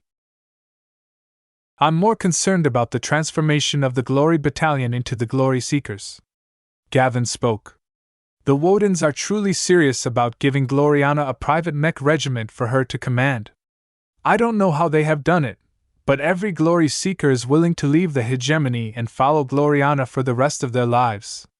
They have even adopted rules about recruiting foreigners to replenish or expand their ranks. And they will all fall under the nominal command of Gloriana? Not the Larkinson clan? His assistant's projection nodded. God damn it! Ves did not welcome this sudden development. Even though it sounded very nice to be accompanied by a strong, fully equipped second-class mech regiment, they probably wouldn't listen to his orders. He knew what was going on. His future in-laws wanted to make sure to maintain a strong Hexer influence around Gloriana. Now that she was about to marry into the Larkinson clan, it would become increasingly more difficult for her to maintain her pure Hexer roots. With thousands of loyal Hexer soldiers at her beck and call, it became a lot more difficult to shift Gloriana's mindset. He sighed and rubbed his face. Though the Wodens valued him very much, that did not necessarily mean they listened to him. The Wodens were very justified in providing Gloriana with the best protection possible. Currently, the Larkinson clan wasn't able to match the strength of the Glory Seekers when they completed their transformation. Do the Glory Seekers come with any fleet carriers or other capital ships at least? No. Gavin shook his head. They only brought the usual combat carriers and logistical vessels. They're not the Penitent Sisters, though. Their mechs and ships aren't second-hand cast-offs. The rapid growth in strength ensured that the Glory Seekers would easily be able to overtake the Penitent Sisters in strength. At the very least, the protection they offered gave Ves a lot more assurances in his upcoming journeys. Gavin spent some time to detail the exact strength of the Glory Seekers. More projections came into view that displayed their formidable new ships and mechs. Ves paid special attention to the mechs fielded by the Glory Seekers. He noted to his pleasure that the worst of them consisted of premium mechs while the best of them consisted of very expensive premier mechs. What stood out to him was that the mech roster consisted of 1,000 space-borne mechs and 1,000 land-bound mechs. The space-borne mechs were able to fly under atmospheric conditions or fight on land, though they weren't optimized to fight under these conditions. The land-bound mechs, on the other hand, possessed limited boosting capabilities and could maneuver in space, though their acceleration was abysmal. This was because they lacked a proper flight system. Instead, they made use of several small-sized booster modules installed throughout their frames. It seemed the Wodens weren't big believers in multi-environment mechs. They only compromised a bit, but not enough in his opinion. Did they dispatch any expert pilots? No. According to Gloriana, Hexer expert pilots are very principled and it's difficult to convince them to leave the hegemony and serve a foreign clan. The good news is that Venerable Brutus isn't one of them. The Wodens have decided to make his current assignment permanent. He no longer has to fight the Friday men in the front lines in the Komodo War. This was not a big surprise to Ves. The contribution he could make to the Hexer war effort was much greater than the presence of a single expert pilot. The Hexadric hegemony benefited much more if Venerable Brutus kept guarding the miracle couple and prevent any potential assassination attempts. The presence of an expert pilot, which the MTA regarded as a protected class, was more than enough to stop most opportunistic attacks. All in all, the Woden dynasty completely showed their sincerity towards Ves this time, though they couldn't resist putting a Hexer spin on it. Their apparent gifts came with some very dangerous thorns. The recent changes cleared up a lot of ambiguity about his relationship with his future in-laws. Ves felt grateful that the Wodens did not intend to force him to travel to the hegemony. There was one piece of news that irked him greatly. By the way, Gloriana and one of her older sisters attempted to change your citizenship status. They applied to correct your current status from Brighter to Hexer. The reason they gave is, your mother is a Hexer. What? That's not true. My mother is a brighter. I told her not to spread that nonsense around. We all know it's fake, and the MTA agrees as well. The attempt failed. At least the MTA was still sane. Ves glowered a bit. It sounded as if Gloriana was not the only hexer who thought that he was literally the son of the superior mother. Even if it was technically true, it was still wrong in his eyes. Is there anything else that needs to come to my attention? We've begun to receive a deluge of requests to attend your wedding, boss. All sorts of prominent mech designers and other powerful individuals want to be there. Some of them have even come from other star sectors. Why the hell do these foreigners want to attend? It was a lot of trouble to travel to other star sectors. Ves didn't believe that people did so casually. Some want to get closer to the miracle couple. Others want to brag about being a part of the most important social event of the decade.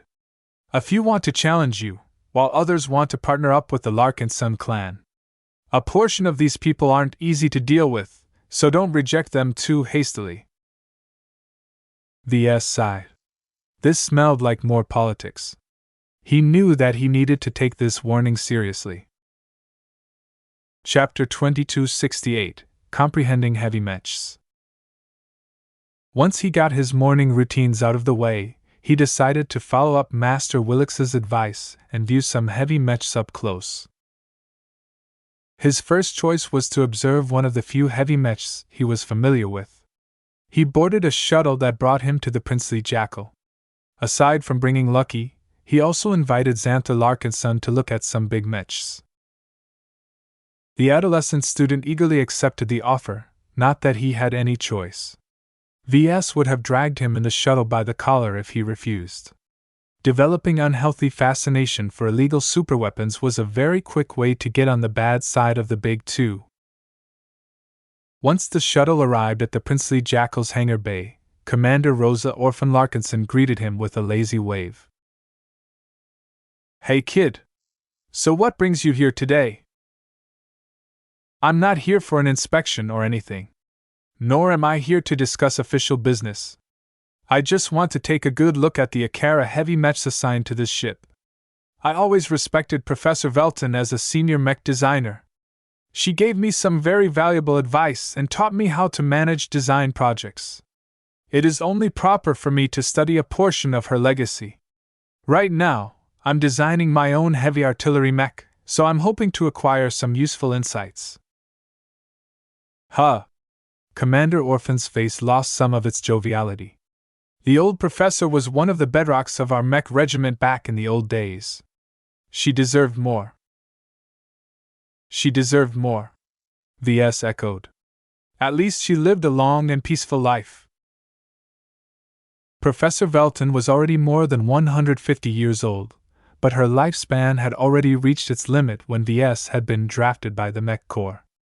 A botched life-prolonging treatment operation supposedly led to her deteriorating health and mental state. Though she lived longer and made far more accomplishments than ordinary brighters, Ves found her fate to be very tragic.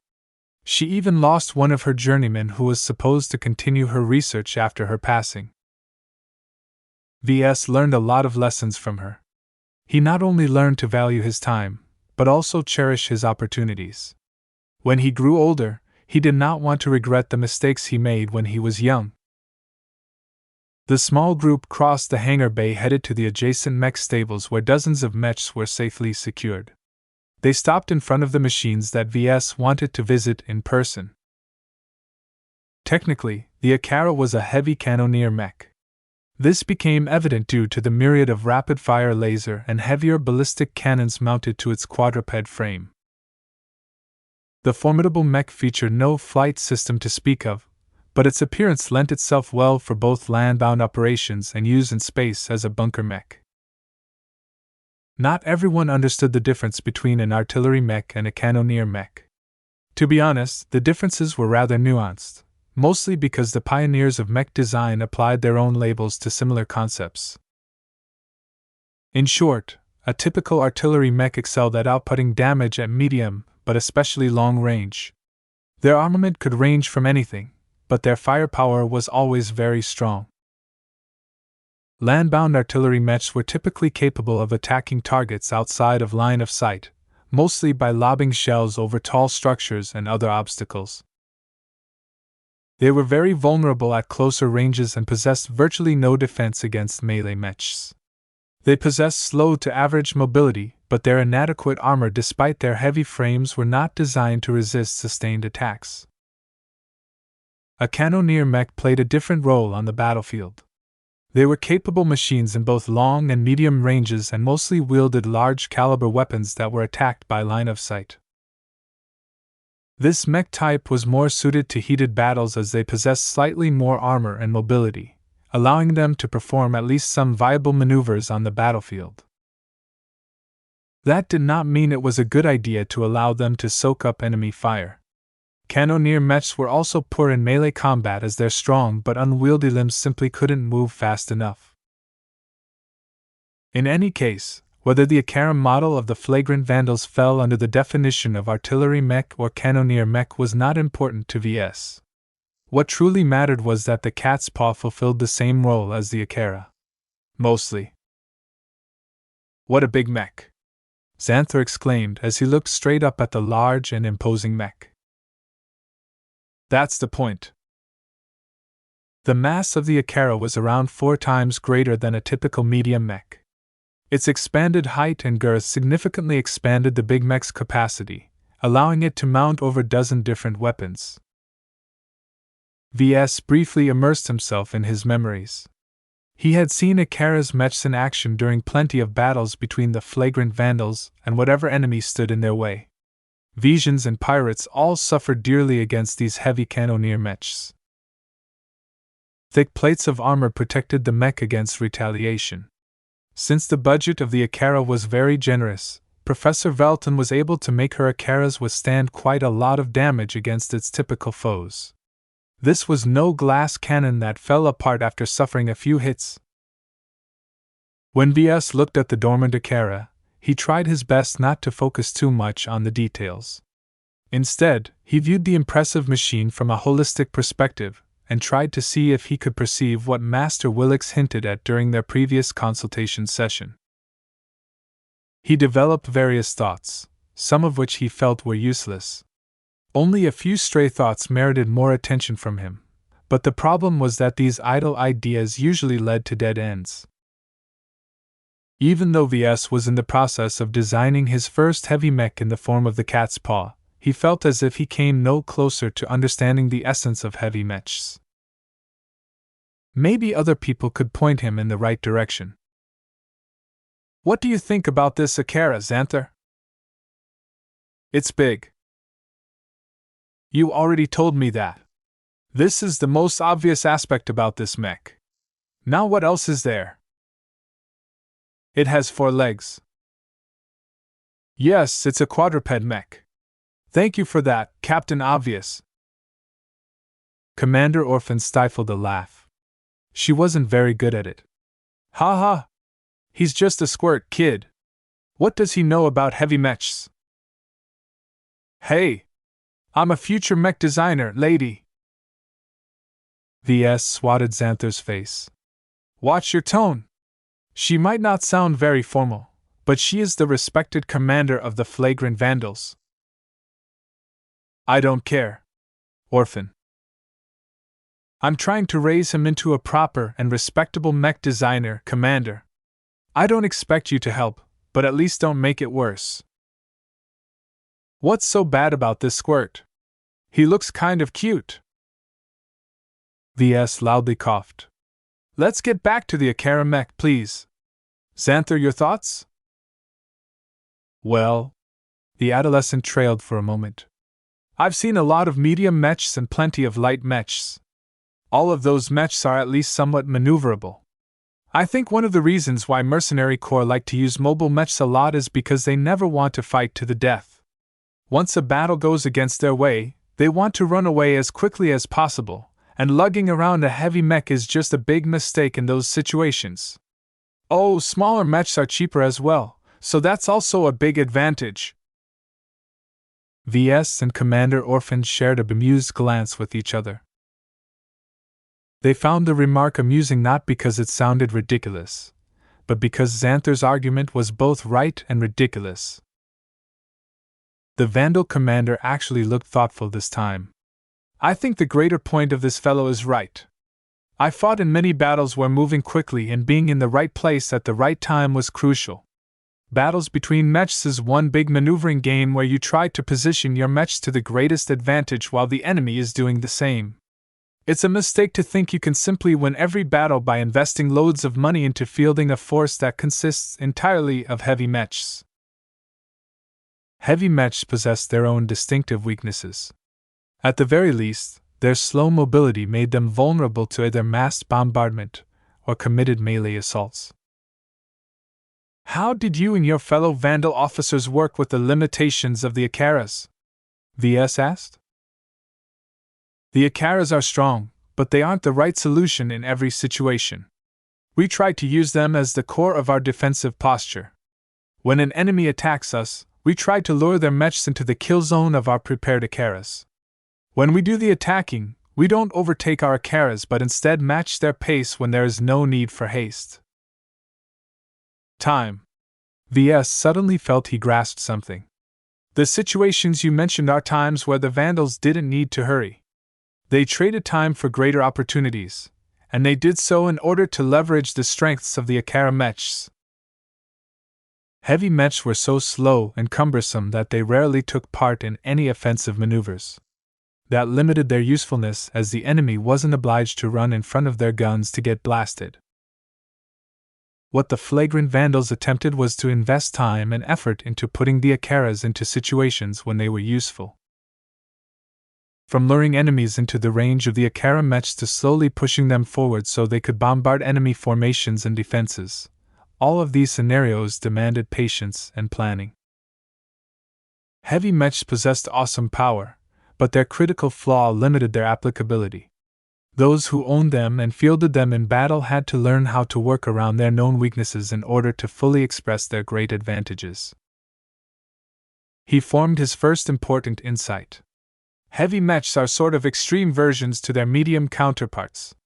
They are specialized to a much greater degree than regular mechs, which means that they impose much higher requirements on the command ability of the people in charge. This is also why they are largely limited to the military or large-scale organizations, as only they are able to hire or nurture competent commanding officers. It's kind of like they are fixed in place somewhat. You can't easily move them around, Xanther remarked. The squirt is right. That's how we Vandals usually treat our Akara mechs. We don't try to move them if it's not urgently required. We treat them similar to stationary defenses that are just easier to install and remove than actual turrets and defense platforms. You could say that they are a hybrid between medium mechs and stationary defenses. Ves widened his eyes when he heard that. Commander Orphan's words caused him to view heavy mechs from yet another perspective. Viewing them as fixed defenses that just happened to move a bit from time to time caused him to develop a different standard towards them. The mobility of most heavy mechs were weak because they truly didn't need more. Heavy mech designers consciously sacrificed mobility in order to reach greater extremes in offense or defense. When mech designers pursued this principle far enough, the products they make eventually acquire many of the traits that define fixed defenses. Was this a good or bad development? No one could say for sure, but so far, heavy mechs designed according to this principle were viable, otherwise so many mech militaries wouldn't have fielded them in battle. When Ves looked up again at the Akara with this new lens, his impression of it had changed. He no longer focused purely on its firepower or its individual might. Instead, he saw the mech as a single piece of a greater puzzle. This was a result of his third insight. Heavy mechs normally weren't suited to be deployed by themselves. They needed to work together with medium mechs and light mechs in order to leverage their strengths. Chapter 2269 Unified Doctrine. Ves gained much from his short visit to the princely jackal. Observing the Akara heavy cannoneer mechs of the flagrant vandals not only granted him a better feel for huge machines, but also sparked a fruitful discussion with two different people. He found it rather surprising that both Xanther and Commander Orphan helped expand his views on heavy mechs. The two weren't known for their wisdom and wealth of knowledge. Yet their different perspectives and life experiences caused them to illuminate new angles that Ves previously overlooked.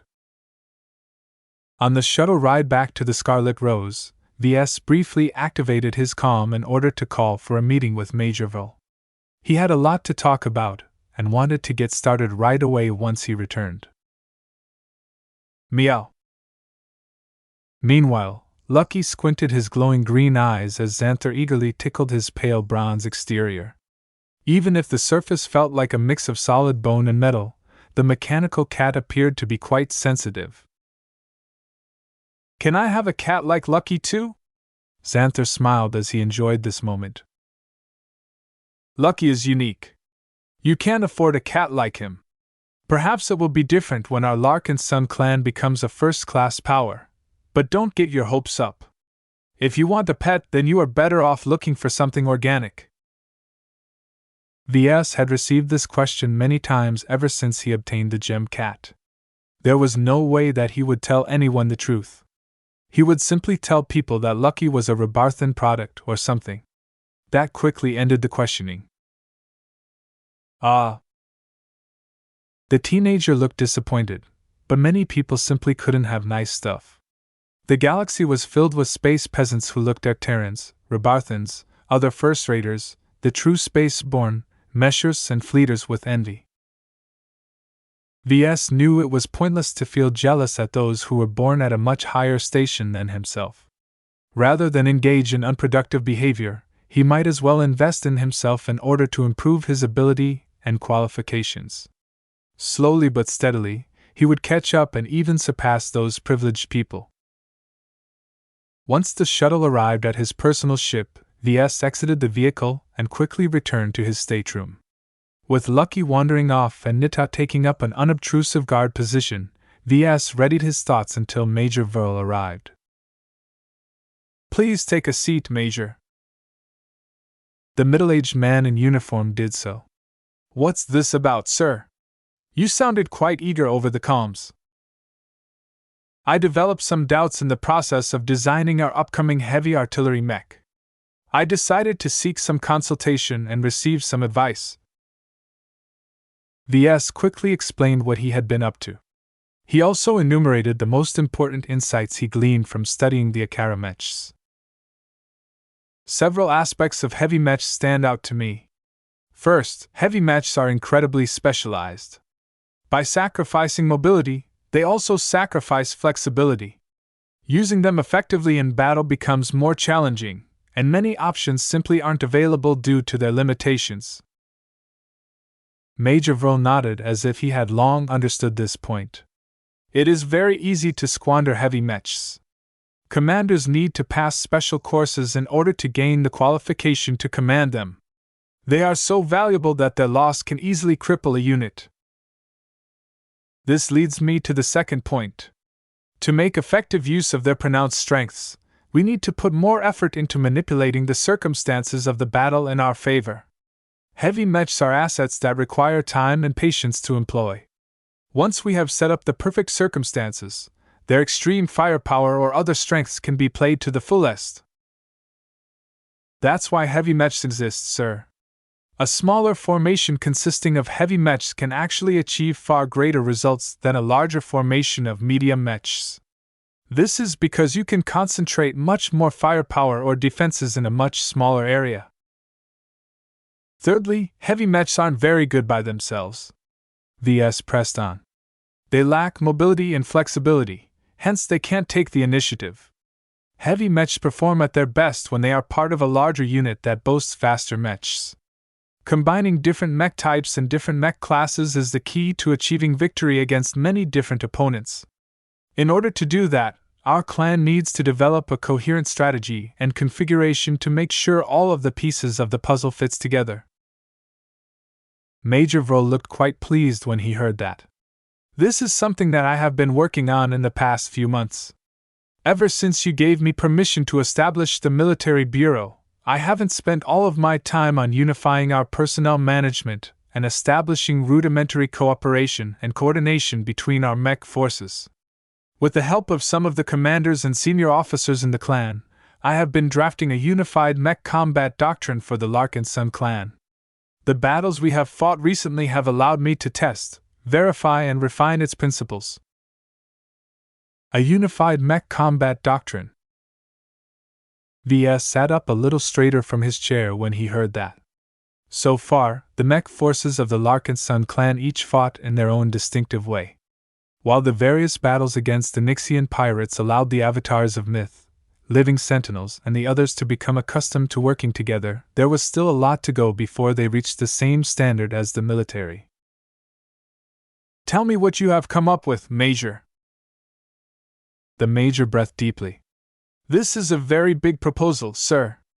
In our opinion, the Larkinson clan's mech combat doctrine rests on 3 legs. They are as follows: psychological warfare, elite development, and maneuver warfare.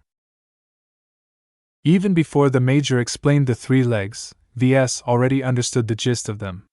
He had personally witnessed each and every battle against the pirates, and could recognize elements from all of the 3 strategies. Major Vo raised a finger. Let's begin with the first one. Psychological warfare is something that I happen to specialize in. To put it simply, it is an attempt to defeat the opponent by forming a disparity between the morale of our own side and the morale of our enemies. It doesn't matter if our enemies outnumber us, fields better mechs, or employs better trained mech pilots. As long as our fighting forces are more confident than the enemy, we can still win. This was something that Ves had always been impressed with, and one of the reasons why he was so eager to hire the former mech officer and flashlight operative. Major Vo possessed an excellent grasp in manipulating the morale of his subordinates. Ves smiled. I take it that the existence of glows makes it much easier to wage psychological warfare. Exactly so, Vo grinned back. While it is dangerous to become too dependent on glows, that is no reason to discount their use. Right now, our use of glows is more a result of using what is available. We still lack a more unified and strategic approach towards leveraging glows. It's not enough to come up and implement some plans. This cooperation needs to start from the beginning of the design process of your mechs. I see. I shouldn't have designed a new mech without obtaining sufficient input from my target audience. This was something he overlooked. As the patriarch of the Larkinson clan, Ves was accustomed to getting his way. Whenever he wanted to design a mech for the Larkinson clan, he just developed an idea and designed it right away without sufficiently paying attention to the demands of the Larkinsons or whether it fit their needs. Whenever he designed a mech for the market or a specific client, Ves paid much more attention to the needs of his customers. Skipping this essential step when he designed a mech for his own clan was an unforgivable mistake. Fortunately, Ves only designed a single mech for the Larkinson clan so far. As a modular mech platform, the Bright Warrior possessed a lot of versatility, which meant it was always useful in a battle. The same could not be said for heavy mechs. Their extreme specialization meant that Ves had to pay much more attention to how they would be used in the battles waged by the Larkinson clan. The Major explained the need to focus on psychological warfare. Compared to many other powers, our Larkinson clan possess a great advantage in this aspect. Since you are the originator of glows, you can design any mech that manipulates the morale of both friendlies and enemies to our liking. Don't take the fact that we can affect the morale of multiple sides lightly. For example, if we say that a benign glow provides us with a 10% boost in performance, our battle results won't differ that much. However, if we pair that with a malignant glow that suppresses the enemy's performance by 10%, then the difference widens to 20%. The ultimate impact of such a wide disparity was not that simple. If the disparity became too wide, then that meant that the superior side would easily be able to snowball their advantages throughout the battle. A close battle with even losses on both sides could easily turn into a lopsided massacre with such a difference in morale. The Battle of Marikath's system also highlighted the drastic difference that glows could make through this effect. While it sounded great to achieve an easy victory through waging psychological warfare, Ves did not immediately embrace the notion. What if the enemy fields some sort of counter to our glows?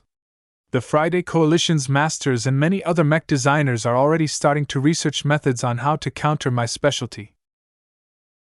That's okay. I don't believe your glows can be negated so easily. At the very least, it is likely that those counters require very special solutions that only work against LMC mechs. The enemy will have to invest considerably in those counters in order to fight us on even ground. That is time and resources that they could have spent on something deadlier. Besides, I doubt most of our opponents will have sufficient counters ready. From our understanding of glow interactions, quantity is also a factor. Proportionally, no one fields more LMC mechs than our clan. That was true. Even if Master Olsen and her fellow colleagues developed an effective counter to glows in the form of a mech, then one copy likely wouldn't be enough. An enemy would have to field hundreds, if not thousands of copies in order to effectively mitigate the Larkinson clan's most notable advantage. Against ordinary opponents such as pirate outfits, Ves doubted that any of them bothered to field any counter mechs. The only reason why they would do so was when LMC mechs became very popular in their region. Even if that was the case, that just meant the Larkinson clan had become even wealthier, allowing it to field even stronger mechs. Major Vol raised an important caveat. We should be careful not to over-rely on the advantages given by your mechs. Do you remember our first battle in the Nixian Gap? We dispatched some Sentinel rookie mech pilots against some pirates in the company of some bright warriors from the Avatars. In the final moment, we ordered the bright warriors to withdraw, causing the rookies to become unbalanced by the sudden absence of glows. I remember. Ves grimaced a bit. As a result of that, Commander Magdalena and every other commander has made sure to prevent our mech pilots from getting too complacent. They need to fight well regardless of the presence of glows. This does not mean that our emphasis on psychological warfare has reached a dead end. Humans and aliens have waged psychological warfare before the emergence of your glows. There are many other levers that we can manipulate in order to obtain advantages on this front. Propaganda, training, and many other measures could all achieve some of the effects of glows. The main difference was that glows were much more directly applicable during battle, while those other options had to take place beforehand. On top of that, the Larkinson clan also possessed another advantage that Major Verl wasn't entirely aware of. The Larkinson network that bonded every clansman to the Golden Cat, and with each other, could also play an important role. All of these measures had the potential to overlap, resulting in a qualitative disparity that was difficult to surmount. Ves readily agreed with Major Verl that the Larkinson clan should pursue this advantage to the fullest. Chapter 2270 Hand Motions. Up until now, the Larkinson clan's approach to glows was just to make use of them whenever convenient. There was hardly any greater thought behind their use because they were just there already. The Avatars of Myth, which was arguably the greatest user of glows in the Larkinson clan, just took whatever mech that Ves shoved at them. It was up to them to figure out how to make effective use of the new glows. This was a rather faulty approach. What actually needed to happen was for Commander Melker to approach Ves and request the addition of a mech that fulfilled a certain role or requirements. The needs of the Avatars had to fit its chosen doctrines and approaches. This is something that we can work out in the future, Major Vol remarked. Right now, it's more important to formulate and verify each mech force's respective development trajectories. Once we exit the Nixian Gap, we can review all of the battles we have waged and use the conclusions to confirm our plans. You're the expert in this matter. I will defer to your judgment. Ves waved his hand. He needed to remind himself that he was primarily a mech designer, not a military strategist. There was no need for him to provide his input on every single issue. That said, his work as a mech designer was influenced heavily by what kind of mechs the Larkinson clan needed to win its battles. Verl brought up the next leg that propped up his unified doctrine. Let's move on to elite development. As you can probably surmise, elite development is all about training and developing our various elite mech troops. In our case, that is every mech pilot aside from the ones belonging to the living sentinels. Our clan is quite unusual compared to other nomadic, space-faring powers. Usually, a nomadic clan of our scale only employs a single mech force that is exclusively used to defend its fleet. Nothing more, mostly because there is no need.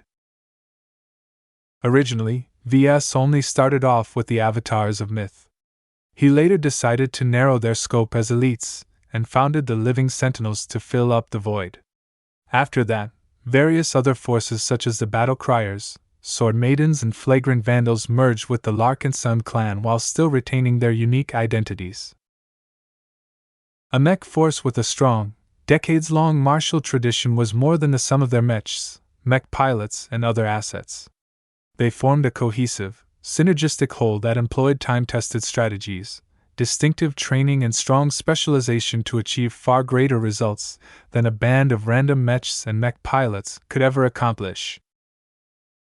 Ves disliked waste and did not wish to throw all of those advantages away.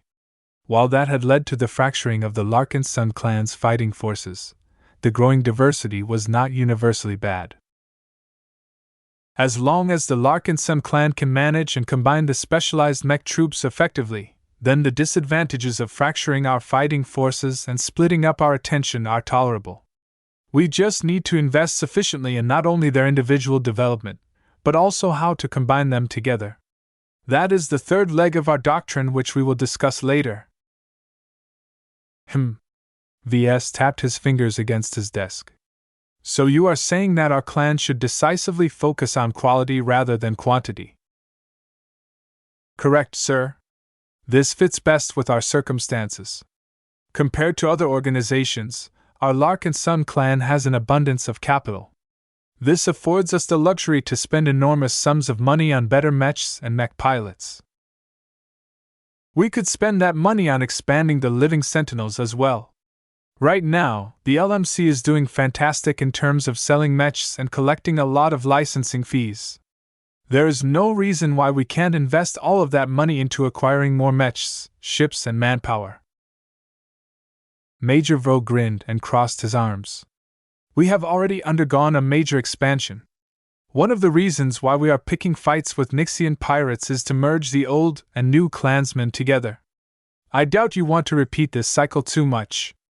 Also, a large fleet protected by average quality mechs and mech pilots is much harder to manage and defend than a smaller fleet which is protected by a smaller core of elites.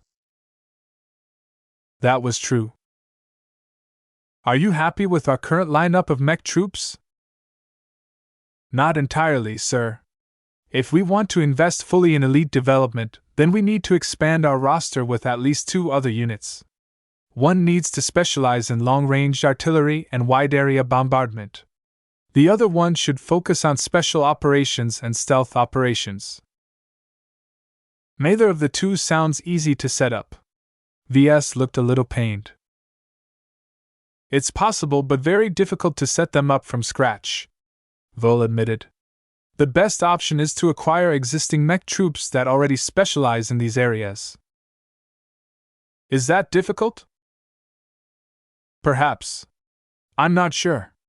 Usually, artillery mech troops are mainly in the hands of states and ruling powers. Stealth mech troops are largely exclusive to state intelligence agencies. Do you think you can just knock on the doors of a state and offer to buy out either of them? I think not. Our best bet is to travel to a collapsing state and be on the lookout for rats that are trying to flee a sinking ship. The Flagrant Vandals used to be one of those fleeing rats. Unlike their fellow critters, the Vandals just happened to flee in a specific direction. If I had known that, then I would have directed my clan to consider the option of poaching other brighter units. Ves grimaced. In hindsight, that was a missed opportunity. You don't need to fret over these matters. Wars always take place in the galaxy. While certain conflicts such as the Komodo War are too dangerous for us to approach, there are always smaller conflicts where our clan can safely swoop in and recruit some of the elites nurtured by the losing side of a war. Otherwise, we need to nurture these elite mech units from scratch, and that is a long process as it takes decades to formulate and mature their martial traditions. I'll keep that in mind once we cross into other star sectors. It would be best to acquire these new additions before we enter the Red Ocean. What about the living Sentinels, by the way? As our only non-elite mech force, the Sentinels serve as a counterweight of our elites. We can't defend the Larkinson clan by relying entirely on the latter, after all. The Sentinels will primarily orient their development towards static or defensive warfare. This poses significantly less requirements in terms of capital and manpower, but the Sentinels will have to rely more on quantity to compensate. That is acceptable, Ves mused. Our clan isn't backed by a state. Our clan's population will never surpass that of a settled planet. Limited manpower will always be one of our biggest bottlenecks. That said, with a successful mech designer like me in the clan, money won't be a major issue. Even if the mech pilots of the Sentinels are of a lower standard, we can still make up for that by issuing higher quality mechs to them. Of course, our elite mech forces will also enjoy this benefit. That's also the largest vulnerability of developing our elites. They never come cheap, sir. Much of what our clan is trying to do rests on the premise that there is an abundant supply of money. From my understanding, business is booming at the LMC. How long will that last? What if our mech company enters into a slump again? The upkeep of elite mech troop is multiple times higher than a regular mech troop, and that is assuming that waste and embezzlement is minimal. While you have raised a good point, I think we can manage the risks. If our clan's income ever dries up, we don't immediately have to sell off our most valuable mechs and ships. Running them is expensive, but as long as we accumulate enough savings, we can still hang on for a couple of years while we attempt to restore our income. If that doesn't work, we'll just downsize. Even though Ves spoke lightly about this problem, he still understood that this might become a very real threat someday, especially when the scale of the Larkinson clan had ballooned. Major Vo moved on to his last point. The two strategies I've mentioned previously complement our third strategy. Maneuver warfare fits well with our strengths and weaknesses. Take, for example, the opposite, which is attrition warfare. He stretched out his palms and pressed them together. The most basic mech battles is quite simply a brawl that directly pits one group of mechs against another group of mechs. The Major began to rub his palms back and forward. The resulting friction generated some rubbing noises. Such a battle is waged by grinding each other mechs against each other until one side gets tired, loses confidence, or runs out of mechs. Ves looked at Vo rubbing his palms as if his fingers were cold and needed to warm up. The way you put it sounds as if anyone who fights their battles in this manner is stupid. It's not stupid. It's just not suitable to everyone, especially smaller powers such as our clan. Our pool of mech pilots is only in the thousands. How can we compare against the likes of states that can call up millions of mech pilots? Much of the Komodo War has descended into attrition warfare because both sides are simply too strong, numerous, and prepared. Neither the Friday Coalition or Hexadric Hegemony exhibit any holes in their defenses which can easily be exploited. The only way for either state to win the war is by pitting their strengths against the other state's own respective strengths. This is something that we should avoid as much as possible, Ves remarked. The modest losses we have sustained so far has hurt our clan quite badly. We'll be set back a lot if we lose just 1,000 mech pilots. I agree, sir. This is why our Larkinson clan should try its best by leveraging our high-quality mechs, our ability to generate disparities in morale, and our investment in elite mech forces. There is no better way to do that by specializing in maneuver warfare. What does that actually mean? Well, that's a bit of a lengthy story, sir. You should have already seen it in action plenty of times in our previous battles against the Nixian pirates. In short, it's attempting to win a battle by employing our strengths against the enemy's weaknesses. The senior mech officer stopped rubbing his hands. Instead, he kept one palm stretched while extending just a single finger with his other hand. Instead of pressing the finger into the palm, Verl exaggeratingly circled the finger around until it poked sharply into the back of his stationary palm. We aren't cavemen anymore, VS. We humans have developed many more refined tactics and strategies. A battle doesn't have to be won simply by destroying more mechs than the enemy. We can instead make clever use of our strong elite mechs to attack critical enemy assets. Think of targeting their officers, commanders, carriers, ranged mechs, and so on. If nothing else, we can always employ our elites as cavalry and attack the flanks of an enemy formation. The Sword Maidens happen to excel in this tactic. VS nodded. He could still remember how the Sword Maidens easily caused the strong and troublesome Alidus Archons to collapse by nipping at their flanks. The avatars of myths, on the other hand, were locked in a frontal engagement against the pirate elites, which was the more stupid way to fight. Even so, the Sword Maidens could have never pulled off their brilliant feat without the avatars pinning the enemy mechs down. We still need at least some of our mechs to fight the enemy head-on, right?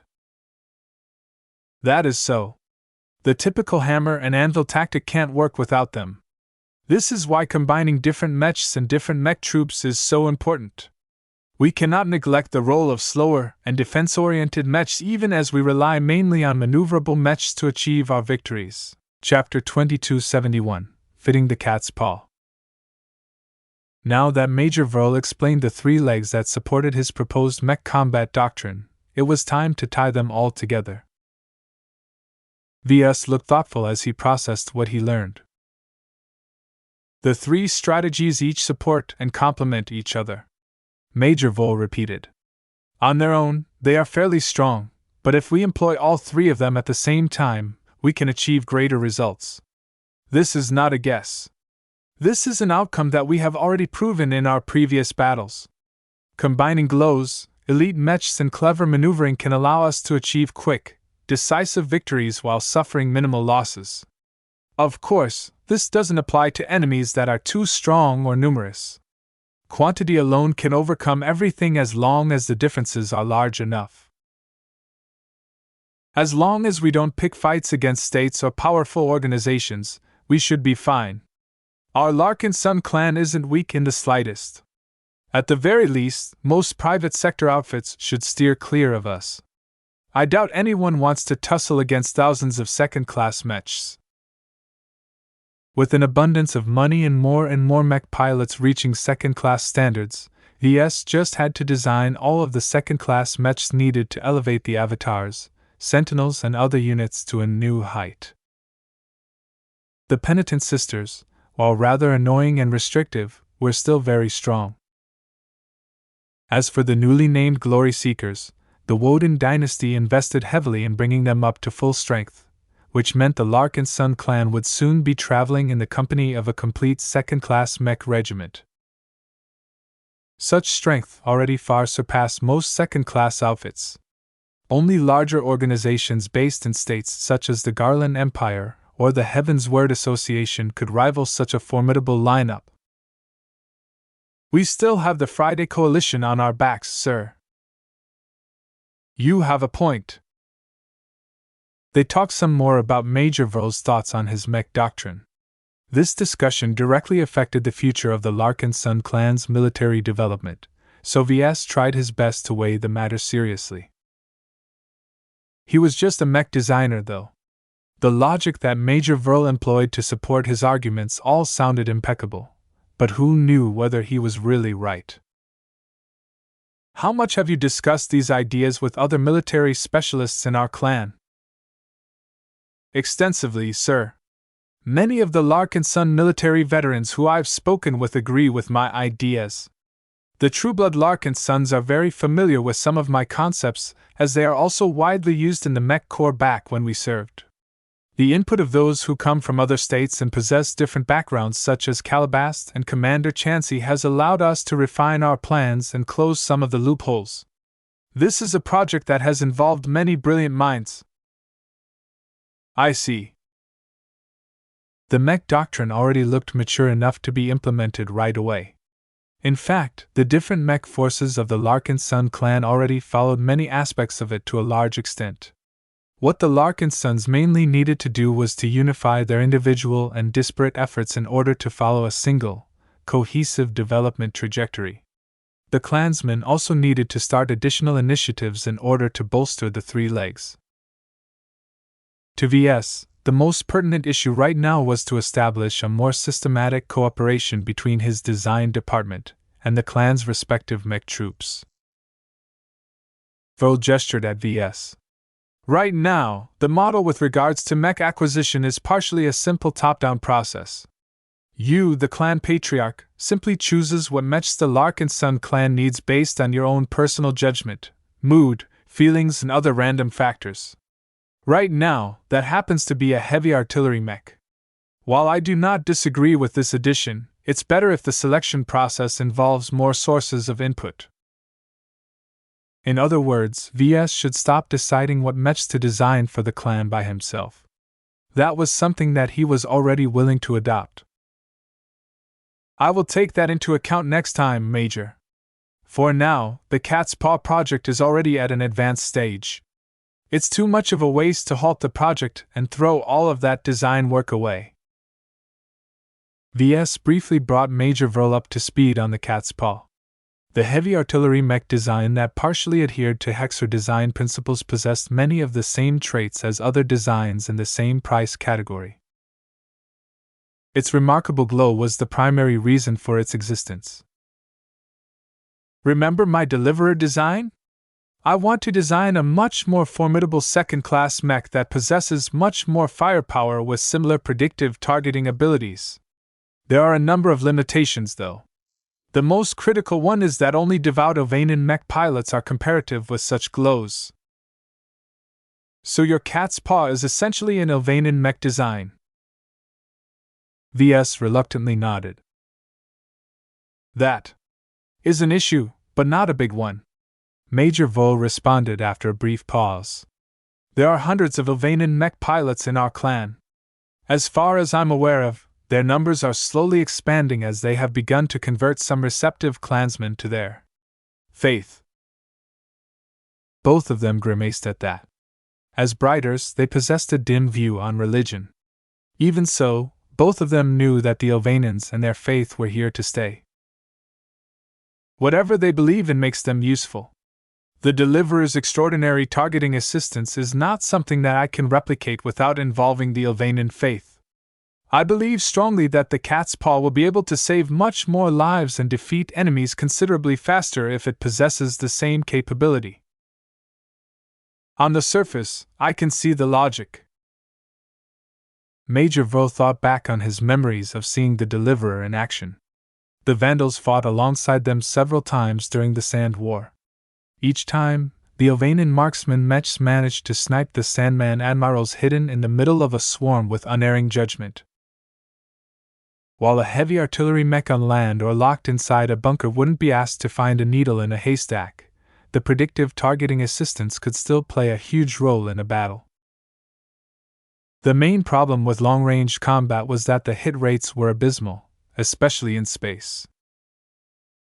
With hundreds or thousands of kilometers separating both sides, even a 0.01 degree deviation in aim resulted in solid misses. If this pattern was repeated on a larger scale, then that effectively meant that most of the ranged mechs of the Larkinsons quite frankly wasted at least 90% of their energy and ammunition.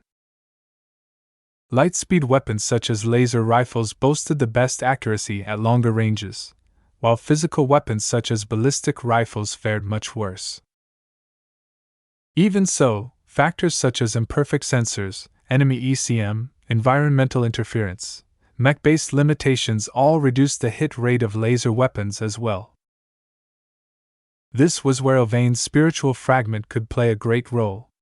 As long as this precognitive bastard fed its predictions on the enemy's evasion patterns to the mech pilots of the cat's paws, the latter could easily nail their hard-to-hit targets before they came close enough to pose a threat.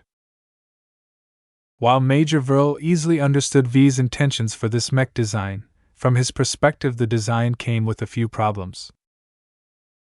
"I don't know enough about tech to comment about the way you put the mech together," Verl said. "What I can do is provide you with my feedback on how this mech is supposed to integrate in the clan's mech roster. First, you have already established that the cat's paw is piloted exclusively by Ylvainans. Now, which of our mech troops do they fit in? The avatars?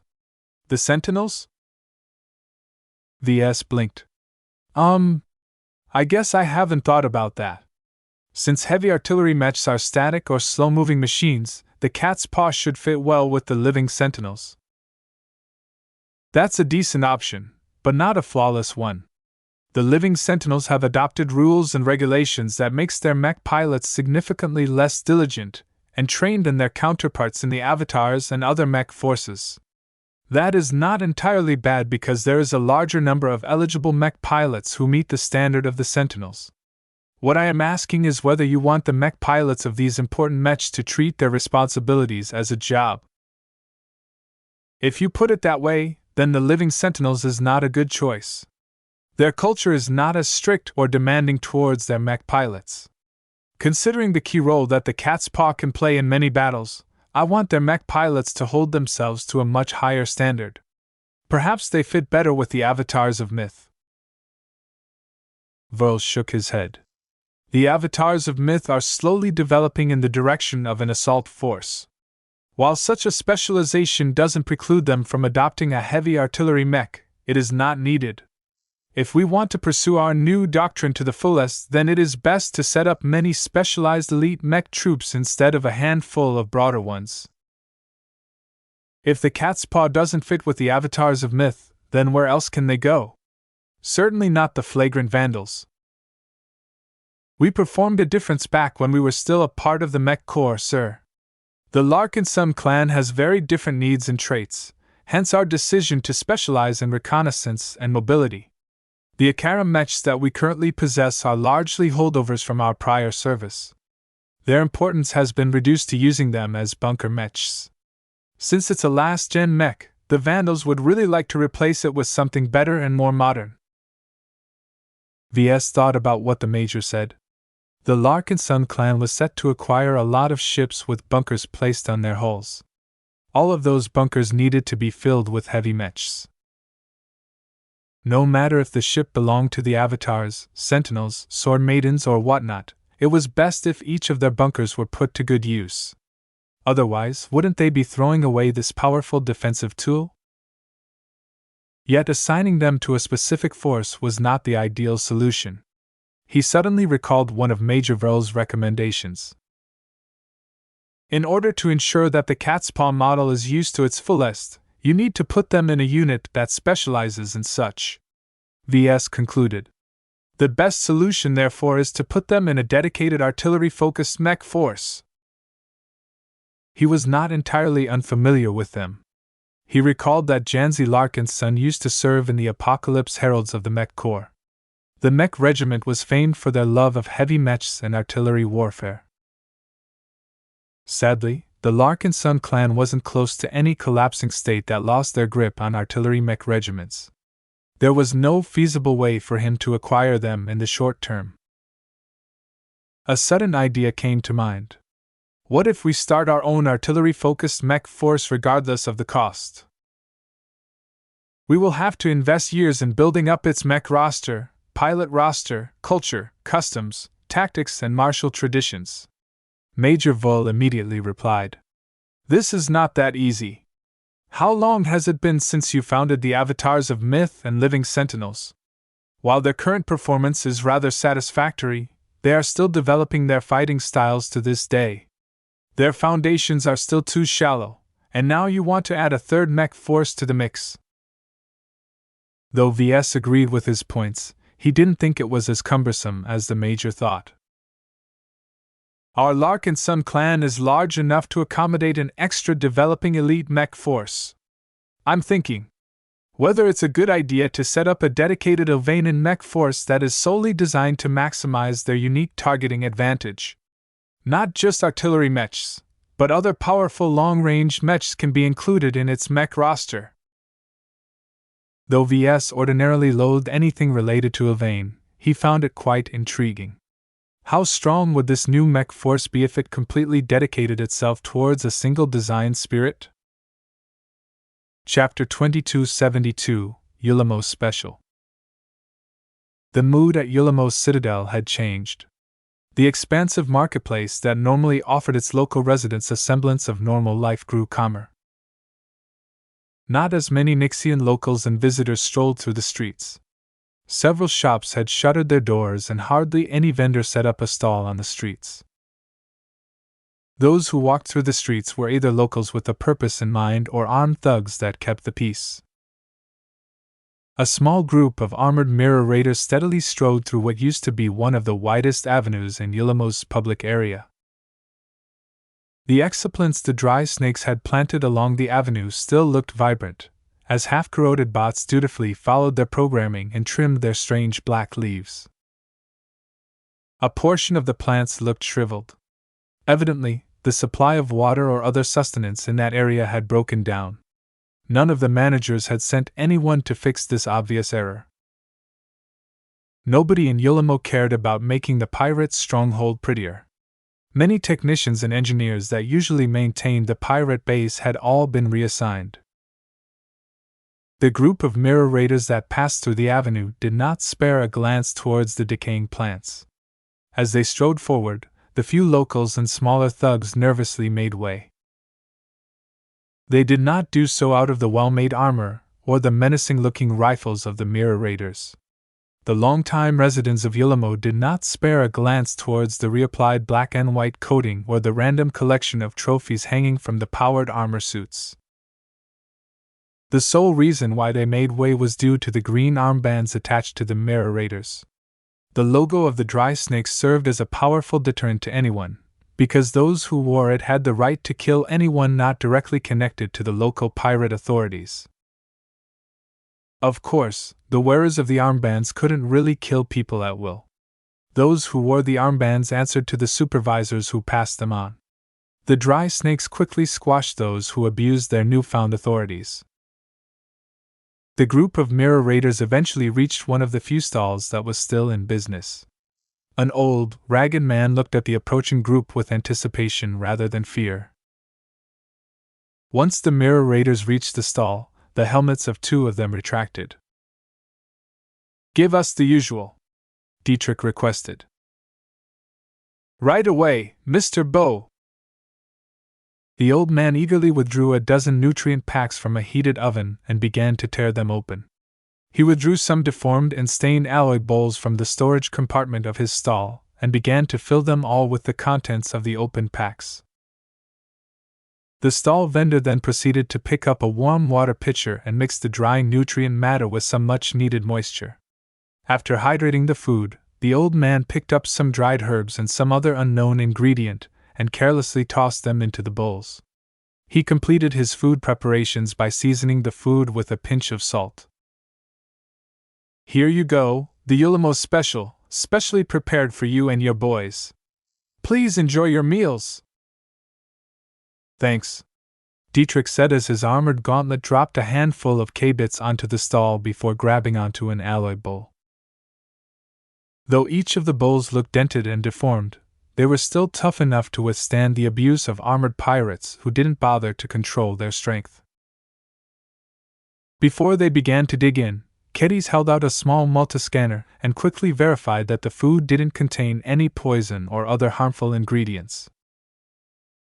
The precaution was not for nothing, as other pirates had fallen victim to tampered food before. While the reputation of the old food vendor was pretty good, who knew what might happen during these tense days? Once she declared the food to be safe, everyone grabbed the thick spoons and began to dig in. The warm taste of spiced and seasoned nutrients seemingly melted into their mouths. The normally dry and crumbly nutrient matter turned into a smooth mash-like mixture that was just hot enough to remind the mirror raiders of real food. As Dietrich and Ketty sat together on a bench and emptied their bowls, they casually chatted with each other. "I really don't know whether we should stay here," Dietrich said, choosing his words carefully since he knew that he was in the scope of the base's monitoring system. "Our plan was to stick around for a couple of weeks and leave as soon as our ships and mechs are repaired." Ketty swallowed her mouthful of warm nutrients before speaking. "It's dangerous to go out alone at this time. The Larkinson clan has been going after pirates like us without mercy. Any pirate who stumbles upon them is never heard from again." Naturally, she felt quite glad about that, but in order to maintain her cover story, she had no choice but to treat the clan as an enemy. Every mirror raider carefully controlled their words and actions since they had entered Yulamo's citadel a week ago. No one who took part in this mission was careless. Whatever sloppiness they exhibited was almost certainly a facade meant to fool the current overlords of Yulamo's citadel. While Dietrich shoveled another spoonful of food into his mouth, his eyes wandered over to the green metal armbands attached to his arm and the arms of his subordinates. He really didn't like this part of the new plan. Originally, the Mirror Raiders had been tasked with gathering intelligence on the defenses of Yulamo's citadel. By entering its public marketplace and mixing in with the locals, the disguised Larkinsons could unobtrusively gather a wealth of information from the locals. All of that changed shortly after the Mirror Raiders defeated the Roid Rats. A few days after that abrupt event, the Dry Snakes announced that they would be recruiting any local pirate outfit who possessed at least some mechs. Any viable group of pirates would earn an elevated status in Yulamo. In exchange for their services, the newly hired pirates had to defend Yulamo's citadel against any potential attackers. The reason for this drastic measure was no secret. The Dry Snakes openly announced that they had received word that the fleet of the Larkinson clan was lurking in the vicinity of Yulamo's citadel. Though the pirates failed to pin the fleet of pirate hunters down, everyone in Yulamo feared that they would become the Larkinson clan's next victims. Ever since the announcement, and the rumors that accompanied them became public, the pirates and residents each reacted in different ways. Many visiting pirate gangs hopped back into their shabby ships and departed from Yulamo as fast as possible. There was no way they wanted to be in the middle of a massive battle between two giants. The Dry Snakes, who normally valued the commerce that visitors brought, was happy to see them go. This was not the time to focus on earning K-coins. With the potential survival of their power base at stake, the Dry Snakes couldn't afford to watch over so many unknown elements. As for the small number of pirate outfits who decided to stay, they each accepted the offer to become a part of the alliance centered around the Dry Snakes. Though the strength of many of these little pirate gangs were limited, the newly formed Yulamo militia quickly swelled to the point of numbering almost 800 mechs. The Mirror Raiders contributed significantly to the Yulamo militia by offering 80 mechs to defend the pirate stronghold, so the Dry Snakes treated them quite generously. While the members of the militia didn't receive access to any of the restricted areas, their new bosses entrusted them with at least some responsibilities. The entire situation seemed absurd to Dietrich. The Mirror Raiders, who were pretty much Larkinsons in disguise, now formed a part of Yulamo's citadel's defense force. From what he heard, Lieutenant Sendra of the Sword Maidens played a very big role in making the pirate overseers accept the Mirror Raiders. The Dry Snakes weren't stupid, and they did not accept the loyalty of any random band of pirates. For some reason, the fact that the Mirror Raiders destroyed the Roid Rats and took over the former gang's territory was a very big mark in their favor. It showed that the Mirror Raiders were serious about settling down in Yulamo. Dietrich really didn't know what else Lieutenant Commander ABIs and Lieutenant Sendra pulled off to gain the trust of the Dry Snakes. It seemed that there were very good reasons for putting them in charge of the mission. All he and Keddies had to do now was to wait and stick to his cover. Other mirror raiders were stationed elsewhere, and Dietrich even heard that a couple of his comrades had managed to enter one of the core sections of the stronghold. That was a massive breakthrough in their mission. The public area of Ulamo was nothing more than a cash cow to the dry snakes. Most of their people and important defenses were located in the restricted sections which ordinarily repelled every outsider. Though Dietrich was glad for the sudden progress, he was worried as well. The mirror raiders were unable to leave. Once Task Force Predator attacked Ulamo's citadel, Dietrich and his fellow mirror raiders had to fight on behalf of the pirates. The messy situation constantly burdened him. His stomach roiled uncomfortably as he was no longer in the mood to enjoy the local cuisine. Once the mirror raiders finished their lunch, they left their bowls and spoons on the bench and slowly walked away. The old food vendor stepped away from his stall to pick up the bowls and pour with his shaky hands. "Thank you for your patronage. Please come again. Remember, there is no better meal than the Ulamo special. Our ingredients are 100% organic and locally sourced." The group of mirror raiders eventually ended their patrol and returned to their new base, which previously belonged to the Roid Rats. A thorough cleaning and new furniture made the interior of the base look at least somewhat respectable. While the rest of the mirror raiders went off to relax, Dietrich and Keddies marched to a secure room that was already under a jamming field. "Ah, I see the two of you have arrived. Good," Lieutenant Rodden greeted. The Black Cat officer had turned into a strong supporter of Lieutenant Sendra's initiative. The Sore Maidens may have acted recklessly, but they succeeded in earning some trust from their targets.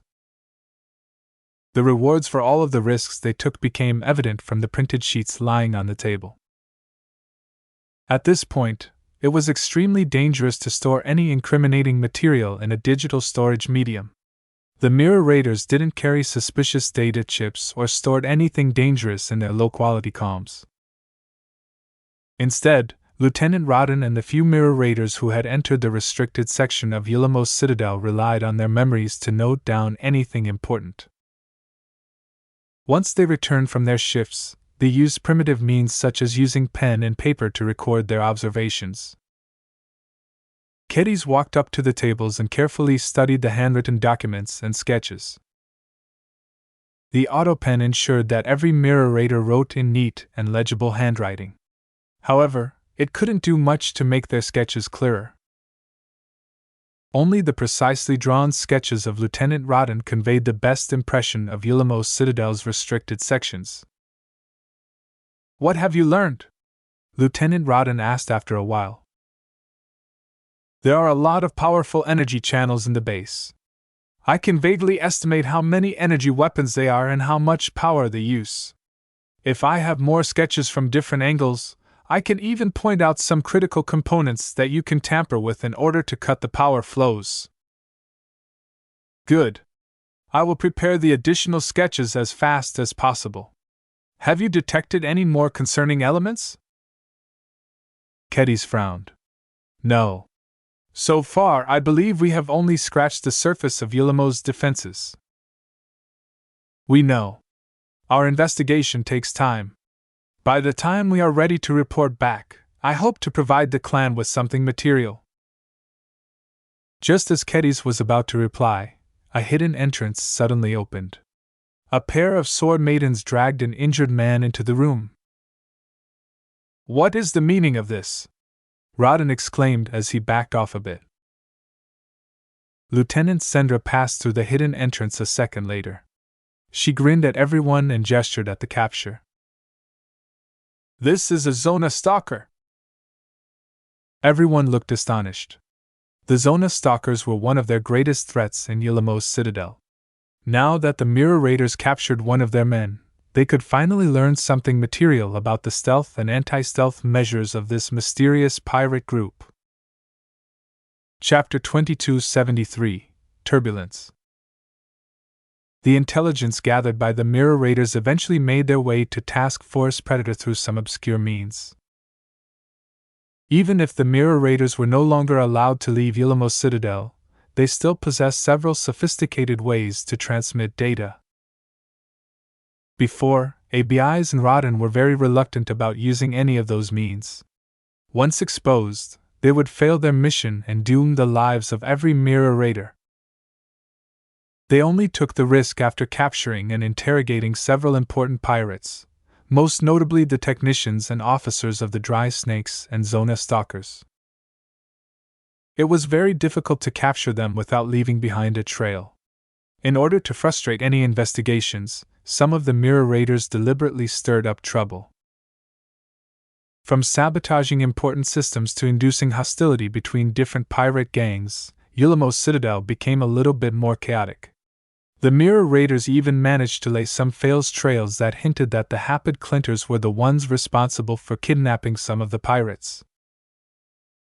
Sendra and Rodden had noticed that the Hapid Clinters regularly quarreled with the other pirate groups. Most of the Hapid Clinters consisted of unruly, bloodthirsty raiders who felt repressed after not being allowed to leave in order to plunder some new victims. None of the Mirror Raiders knew why the Dry Snakes put the Hapid Clinters under their heel. That didn't stop the disguised Larkinsons from taking advantage of the rabid and undisciplined pirates. With parts of Yulamos Citadel becoming increasingly more chaotic, it was no surprise that the Mirror Raiders managed to transmit some vital intelligence. Once this crucial information fell into the hands of Task Force Predator, the Black Cats in conjunction with the Military Bureau went to work in order to increase their understanding of Yulamos Citadel. Calabast eventually visited Ves while he was working in the design lab in order to report her findings. "Let's speak somewhere private. You need to know this," she said. When they entered an office which Calabast proceeded to secure, Ves sat down at a desk while holding Lucky. "Meow. I know you can't wait, but be patient. You'll get your banquet of exotics soon enough." Once Calabast approached the desk and parked her rear end against the edge, she explained what she learned.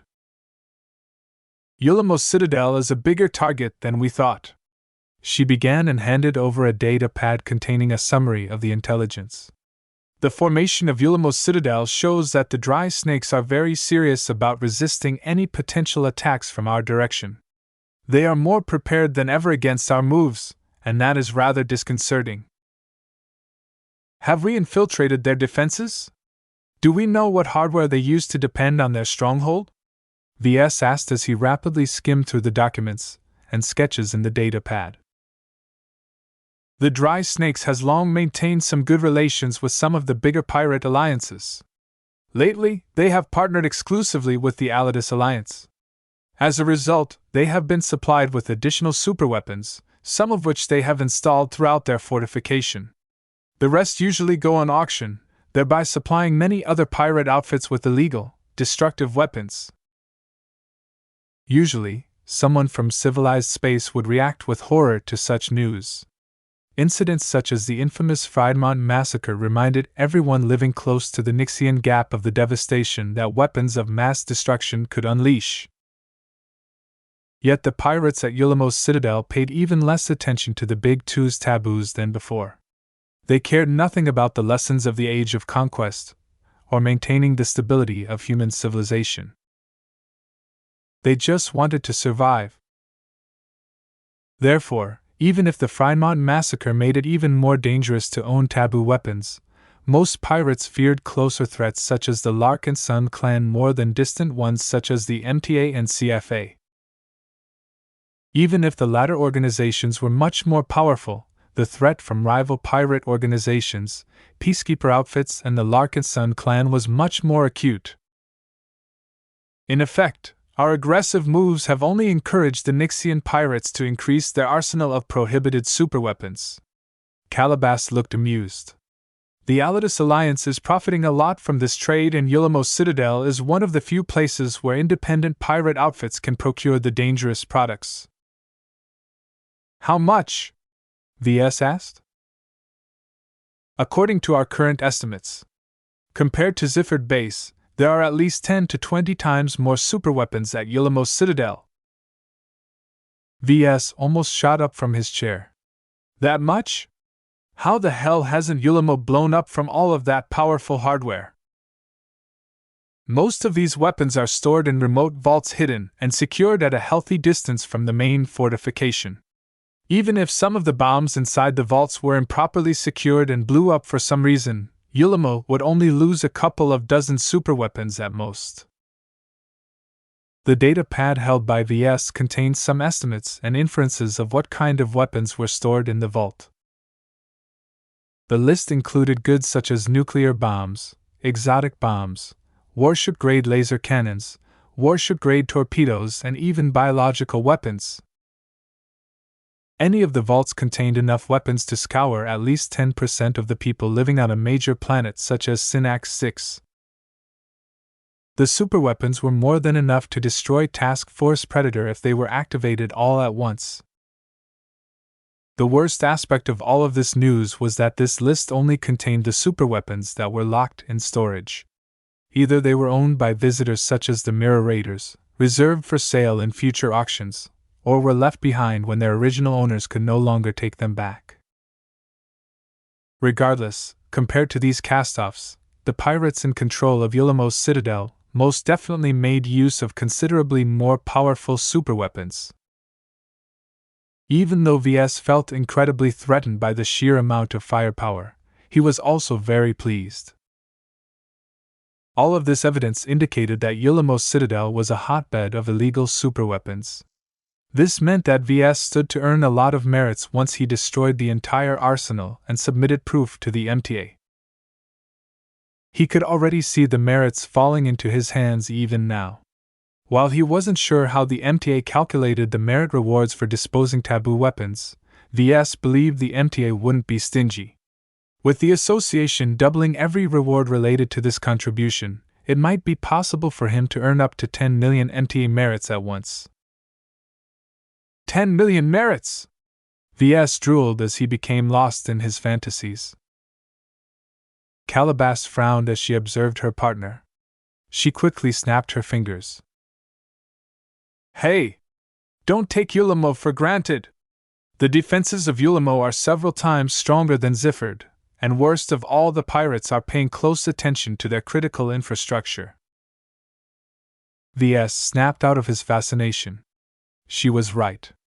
A pirate base that was collectively worth up to 10 million MTA merits would never succumb easily to an attack.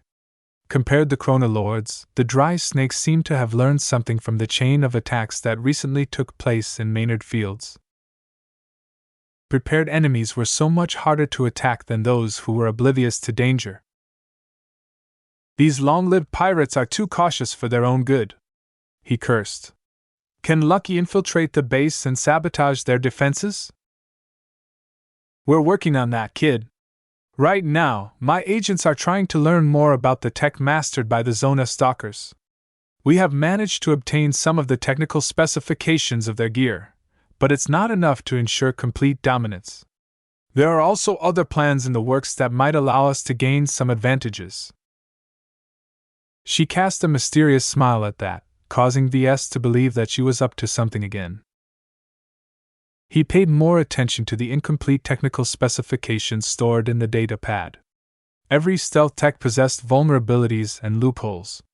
Once the Black Cats obtained enough information, they could modify their stealth shuttle and tweak its settings to minimize the chance of tripping any sensors that were on the lookout for invisible intruders. Well, tell me when we have made some substantial progress, VS said as he handed back the data pad. What is your overall impression on the Dry Snakes? Why is this pirate organization engaging in trading superweapons at such a large scale? Surely they can't believe the Big Two will ignore their rampant behavior forever. That is what is puzzling my analysts as well. The flagrant conduct of the Dry Snakes does not conform with the relatively cautious and forward-thinking that is prevalent among the larger pirate groups. Each of them have survived for many decades or even centuries, while the majority of their other rivals have long ceased to exist. Much of that is because the more conservative pirates actually know how to restrain themselves. While they still have the heart of a pirate, Their actual conduct is more in line with respectable rulers. That was what Ves had observed for some time as well. This far into the Nixian gap, only the smaller pirate outfits earned their living by plundering others. Many of them didn't own any FTL-capable ships, so they could only attack their fellow pirates. The pirates who did own ships that could travel faster than light lived even shorter lives because of the danger of raiding trade convoys and settlements in civilized space. In contrast, the larger pirate groups such as the Krona Lords and the Dry Snakes had it easier. They only needed to claim and defend a patch of asteroids in order to mine the mineral wealth locked within. Before Ves said something, the air in the office suddenly changed. A strange chill settled on their bodies as strange gray shadows flickered across his vision. Enemy attack! Nita, who had spent most of her time around Ves in complete silence, had suddenly moved into action. Get down, sir! Though she transmitted her words through the speakers of her combat armor, Ves didn't hear her words. Time seemed to freeze as people moved, yet remained in place. People spoke, but no one heard any voices. Frost started to crust over various objects in the office, but Ves still only felt a subtle chill through his bones. Meow! Lucky jumped up into the air and tried to fly close to Ves for safety. Yet his body seemingly remained still on the desk. Ves blinked, trying to make the gray smudges in his vision clearer. He failed. A strange echo rang throughout his ears, but his actual ears did not hear any sound. What is going on? He felt utterly confused, but his instincts were warning him of an imminent threat. A pressure built up in his mind. The strange sensation seemingly reminded him of something. He tried his best to ignore the strange impulses and concentrated his mind. He first engaged his spiritual senses, only to find nothing out of place. Lucky and Nita both registered normally to him, and Calabast was nearly invisible as usual due to her lack of spiritual potential. He decided to look deeper. Ves breathed deeply as he increased his concentration. Meanwhile, the Scarlet Rose rang a ship-wide alarm. Many other alarms began to ring throughout the ships of the task force. No one in the office heard the alarms. It was completely silent inside, which helped Ves enter the correct state. He proceeded to extend some of senses into the imaginary realm. A raging storm greeted his spiritual projection. The huge vortex that caused the imaginary realm inside the Nixian gap to become so unsettling had generated some sort of turbulence in this area. The faint gray shadows that Ves faintly saw in the office had become much more clearer in the imaginary realm. It turned out that the imaginary realm was inhabited by monsters. Strange alien phantasms attempted to climb out of the clumps of corrosive energy, yet failed to drag their intangible bodies out of their cells.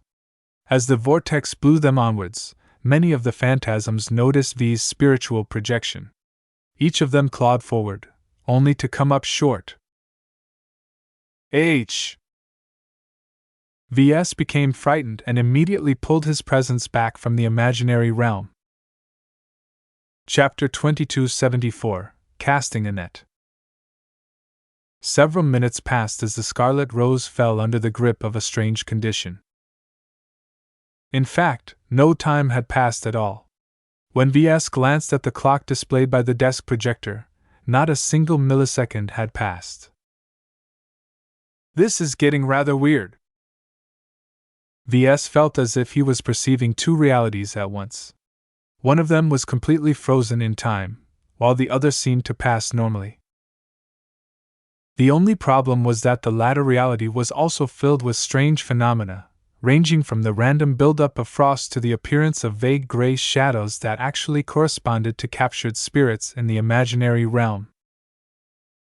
It didn't take much time for Ves to ascertain what had happened. We have become engulfed by an anomaly. He instantly recalled that the inner periphery of the Nixian gap occasionally produced anomalous hazards and random pockets of space. Their effects and appearances were random and unpredictable. The closer to the center of the Nixian gap, the greater the chance of stumbling upon anomalous hazards. This was what made the core regions very dangerous. The moment Ves figured out that an anomalous hazard had engulfed his ship and possibly the rest of his fleet, his blood froze even further. Many times, those who entered anomalous pockets of space never appeared again. Such hazards were so dangerous and mysterious that the Big Two even ended up losing entire fleets in some cases. Reminded of these deadly risks, Ves immediately tried to figure out whether he was in a deadly hazard. He observed his surroundings, took note of the strange phenomena, and even peeked into the imaginary realm yet again. He did not dare to stay too long. He only spent enough time to ascertain the scope of the turbulence. Ves and his fleet only occupied a tiny position in the huge vortex that spun throughout the imaginary realm like a miniature galaxy. He didn't believe that the disturbances in the imaginary realm affected the entire Nixian gap. As Ves looked into the imaginary realm several times, he calmed his heart a bit when he noticed that the corrosive winds calmed down a bit further away. This meant that this strange anomaly would likely pass after half an hour or so. As for whether those trapped inside would sustain any damage, Ves felt that this outcome was unlikely. Despite sensing danger through his intuition, Ves guessed that most of it came from the strange gray phantoms. Their hazy shapes constantly reached out to him whenever they came close to his spiritual projection in the imaginary realm. However, in the material realm, Ves noticed that nothing happened even if those phantoms passed through his body. They seemingly existed out of phase, which meant that Ves shouldn't have to worry too much about their threat. He slowly calmed himself down and adopted an inquisitive, scientific mindset. He hadn't let down his guard, nor did he assume that the strange phenomena were completely harmless. He just felt that this anomaly was impossible to get rid of. It encompassed a huge amount of space. If it was a product of nature, Ves doubted that he could match up against the huge forces that produced this anomaly. Ves attempted to cross to the other side of the office. On the one hand, he felt as if he was stepping away from his original position. On the other hand, his body remained completely stationary. Damn it! How am I supposed to get anywhere with this weird perception thing? Even though a portion of his senses told him that he had moved away, he actually didn't move at all. The logic behind this was strange and twisted. He could still breathe air, yet it seemed to be completely stationary. When Ves walked over to the exit and attempted to leave, the hatch failed to respond to his instructions.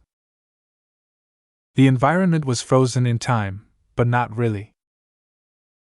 I'm trapped. Ves glowered. He turned back and observed the other occupants of the office. Lucky kept attempting to fly to him, but his body never moved from the desk. Calabast pushed herself off the desk and attempted to pull out a weapon, but remained in place. Nita wanted to step forward in order to cover him, but her combat suit stood completely still. What is this nonsense? Knowing that he wouldn't be able to go out anytime soon, Ves began to perform some tests.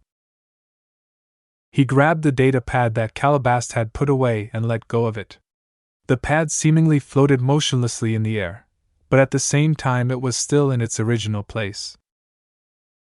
He then approached Calabast and poked her in the stomach with his finger. The woman grew angry and yelled at him, but she had actually noticed nothing amiss in her frozen state. He grabbed Lucky and tossed the gem cat into the air.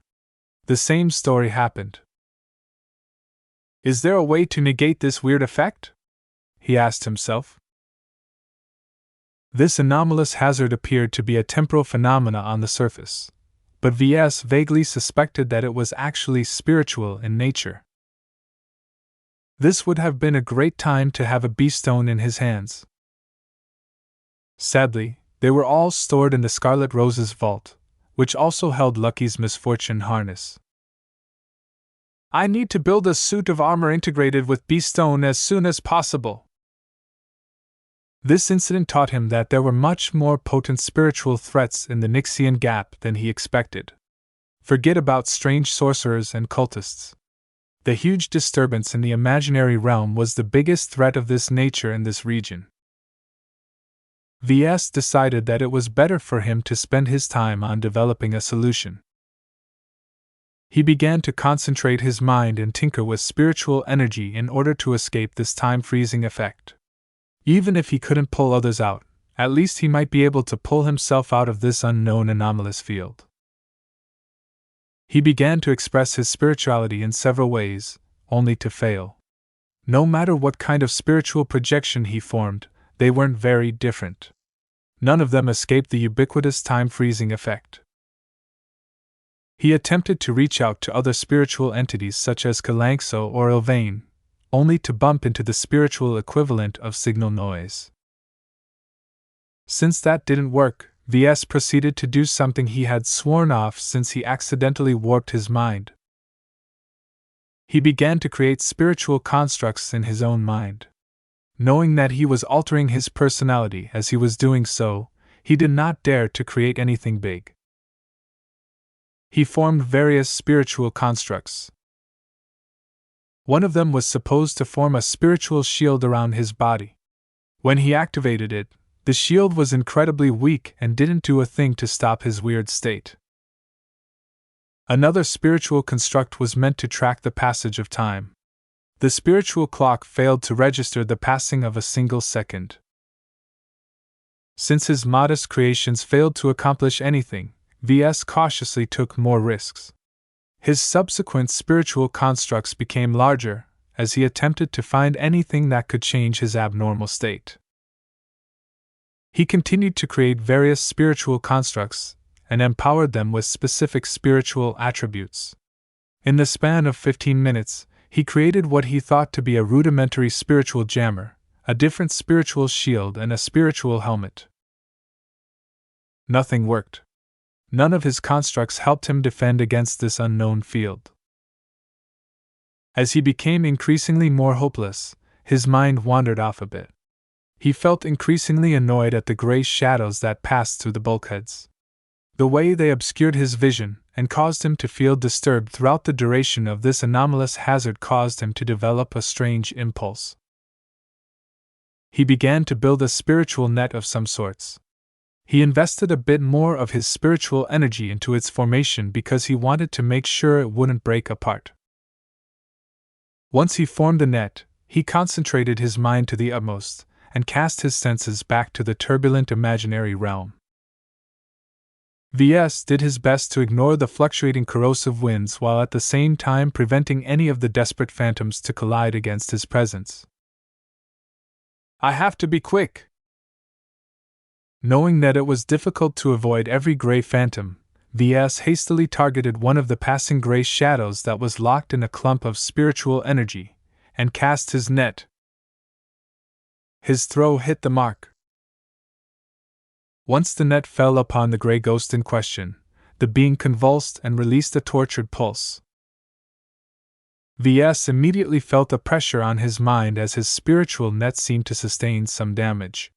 He tried his best to ignore the pain and attempted to close the net and secure his target. Come on! You're mine now! Even though the pressure on his mind increased, Ves did not give up on tightening the bonds around the phantom. Since the gray ghost was partially fused with a clump of strange spiritual energy that was different from the corrosive winds, the net also encompassed it as well. Though the phantom constantly tried to break the net, Ves was glad that it didn't possess the strength to do so. If the gray ghosts were any stronger, he wouldn't have dared to cast his senses back into the imaginary realm for the duration of this anomalous hazard. Now, let's see if I can get you back. After taking a deep mental breather, Ves attempted to drag his presence, and his mysterious catch back into the material realm. The process was a lot more difficult than before. Ves felt as if he was squeezing his body and his captive through an opening that was too small to accommodate his entire body. He had to push himself back by expending more of this spiritual energy. Fortunately, his strength was barely sufficient for him and his catch to return. The moment Ves successfully brought the gray ghost back, one of the vague gray smudges had grown clearer. It no longer looked vague and out of phase, but appeared close to what his spiritual senses had observed from the phantom. The ghostly entity, upon reaching the material realm, began to convulse and panic. It was as if it had entered a completely unknown environment and didn't know what kind of threats it faced. Ves found to his dismay that he needed to expend even more effort to keep his captive under control. "You're in my grasp now. Don't think of getting away." He continued to wrangle his ghostly captive, ignoring the reactions or non-reactions of the others in the room. Ves didn't really care whether Calabas saw him struggling to keep some kind of weird opaque ghost under control. As time began to pass yet continued to freeze, Ves kept a constant eye towards what was taking place in the imaginary realm. Roughly half a minute after it started, the turbulence finally faded. The imaginary realm returned to calm, and the material realm in this specific area no longer came under the influence of any weird phenomena. The gray smudges disappeared. The occasional frost went away as if they never froze anything.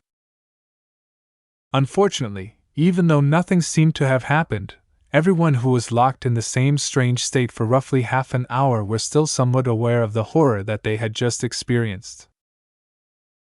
Meow! Lucky finally succeeded in jumping to the air. He immediately flew to Ves and readied his claws for anything that needed to be mauled. Nita thundered forward in her heavy combat armor and armed her rifle, causing it to whine dangerously as it began to accumulate a large amount of energy. Once she reached Ves, she bodily pushed him back into the corner, ignoring the fact that he was still busy with trying to keep his captive in check. "Hey, stop! Damn it!" Calabas immediately pushed herself off the desk and sprinted behind the desk while pulling out a slim but sophisticated pistol. Both Lucky, Nita, and Calabas each bore their respective weapons towards the strange gray phantom that hovered in the middle of the office. Even though it was caught in a net, the strange spiritual pulses caused all three of them to feel incredibly threatened by the mysterious entity. "Don't shoot!" Chapter 2275, Nova Krakow. It took a bit of persuading to convince Lucky, Nita, and Calabas that the gray phantom that he caught was not a threat. "I have it under control. Don't do anything stupid. You probably won't be able to harm it anyway." "What the hell is it, and how in the galaxy did you manage to corral it?" Calabas asked as she kept her back pressed against the corner. "Meow, meow, meow. I know the thing looks dangerous, but it's perfectly under control." Ves approached Lucky and held his aggressive cat back. "Calm down already and put your weapons down." Seeing that the gray phantom that reminded them so much of the inexplicable event that ended just a moment ago, Nita and Calabas reluctantly lowered their weapons. They still remained vigilant, though. Neither of the two trusted his claims completely. What had just taken place had shook their minds so much that they began to question everything. "Are you truly Ves?" Calabas asked with evident suspicion in your eyes. "Please verify your identity immediately." Ves looked unamused. "Really? Do you actually think I've been replaced by a doppelganger or something? Verify your identity." All right. Sheesh. Ves turned to his cat. "You know me the best, Lucky. Am I my mother's son?" Meow. That was not enough for Calabas. What if Lucky is compromised as well? Ves laughed. Then I guess you're screwed. That's unlikely, though. Lucky is a completely different life form. Besides, I can verify my identity more thoroughly. Nita, hand over the Larkinson mandate. As soon as Ves received the heavy tome, a sense of intimacy and completion emanated around Ves. Even a spiritually barren individual such as Calabas could sense the strong aura from him with the help of the Larkinson network. Okay. It's you, all right. Calabas eventually conceded. As for Nita, she required much less proof to determine his identity. She only remained on guard against the strange gray phantom. Now that we have left this nonsense behind us, let's step out and check on the state of our fleet. I am certain that this strange anomaly affected at least several ships. If they experienced the same weirdness than us, then they're probably in disarray. He temporarily left the gray phantom in the office and headed to the exit. As soon as they stepped out into the design lab, they immediately stumbled upon a shameful sight. The braves who had been quietly working on the design projects a half hour ago now turned into shaken and confused people. Oh, I don't want to stay in the Nixian Gap anymore, Michael cried as he huddled underneath the desk with his hands over his head. Me too, Xanther shivered as he huddled next to his cousin. I hate it here. It's too dangerous. Only a handful of assistant mech designers managed to retain their wits. Calm down, you pansies! Rena Orion shouted. Her vocal implants allowed her to shout loud enough to ring the ears of everyone in the design lab. Are you braves or are you cowards? Panicking and losing your minds will do nothing to help our situation. Molteringer kicked a brave from his design team who had collapsed on the ground. Get up! I can't believe that Mr. Larkinson recruited you. This is the Nixian Gap.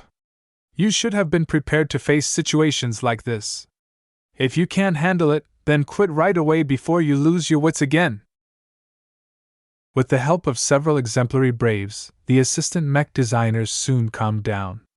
Ves personally stormed over to his two students and pulled them from their hiding spot. Ouch! Ouch! You are true-blood Larkinsons! Ves pressed his face close. Get yourselves together! When have Larkinsons like us ever cowered against potential threats? Rendering yourself useless by huddling underneath a desk is the last thing you should do. What if attackers barge into this compartment? What if the Scarlet Rose has incurred catastrophic damage and is close to blowing up? Giving in to your fears like this is the least productive choice you make. I am sorry, Xanther blubbered. WWE will do better, Michael echoed. Ves slapped the two in the face to shock them a bit. Get yourselves together and don't become a hindrance. The two of you need to learn to keep your wits instead of losing them in times of danger. As long as you keep doing the latter, you won't live long during times of trouble.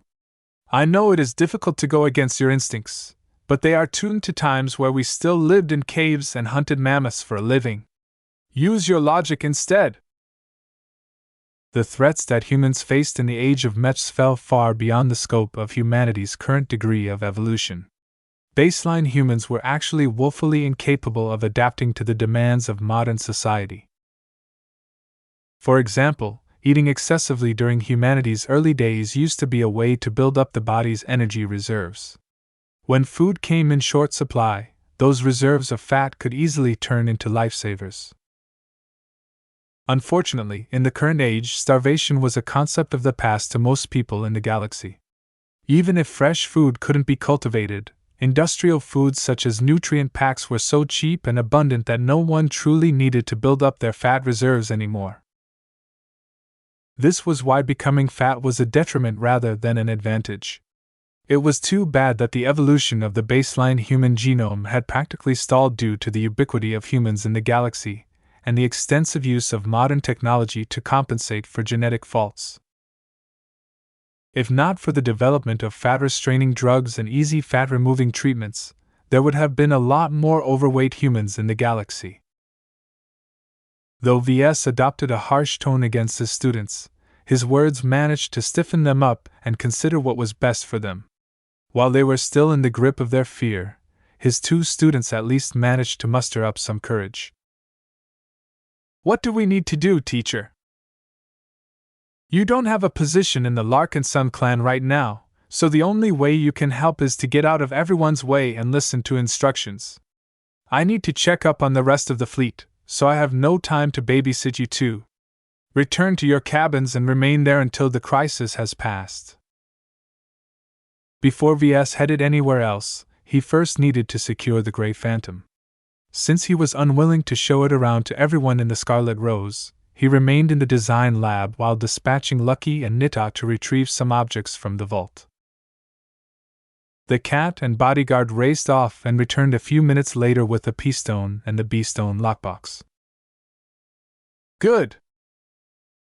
Ves grabbed the P-stone and shoved the Grey Phantom inside while ignoring its tortured cries. He then threw the P-stone into the B-stone lockbox and closed it. He waited for a moment in order to confirm the Phantom remained inside. "Good. Nita, hold this lockbox and keep it safe." "Yes, sir." With that taken care of, Ves quickly brought Lucky and Nita out of the design lab and headed all the way to the bridge. Upon arrival, he saw that the bridge officers had their hands full in trying to manage the confusion and panic that had ensued once the anomaly had passed. The communication officer tried to pass on Major Verl's orders to the different commanders of the fleet. The sensor officer urgently tapped into the sensor arrays of multiple ships in order to scan for any anomalies or threats in the vicinity. Other officers commanded the carriers to deploy their mechs or form elaborate patrol routes in order to make sure that nothing threatening had snuck up on the fleet. "Sir!" Major Verl noticed Ves entering the bridge. "A third of the fleet has been affected by the unknown temporal anomaly. We are still in the process of verifying the condition of every ship and crew affected by the incident. The clansmen on the ships unaffected by the anomaly have become incredibly confused by our behavior. In their perspective, no time has passed and no anomaly has taken place." That sounded strange. Ves asked a few more questions, though Major Verl didn't have all the answers. All of the communication channels were filled with confusions and requests for instructions. It took a fair amount of time to impose order onto the ships affected by the anomaly. Fortunately, none of the crew had gone crazy.